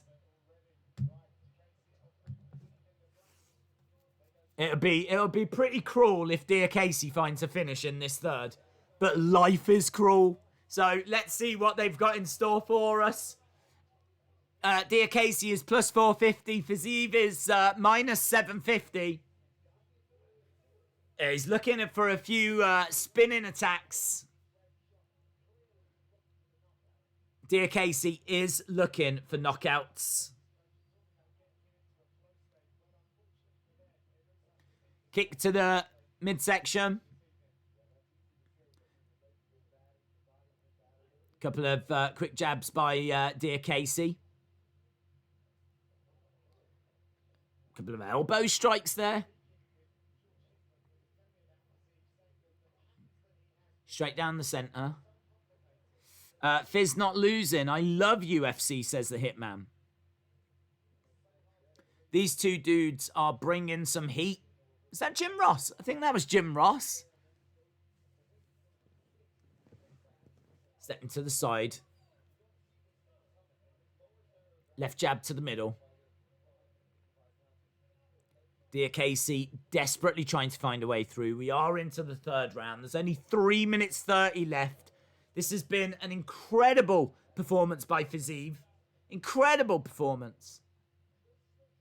Everyone is showering him in universal praise. But Diakese is still in this fight. He doesn't look tired. He doesn't look gassed. He's still throwing shots. But he is behind. And he's got to find a finish. He's got to find a finish. Couple of shots to the body. They're into the clinch right now. He's getting driven back against the cage. Diakese looking like Fugazi. Diakese is winning. Don't think so. Not in my book. Kick to the body. Right hand jab by Fiziev. Diakese is still 18 significant strikes behind. Bisping says Diakese needs a finish. Into the clinch we go. He's got just over 2 minutes to find it. Nice elbow strike there by Fiziev.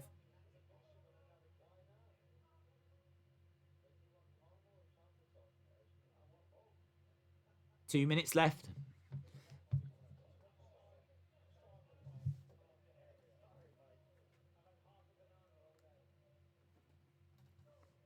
Both guys standing in the center. Kick coming in by Diakese. This hasn't been the most exciting fight, but it's been a surprising fight. They're both still in there and throwing.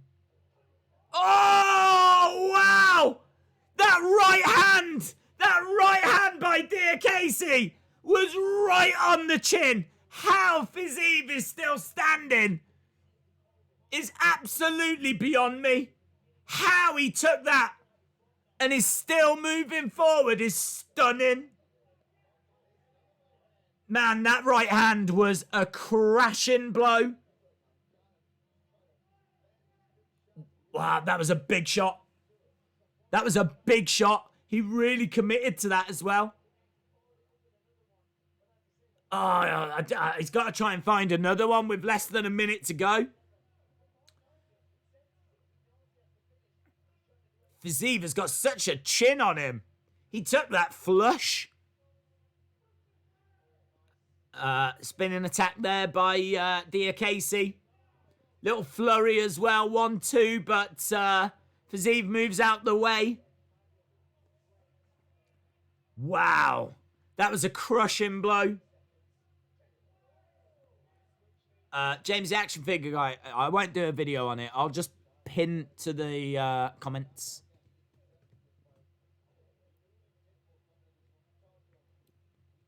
And I'll probably put something on Twitter as well.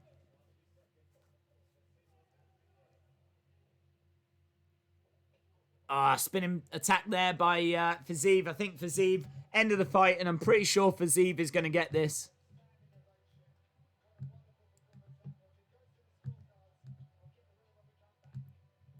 Diakese thinks he's done enough.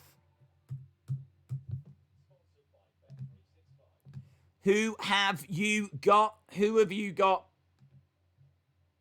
I'm not going to put it up just yet. We all know judges have got it in them to throw in a curveball, but I think Fiziev's got that.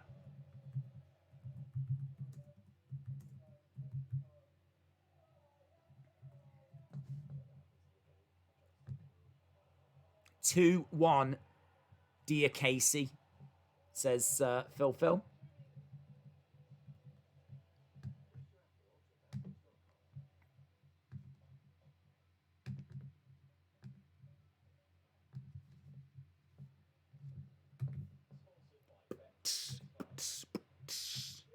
Next week, Fight Night is going to be great.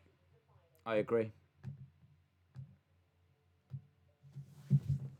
Right, let's get the result on this because, man, that was fire. There is the octagon outside on the beach.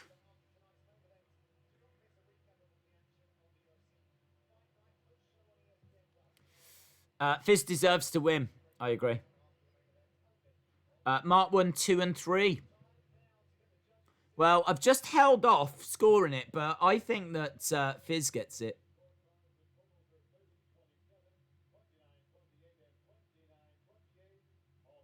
It's unanimous. Raphael wins it via unanimous decision.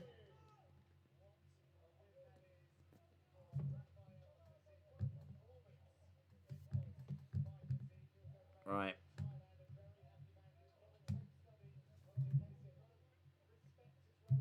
Big win for him. Big win.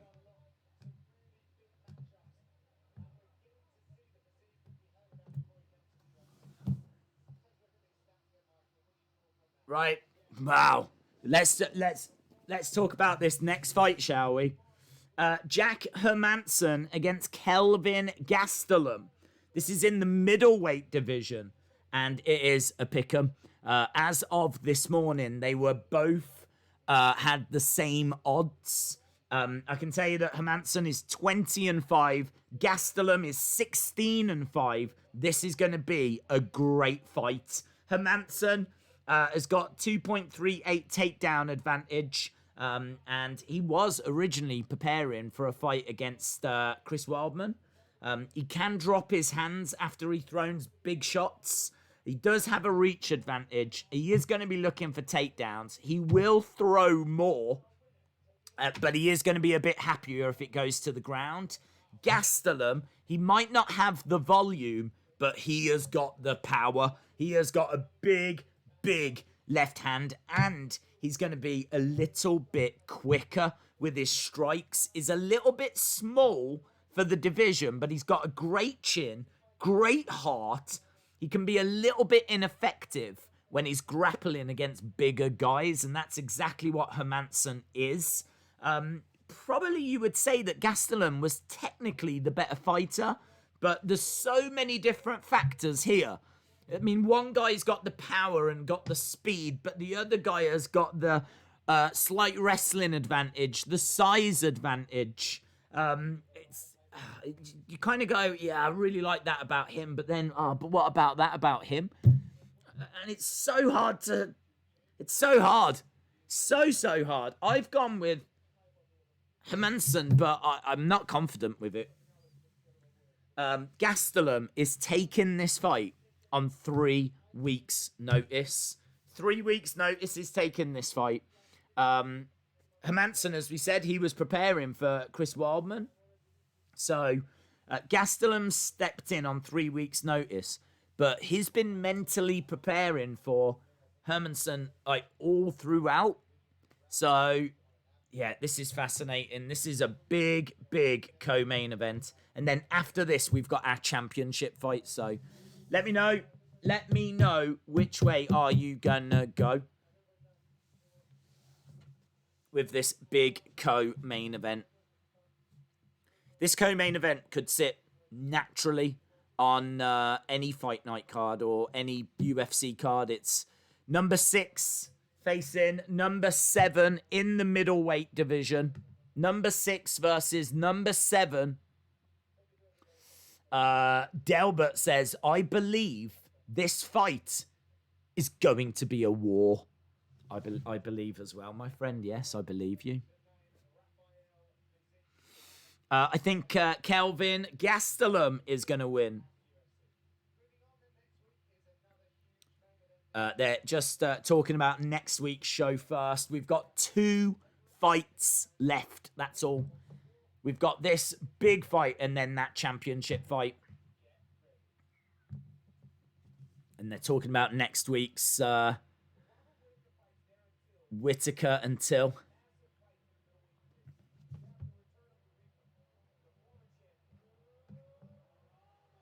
The former champion Whittaker.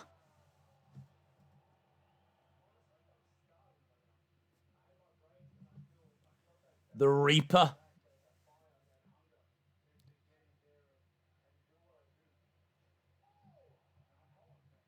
That's gonna be so much fun next week.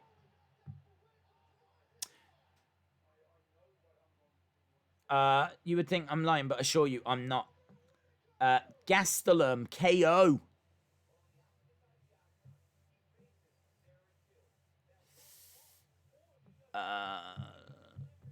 Polish vodka is the best. Who has Hermansson beat, though? Any major name except old guys. Yeah, it's true. He hasn't got a great resume. He's not got the strongest resume. This is going to be a big test for him. Just don't know if Gastelum is coming in 100%. You know, he's had 3 weeks to prepare for this.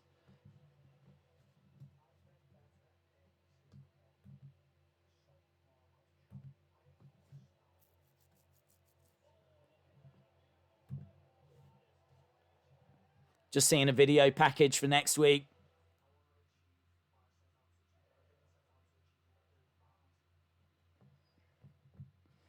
If Calvin was 3 inches taller, he's always giving away 4 to 6 inches in height. This is going to be a battle for the ages. I'm picking Gastelum by devastating knockout. He's got the power to do that. No doubt about that. He's got the power to do that and the ability to do that. Herman for the dub, plus 100. I got 1,000 on it. Yeah, you just thought you'd drop $1,000, yeah? Telling you. Figueiredo is going to lose tonight, says David. I hope so. I hope so.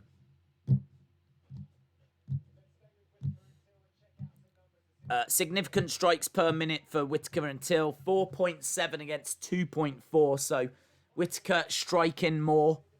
He's got a better takedown defense. He's got better takedown accuracy. He's got better striking defense. So his numbers certainly look a lot better than Darren Till's.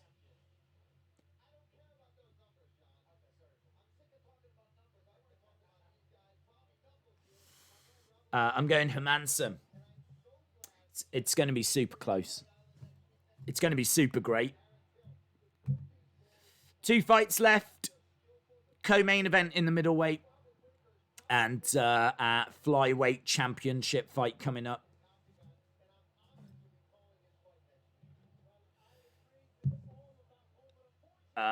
See wrestling. Hope UFC is good. It's great.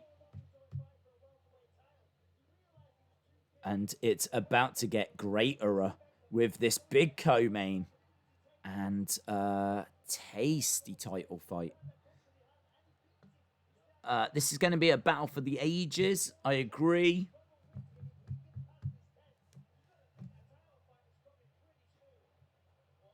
Time to spark up the joint, says Dirk. Shout out to you. Just looking at that card for next week. It's a good card. Quite a few ranked fighters there as well.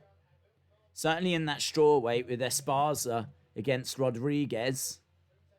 Gustafsson in the heavyweight division against Verdum. Shemaev back in action again.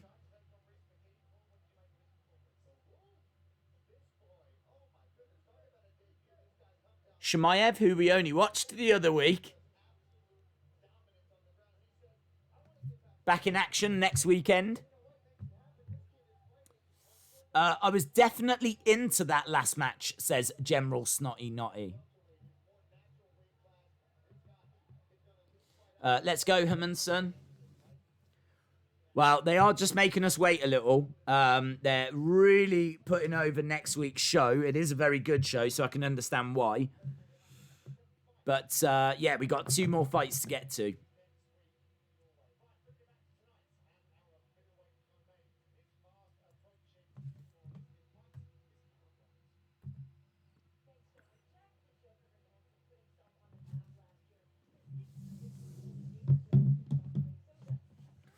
Right, Hermansson, let's go.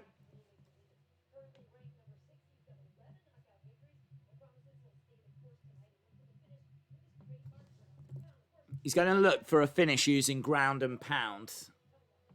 It's kind of what he's known for. Right, Kelvin Gastelum has got the 4th highest knockdown rate amongst active UFC middleweights. 5-1 on a Gastelum TKO.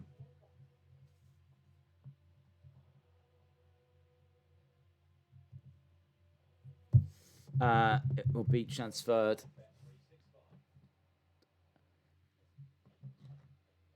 I didn't know that Rhys McKee is fighting next week. He is one of Ireland's brightest prospects. Right. So, yeah, Hermansson taking on Gastelum. As we said, this is a pick'em. I'm not sure. Have we got the latest odds? Because I don't know what the latest odds are. But I know the bookies had them both absolutely the same. There was no separating them.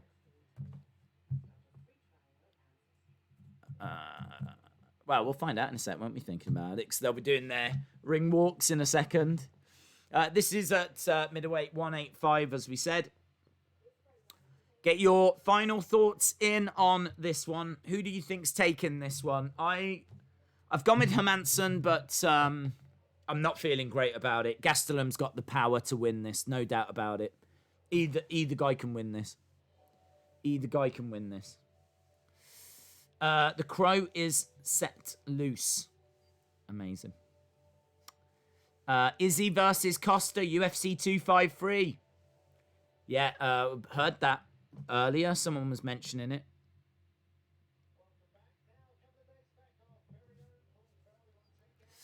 I can't wait minutes to warm it. We're just waiting for us to go into this co-main event. They're making us wait a little bit.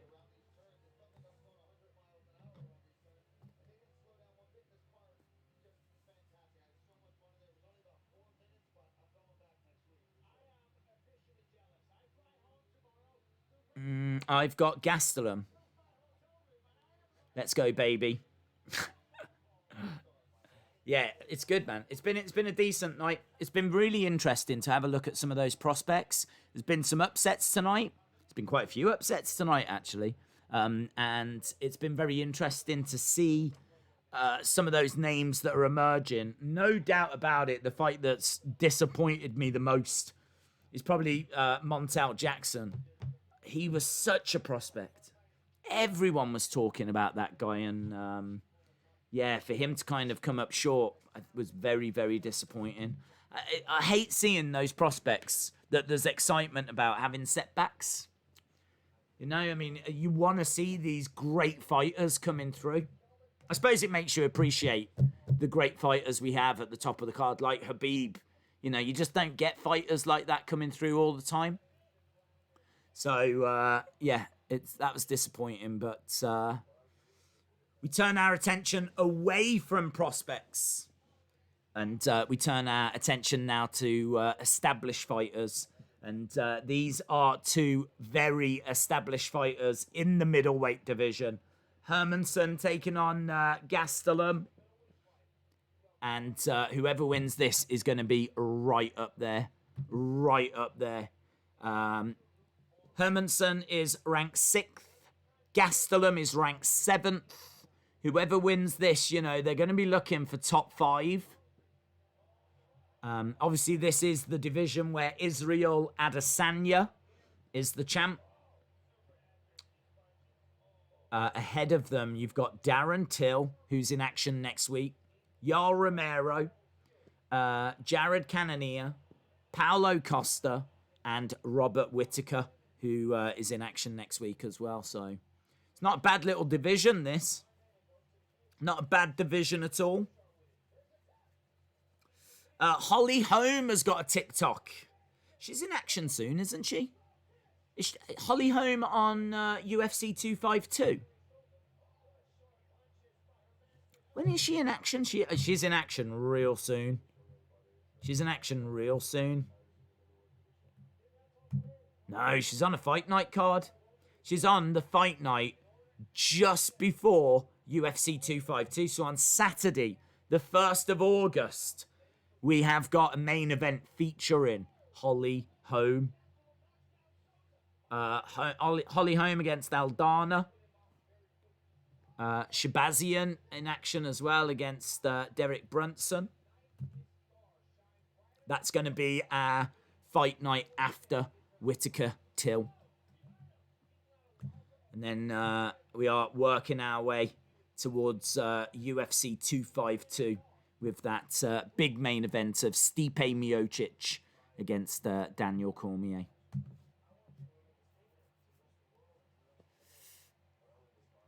Right, we've just got the video package right now as we build towards this co-main event.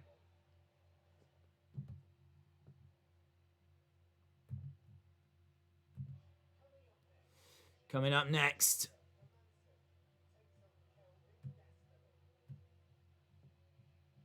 Hermansson against Gastelum. Coming up next.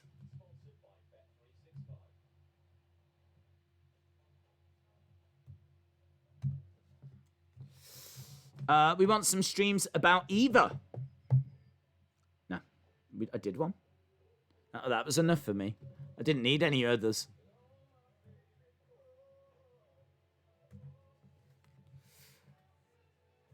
Darren Till is going to sleep Robert. It's going to be a great fight. That is going to be a really, really interesting fight.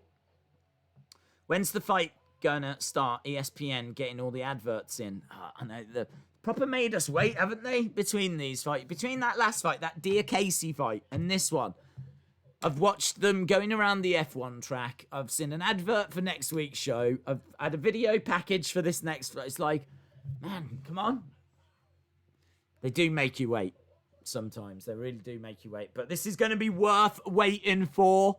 So looking forward to this. Lightweight and welterweight are the most stacked divisions, says Basil G. Ben says, I'm excited for this one. William says, we should train a bunch of animals. Let's do it. Okay. Have I got the thing set up? Yes, we are good on that. So the stream is ready to go. I need to change over the information that's on screen. Shut this down and bring up Hermansson and Gastelum, as we said. Ranked 6th, ranked 7th. I can tell you that Hermansson has won 55% of his fights via knockout or technical knockout, 25% via submission, 20% by decision. He's only got an average fight time of 6 minutes 18. Kelvin Gastelum has won 44% via knockout, technical knockout, 25% via submission, 31% via decision. So both guys, most of their wins come in via knockout, technical knockout, which obviously bodes well for this. Significant strikes landed per minute, 4.9, nearly 5 for Hermansson. Shows the volume that he throws. Kelvin Gastelum, 3.86. Significant strike percentage, 56% to 43. Hermansson only absorbs 1.7 strikes a minute, whereas Gastelum absorbs more, 2.8. Grappling-wise, 2.3 takedowns every fight for Hermansson.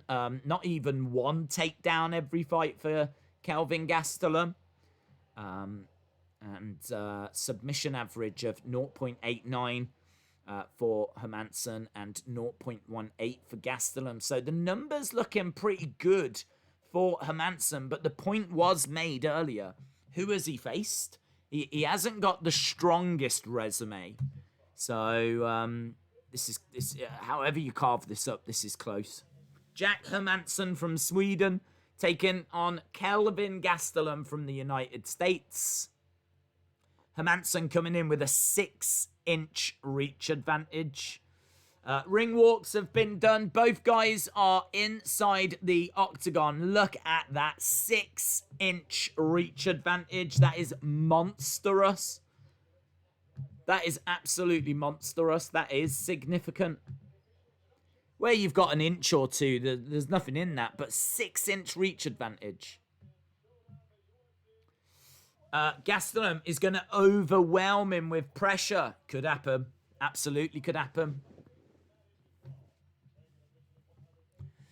Right, so I can tell you that Kelvin Gastelum is minus 105, and he is coming in as a underdog. Gastelum is a slight underdog. There won't be anything in this, though. It's very rare that you have a minus underdog. So there's nothing in it. So minus 105. My guess is Hermansson will be minus 115. Let's have a look. Minus 115. Minus 115 favourite. So Jack Hermansson minus 115. Kelvin Gastelum minus 105. Pretty much even, Stevens. It's pretty much nothing in it.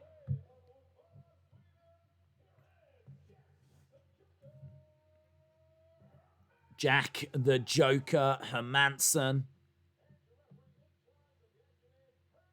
Herb Dean in action for this. This is going to be fire. This is going to be straight fire. Right, here we go. Hermansson looking good. Gastelum looking good. Let's go. Oh, man, this is going to be fire. I'm so up for this fight.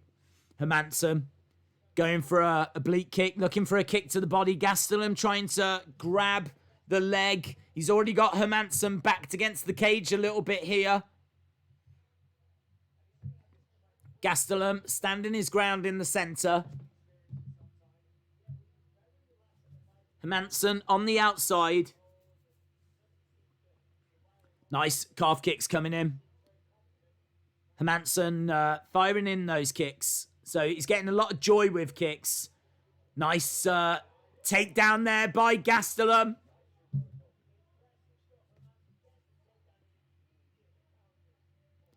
So who are they going to score that for? Because there is a takedown, but it looks like Hermansson was the one that tried to instigate it. But as they were falling, it was Gastelum that landed on top of Hermansson. At the moment, it doesn't look like they've scored it for anyone. But Hermansson is the one that's on his back with Gastelum on top. Hermansson's got a hold of Gastelum's leg. He could be looking for a knee bar. Is he tapped? He's tapped! Hermansson wins! Hermansson wins! Wow! First round submission! First round submission for Hermansson. I've said all night Hermansson's going to win. Everyone was like, it's going to be Kelvin Gastelum. I was like, it's not going to be Kelvin Gastelum. His knee is too weak. He'll give his knee away. And down they go. I mean, you're right, mate. If you've been watching all night, then you will have heard me saying that repeatedly. I'm not sure if when I said it, the mic was on. That's the only problem. But, yeah, wow. Who says I'm a genius? Otis, the beefy one, says I'm a genius. Gloat away, my friend. Gloat away. Monica says BS.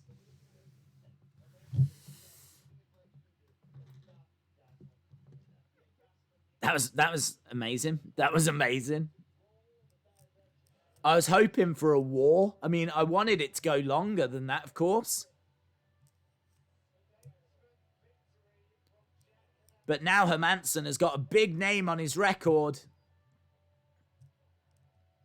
Look at him just screaming at the camera. All right, mate, calm down. Calm down. Wow.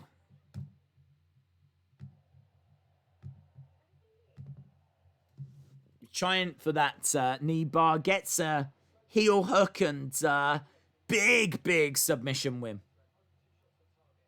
Wish I could have seen more of the fight. Yeah, definitely. Definitely. Chalmers says it's crazy how we have only got the main event left. I know. It's gutting, isn't it? It's gutting. I am gutted that we've only got the main event left.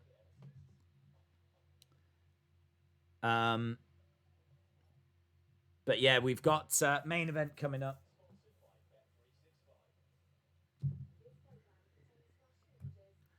Man, I can't wait to hear from him, though. See what he's got to say.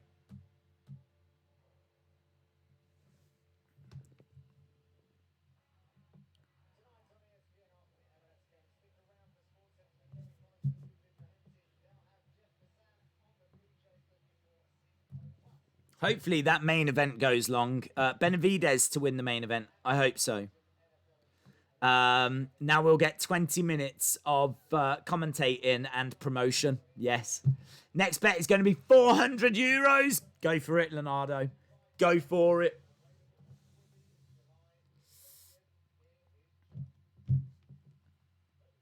Okay. 1 minute 18.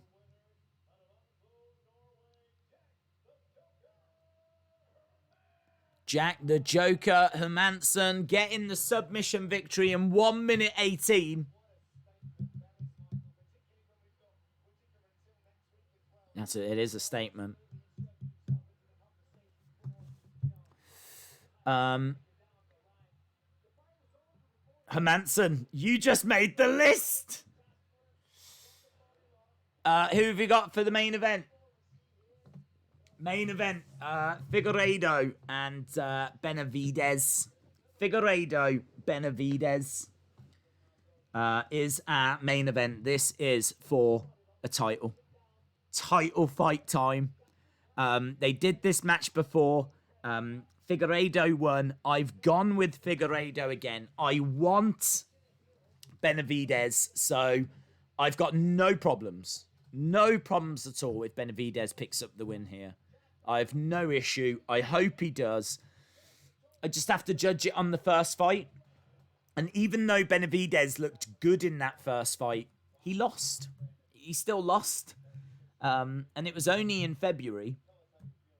So if it was a case that Figueiredo hadn't have come in overweight, then, he would be champion. But he's not. So he's got to do it again. And I can't see any reason why he won't do it again. So I'm going to say Figueiredo is going to win. But I think it's going to be close. And I think that there is a path to victory for Benavidez. It's just, is it gonna work? I hope it does. I really hope it does. Figueiredo by KO. I think it'll go a few rounds. I don't think this is going to finish in the first round. But Figueiredo could... I don't think it's decision. So, yeah. Figueiredo KO. Figueiredo KO is my prediction.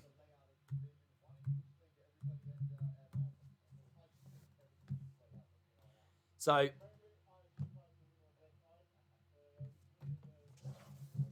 congrats to the Joker. Gastelum is a beast, says Marlon Moraes.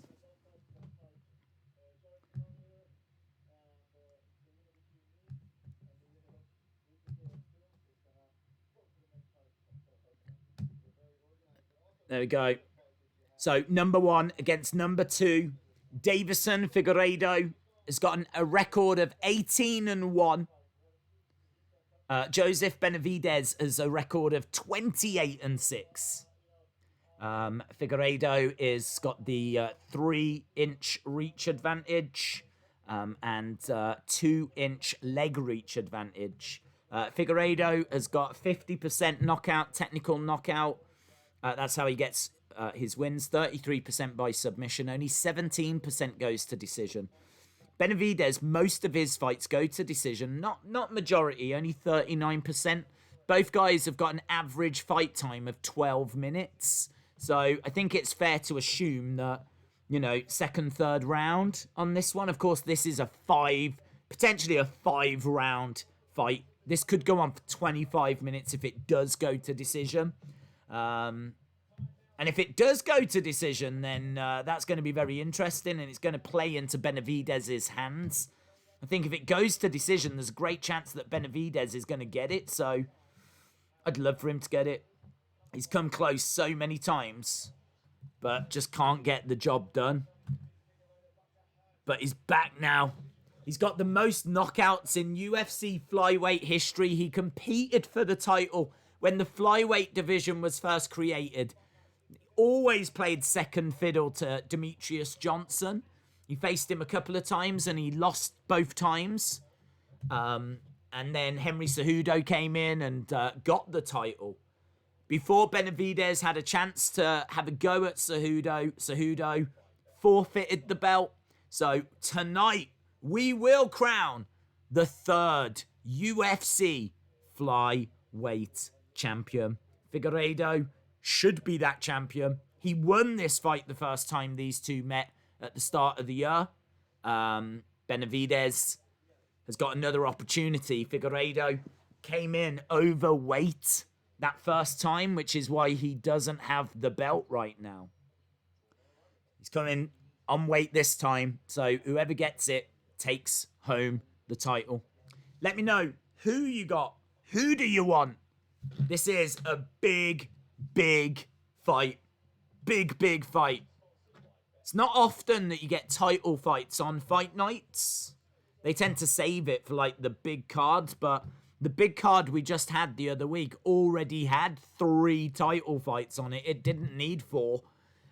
So we're fortunate that we've got this flyweight championship fight tonight. Someone is gonna become a champion. Stand alongside people like Israel Adesanya, John Jones, Kamaru Usman, Khabib, Peter Yan, Volkanovski.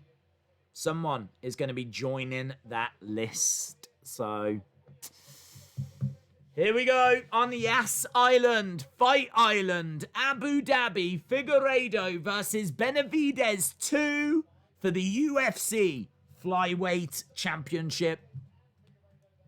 It is goosebump time. And whoever wins this, you know that Askarov is going to be in the picture as well. Askarov, victorious earlier. Figueiredo, says Patrick. Benavidez, says David. My heart says Benavidez, but my head says Figueiredo. Says Farting Robot 420. Maybe the best name I've ever read. Benavidez, says Steve. Thank God the main event is early so I can go to bed soon. Yeah, it is an early main event, isn't it? It is an early main event. It's really thrown me off. Normally, the main card is starting about now, whereas we're actually getting to the main event. So, yeah, we did start a little earlier than usual, but here we are.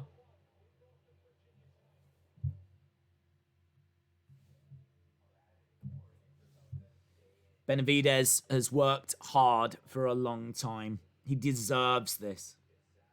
Phil says Figueiredo looks so dumb flexing on the scale when he missed weight. I've got McGregor by decision, says Robert. I think that's a good bet. Figueiredo looks like a warrior. They're both warriors. They're both warriors. I love the flyweight division. Is very exciting. I mean, the best fight we had tonight was a flyweight fight. I would say Askarov against Pantoja was the best fight we've had. There was high hopes for Gastelum and Hermansson, and I do feel like I've been robbed. I'm not going to lie. I am sitting here feeling a little bit like I've been robbed, but look at that. It's such an amazing finish. It's like... down he goes.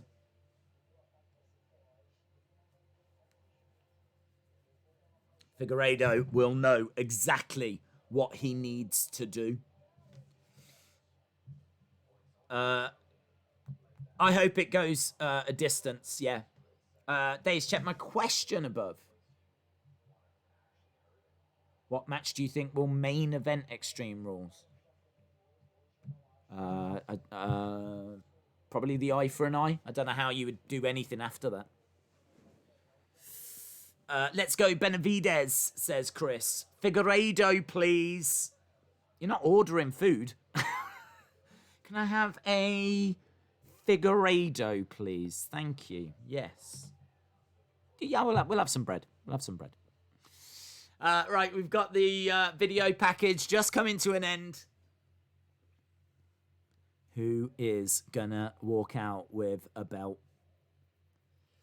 Got the stars and stripes on screen. A headbutt again. Yeah, I hope not. I hope not. Here he is, look. Benavidez. This is what his life has been building towards. How many more opportunities is this guy going to have? If any?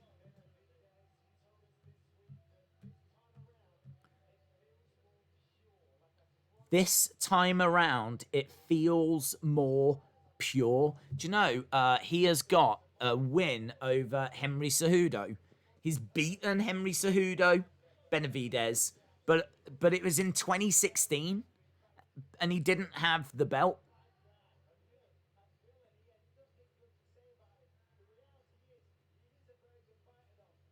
He is a very good fighter. Holds a victory over Henry Cejudo. We literally just said that, Michael Bisping.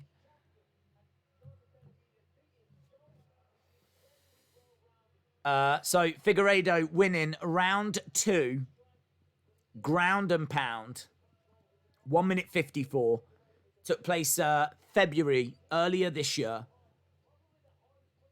It was a fun little fight, I got to tell you, and hoping for more of the same. Figueiredo better put on a variation of figure 8 at some point. What, figure eight, dough.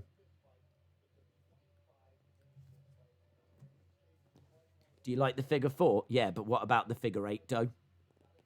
That's Charlotte's favourite fighter.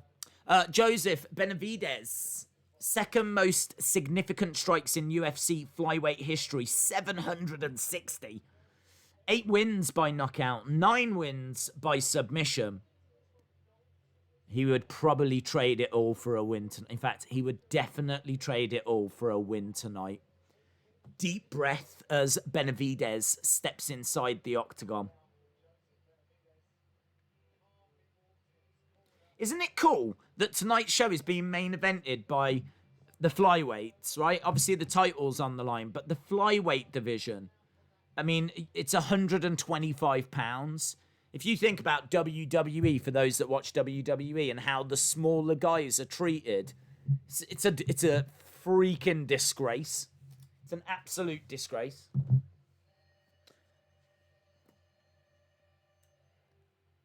Figueiredo coming out to the music to Mission Impossible. Figueiredo has got a chin of steel. He looks for finishes. He's probably the hardest hitter in the flyweight division. He won the first fight dominantly in the second round. It was a KO win, but there was a clash of heads before, so a little controversy there. He's stronger in the clinch. He's faster with his submissions. He's sharper, maybe a little bit fresher. He's powerful, physical. He's too big to pin against the cage. But I would question his cardio in the later rounds. Benavidez works harder. He's got good movement. He's got a wrestling advantage.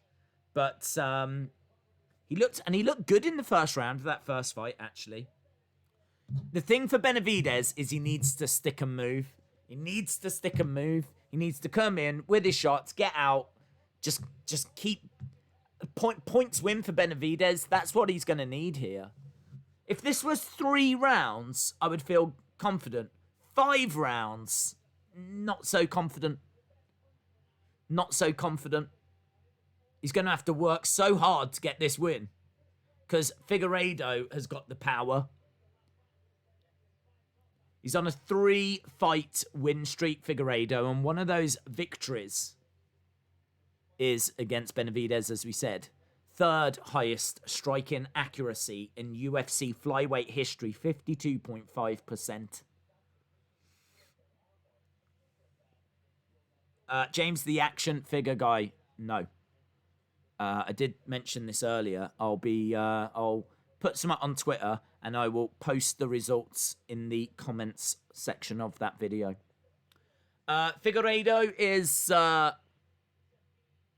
inside the octagon. So is Benavidez. So we will be going over to this championship fight.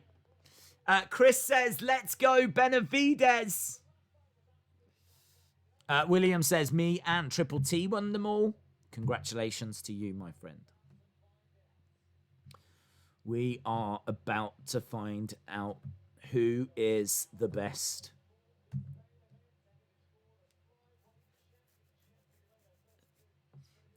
Demetrius Johnson was dominant in this division, and Henry Cejudo beat him in August of 2018 via a split decision to become only the 2nd flyweight champion. He then forfeited the title at the end of 2019, and we've been waiting to crown a flyweight champion since then.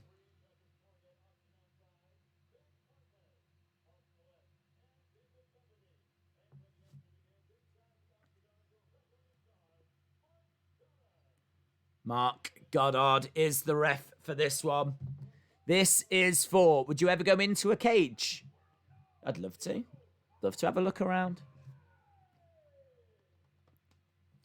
And then I'd get out when the show started.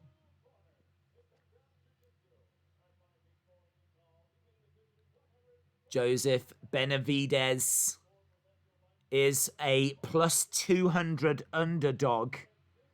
Figueiredo coming in at minus 210 is what I had. General Snotty Notty says, I think I'm ready.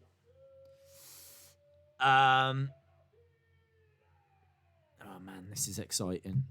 I am freaking pumped. Benavidez lands 3.4 significant strikes every minute. Figueiredo lands 2.4. So Benavidez gets more shots through every minute. But he does absorb a little more as well. 2.5 against 2.1.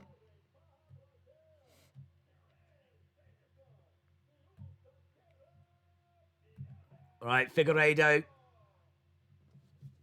getting his intro. Here we go. Figueiredo should have too much. Lion AA, shout out to you. Look at this, man. Look at the look on the face of Benavidez, staring at the mountain that is in front of him. Maybe not a mountain size-wise, but certainly a big challenge for him to overcome. He's been here before many, many times. Can he finally become a champion?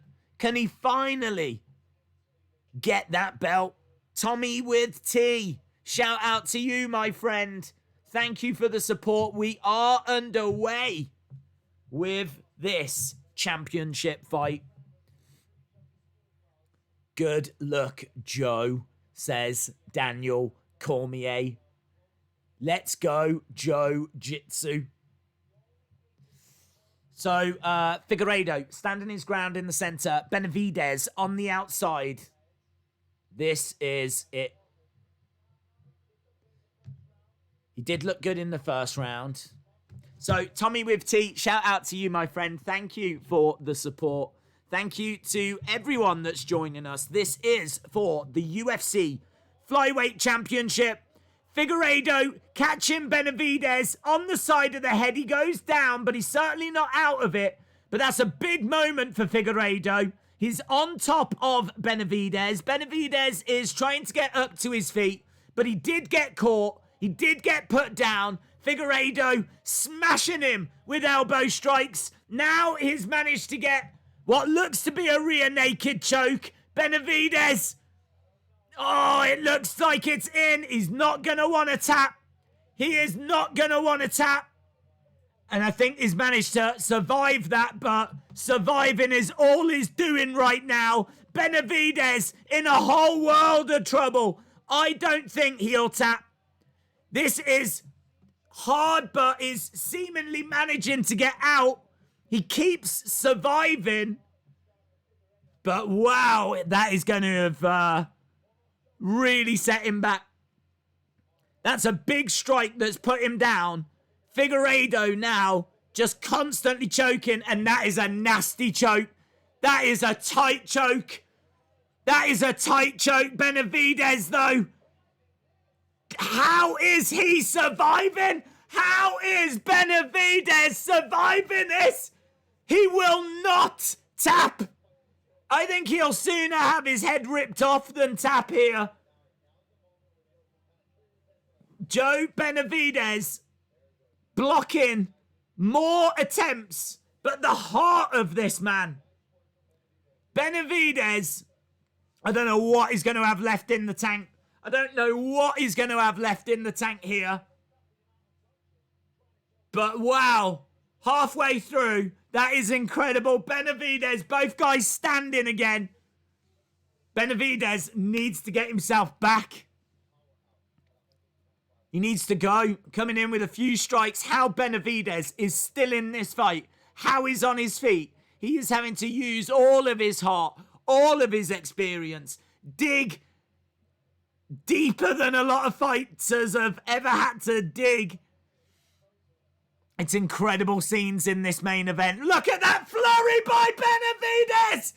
Rights and lefts by Benavidez! He is not out of this! Some big strikes coming in, but he gets clipped. Wobbles again. The power of Figueiredo is just overwhelming Benavidez a bit here. He goes down again.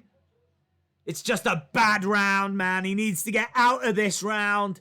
He needs to get out of this round. He needs to clear his head. He knows that he can stand in there with Figueiredo. He needs to stick a move. 14 strikes 8-9. This is definitely a Figueiredo round. Benavidez is not going away. He's standing, he's caught the leg, some more rights and lefts, but he's not able to connect as well as what he would like with this. We have got scenes in this main event as Benavidez continues to come forward. Lovely shot to the body, strike to the head as well. He is asking some questions of, he gets put down again. Benavidez gets put down again. The rest gonna keep looking. But Benavidez, there's a nasty cut. Don't stop it. Don't stop it. Benavidez is bleeding. We got 28 seconds or so. He's still moving. Now he's in another rear naked choke. And that's a nasty choke as well. He's got 19 seconds. Don't tap. It's nasty. The ref's called it.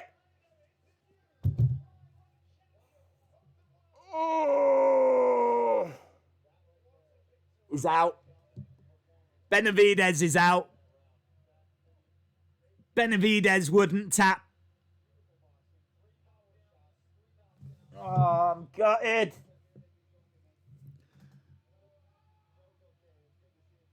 He's just now getting up. I don't know if he submitted or not.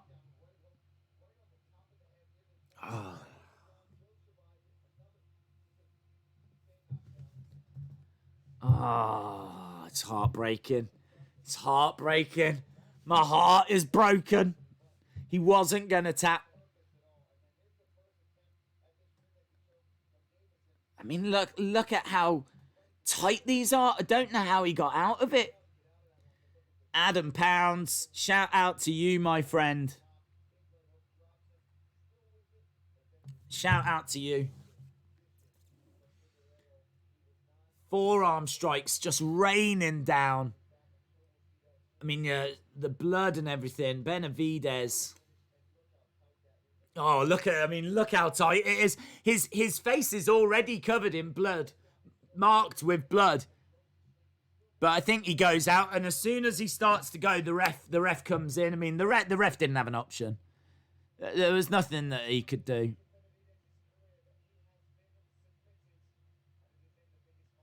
Figueiredo comes over.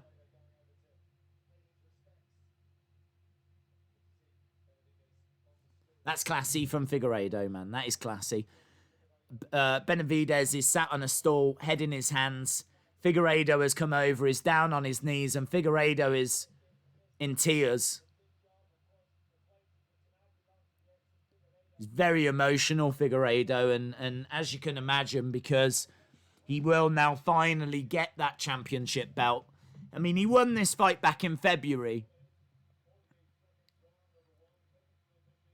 Benavidez, I mean...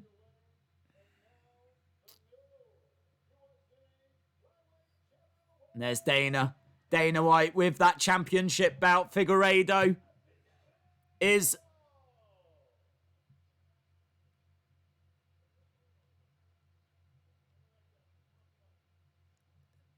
Figueiredo, very emotional.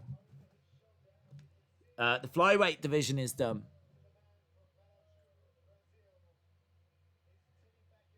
Well, don't forget that we saw Askarov earlier. I mean, the flyweight division has got some prospects in it. But Figueiredo looks like a monster. He does look absolutely incredible. He looked much better here than he did in that first fight. It was hard to know what Benavidez was going to be able to do to stop Figueiredo. But that's twice they've faced, and that's twice that he's lost. It's gutting. I mean, he was gutted last time.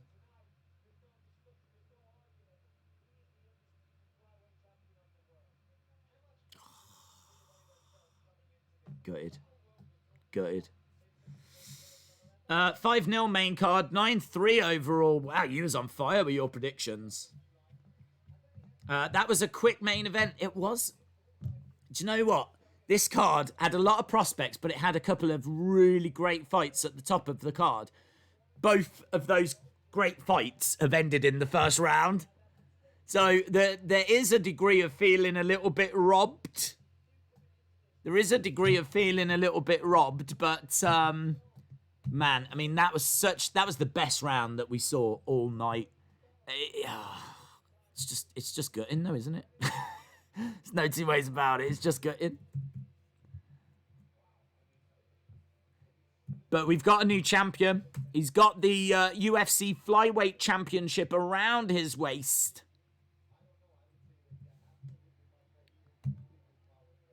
I'm very interested to hear from him. I want to hear what he's got to say.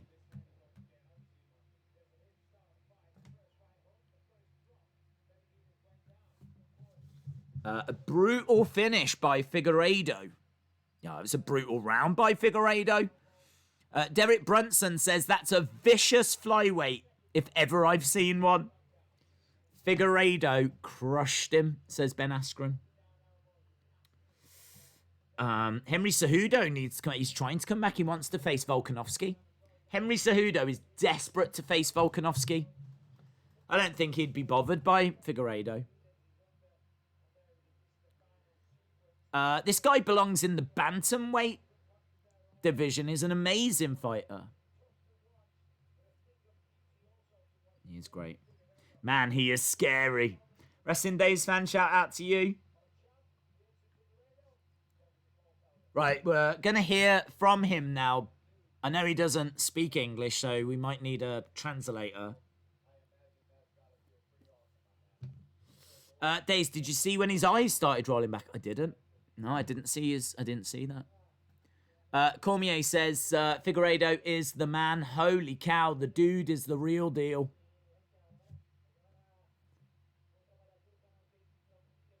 Yeah, we need a translator for this. He says, I feel really good. I knew my time would come. I'm going to be an active champion.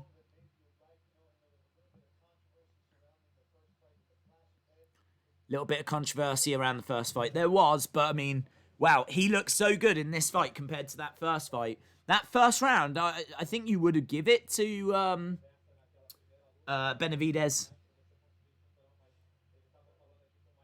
Most finishes in flyweight history, Demetrius Johnson with 7, who was the man for like 6 years. Figueiredo with 6. Incredible forearm strikes. Just absolutely busting open Benavidez. He battered him.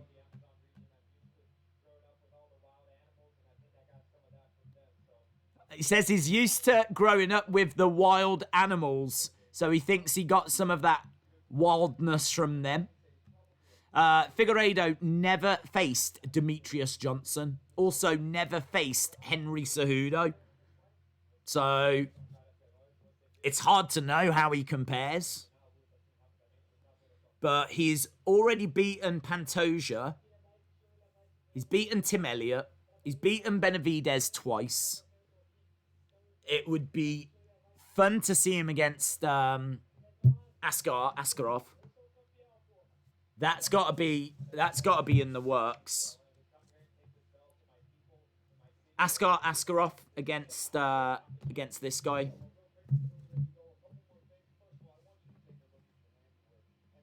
But honestly, after another few wins, he's going to have cleaned this division out. He could be a champion for a long time to come. He could be a champ for a long time to come. Adesanya versus Costa. Yeah, I'm hearing rumors of that. Benavidez has got nothing else to prove. I think that if he can go away, get some wins, figure out what he needs to do, then I think he may get another opportunity, but it's unlikely, to be honest.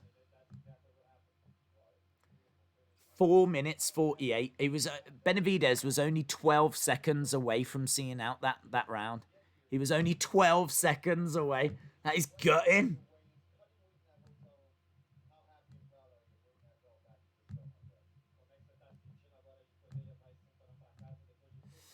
No one is going to beat this man, says Ben.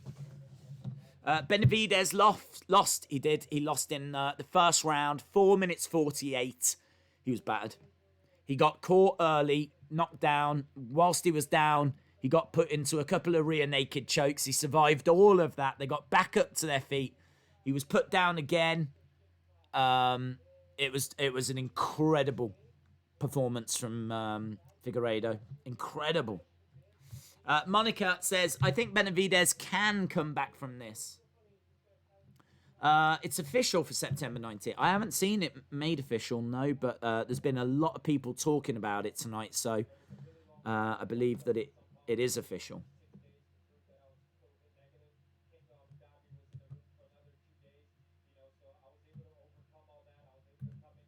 So Figueiredo says it's going to be a hard time for whoever comes after me.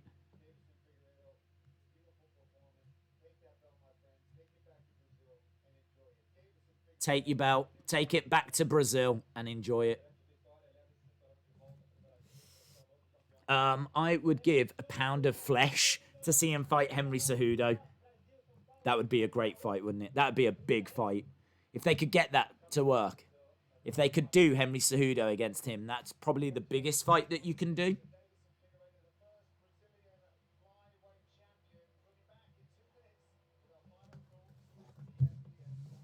So, they're going to come back in a few minutes for the final thoughts. We'll just cover those, see what they're talking about. Be interesting to see what Bisping and whatnot think about the future of that flyweight division. For me, Askar Askarov, I think, would be a very interesting fight. I think that Figueiredo would get the win there, though, to be honest. I think he's so dominant. And I also think that Henry Cejudo, if there was a way, but I don't think there is a way. I don't think there's anything there for Cejudo to really gain. He's already held that title.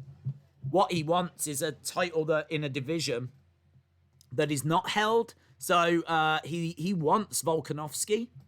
And make no mistake about it, Volkanovski against Henry Cejudo would be a great fight. That would be an absolutely incredible fight. So, yeah, I mean, he's already held. He would be the first fighter then, wouldn't he, Henry Cejudo, to hold or have held belts at 3 different weight divisions, 3 different weight classes. He would be the first to have done that. I can't recall anyone doing that. Because he was the flyweight champ, he was the bantamweight champ, and Volkanovski is the featherweight champ. So, yeah, he is making a lot of noise about wanting Volkanovski, but I don't think he'll be interested in Figueiredo at all. I'm sticking around for a bit longer. I just want to see the end of the show. They don't tend to be around for too long, so we're not going to be around for too long. But I'm just very interested to see if there's any names that they think would be a challenge.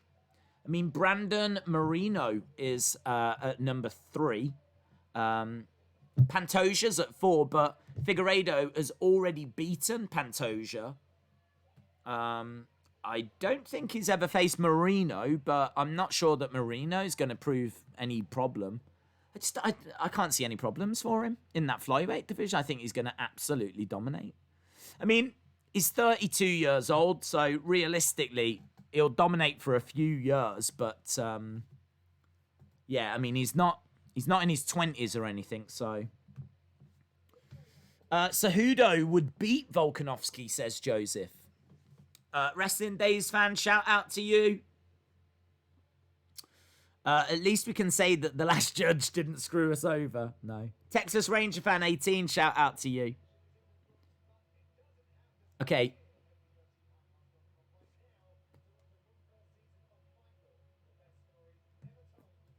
Oh, yeah, I need to watch some more of those. Those fight laws are amazing. They got a great one on Kimbo Slice. It says, we're about done.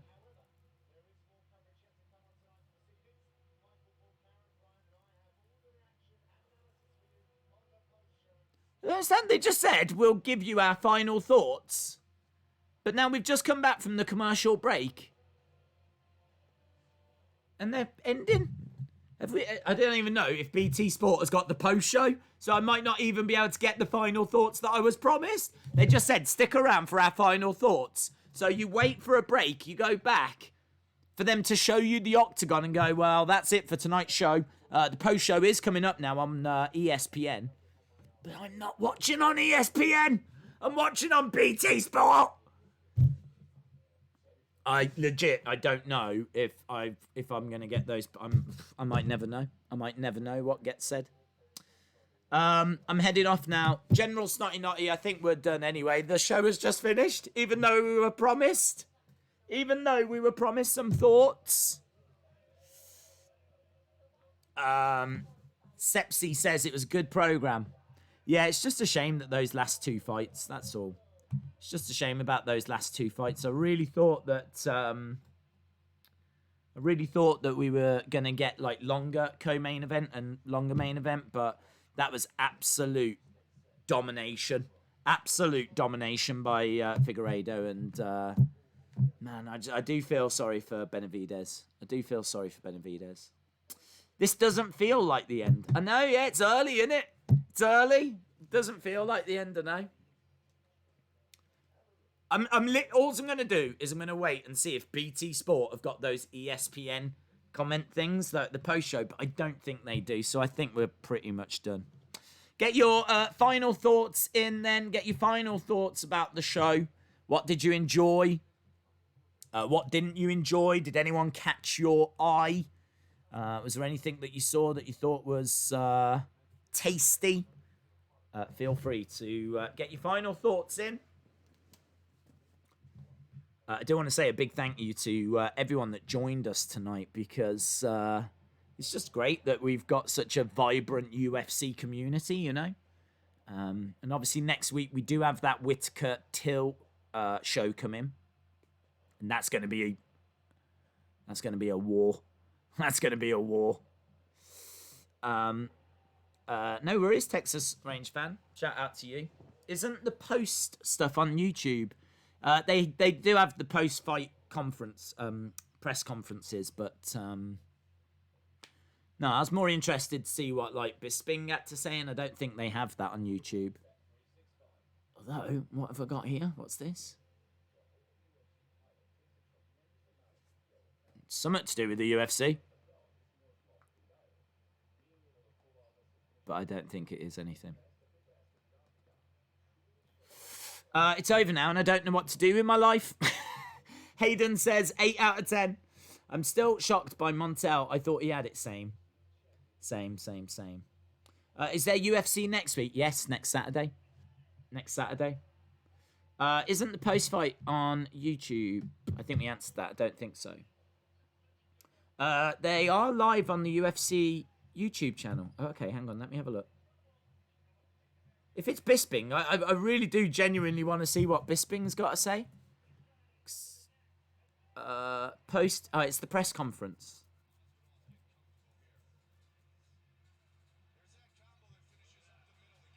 It's the press conference, but I think it's the press conference with Dana White and everything.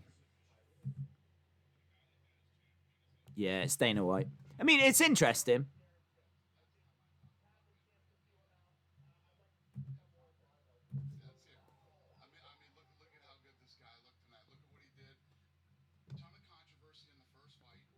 Dana says, look at how good this guy was and look at the controversy there was in the first fight. R.I.P. Benavidez. People are typing in the chat. Dana says he looked damn good doing it. They're talking about Askarov.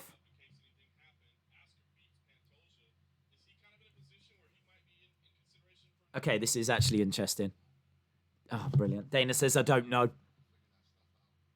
They said, could Askarov get that title fight next? And Dana was like, I don't know. Fight Island, R.I.P.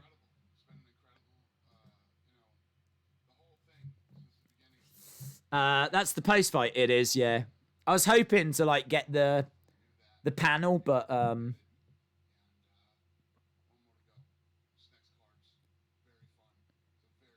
Dana says this one more card to go on Fight Island, and this next card is very fun. That's next Saturday. That's the card that's headlined by Whittaker and Till.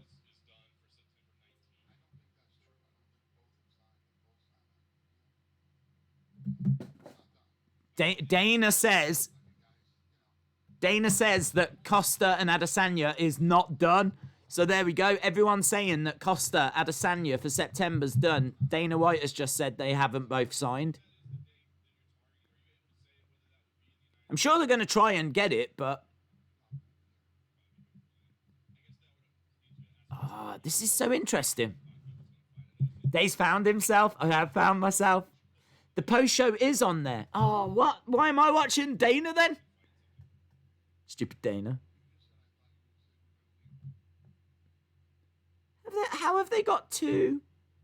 No, I think you can only have one stream at a time on YouTube. No. Oh, brilliant. Now I've got to sit through an advert again to get back to Dana.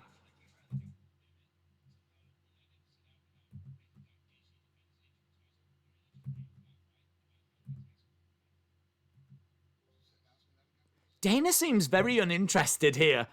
Dana's a bit like, what?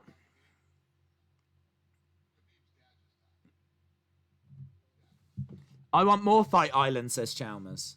Back to the Apex. Yeah, I heard that they're not sure about the Apex because of what's happening in America with coronavirus and everything. So they are potentially going to have to go back to Fight Island.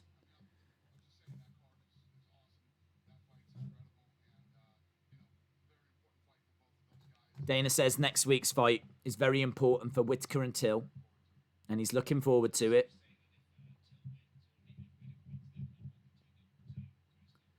They're trying to ask, you know, if Whittaker or Till wins, will they be #1 contender? And Dana's like, I don't know. I think he's tired. I think he just wants to go home. He's not really entertaining any of these questions at all.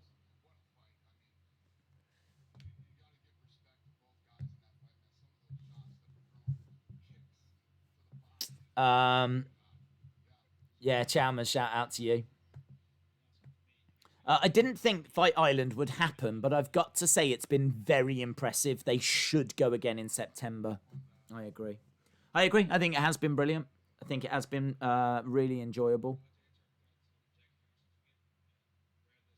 Yeah, they're literally just running through the card. What do you think about this? Monica says Dana looks bored. He looks a bit tired, actually. Yeah, I don't know what's on his mind.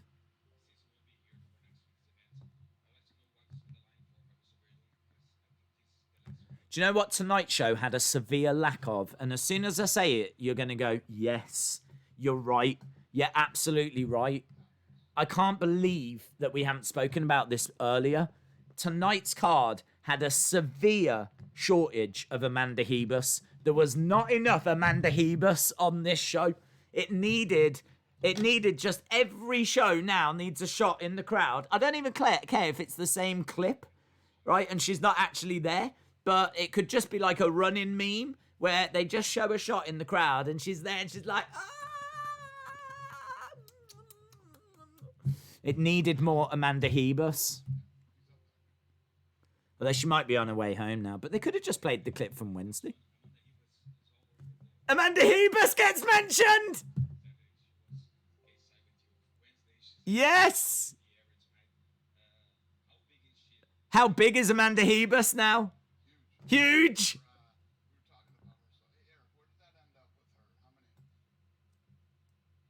Yes!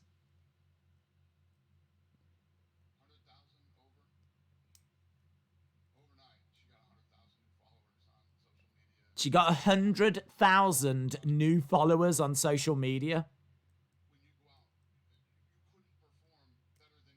She says, Dana says you couldn't have performed better in the fight against Paige Van Zandt. But it wasn't that. It was her post-fight interview, and it was the old... It was all that.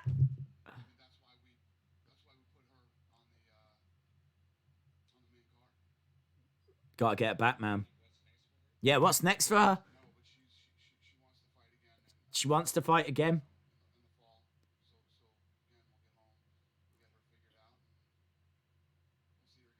Ah, she's a big fighter now, Amanda Hebus. Everyone loves Amanda Hebus. Isn't that funny how we were literally just saying we needed more of her, and then someone asked the question about her? A Hebus mention, yes! And I need to go follow her. Follow her. She's going to be a big star, man. She is a big star. She gained 100,000 social media followers in one night. That's like Beyonce levels, yeah? She's the new Beyonce, and she doesn't even make music.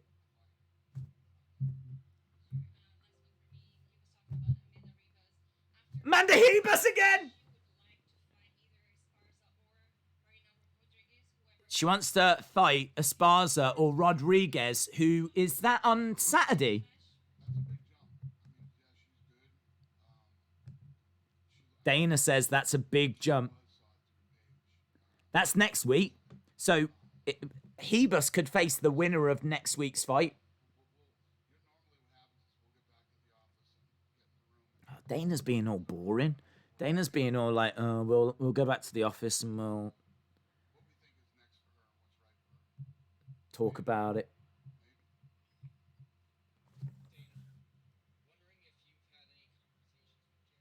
Oh, I wanted more Amanda Hebus questions. I wanted more Amanda here. I really want this woman to do well. I'd love it if Dana. Next question. What is Amanda Hebus's favorite animal? Did you find that out at all on Wednesday or? Yeah, Dana, just over here. Amanda Hebus. What star sign is she? Is she Taurus? Right. Cool. Thank you. Thank you. That's cool, man. Daze, you're the biggest star in our hearts. Oh, thank you. I'm going to go watch more of the Hebus funny moments. There probably is like some kind of a thing that's up for that. But hey, how exciting is that? If it's going to be a case that she will fight the winner of next weekend's fight, that makes next weekend. I just love little things like that. Just makes next weekend's card just that little bit tastier. Because we know whoever wins next week is going to go on to lose to Amanda Hebus. And even if they beat Amanda Hebus, they will have lost in my eyes.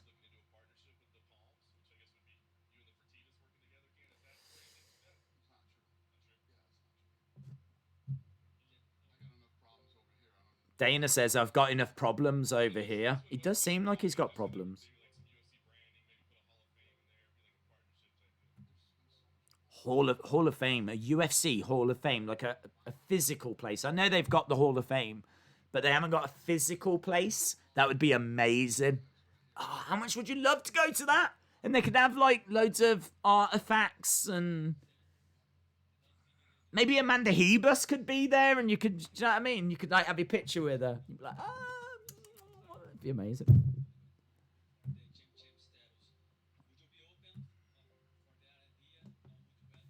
I'd like a WWE Hall of Fame, a proper one.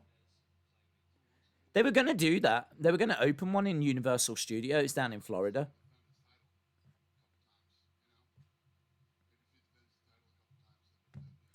Right, wow. Dana's looking very bored, guys. Dana is looking very bored. It's like, let's go back and we'll work on it, blah, blah, blah. So I think we're about done. He's not really giving us a great deal. We've already had the Hebus conversation, so that's all I was here for. So awesome, guys. Really do appreciate it. Really do appreciate the support. Hope you enjoyed watching UFC tonight. I thought that it was a fun show, and very much looking forward to next weekend as well. Congratulations to Figueiredo, who is the new UFC Flyweight Champion. Awesome, guys. Thanks a lot for watching, and hopefully I'll see you again next time, which will be tomorrow for Extreme Rules. And don't forget, we are going to be starting a little bit earlier so that we can get our predictions in. So awesome, guys. Thanks for watching. Bye for now.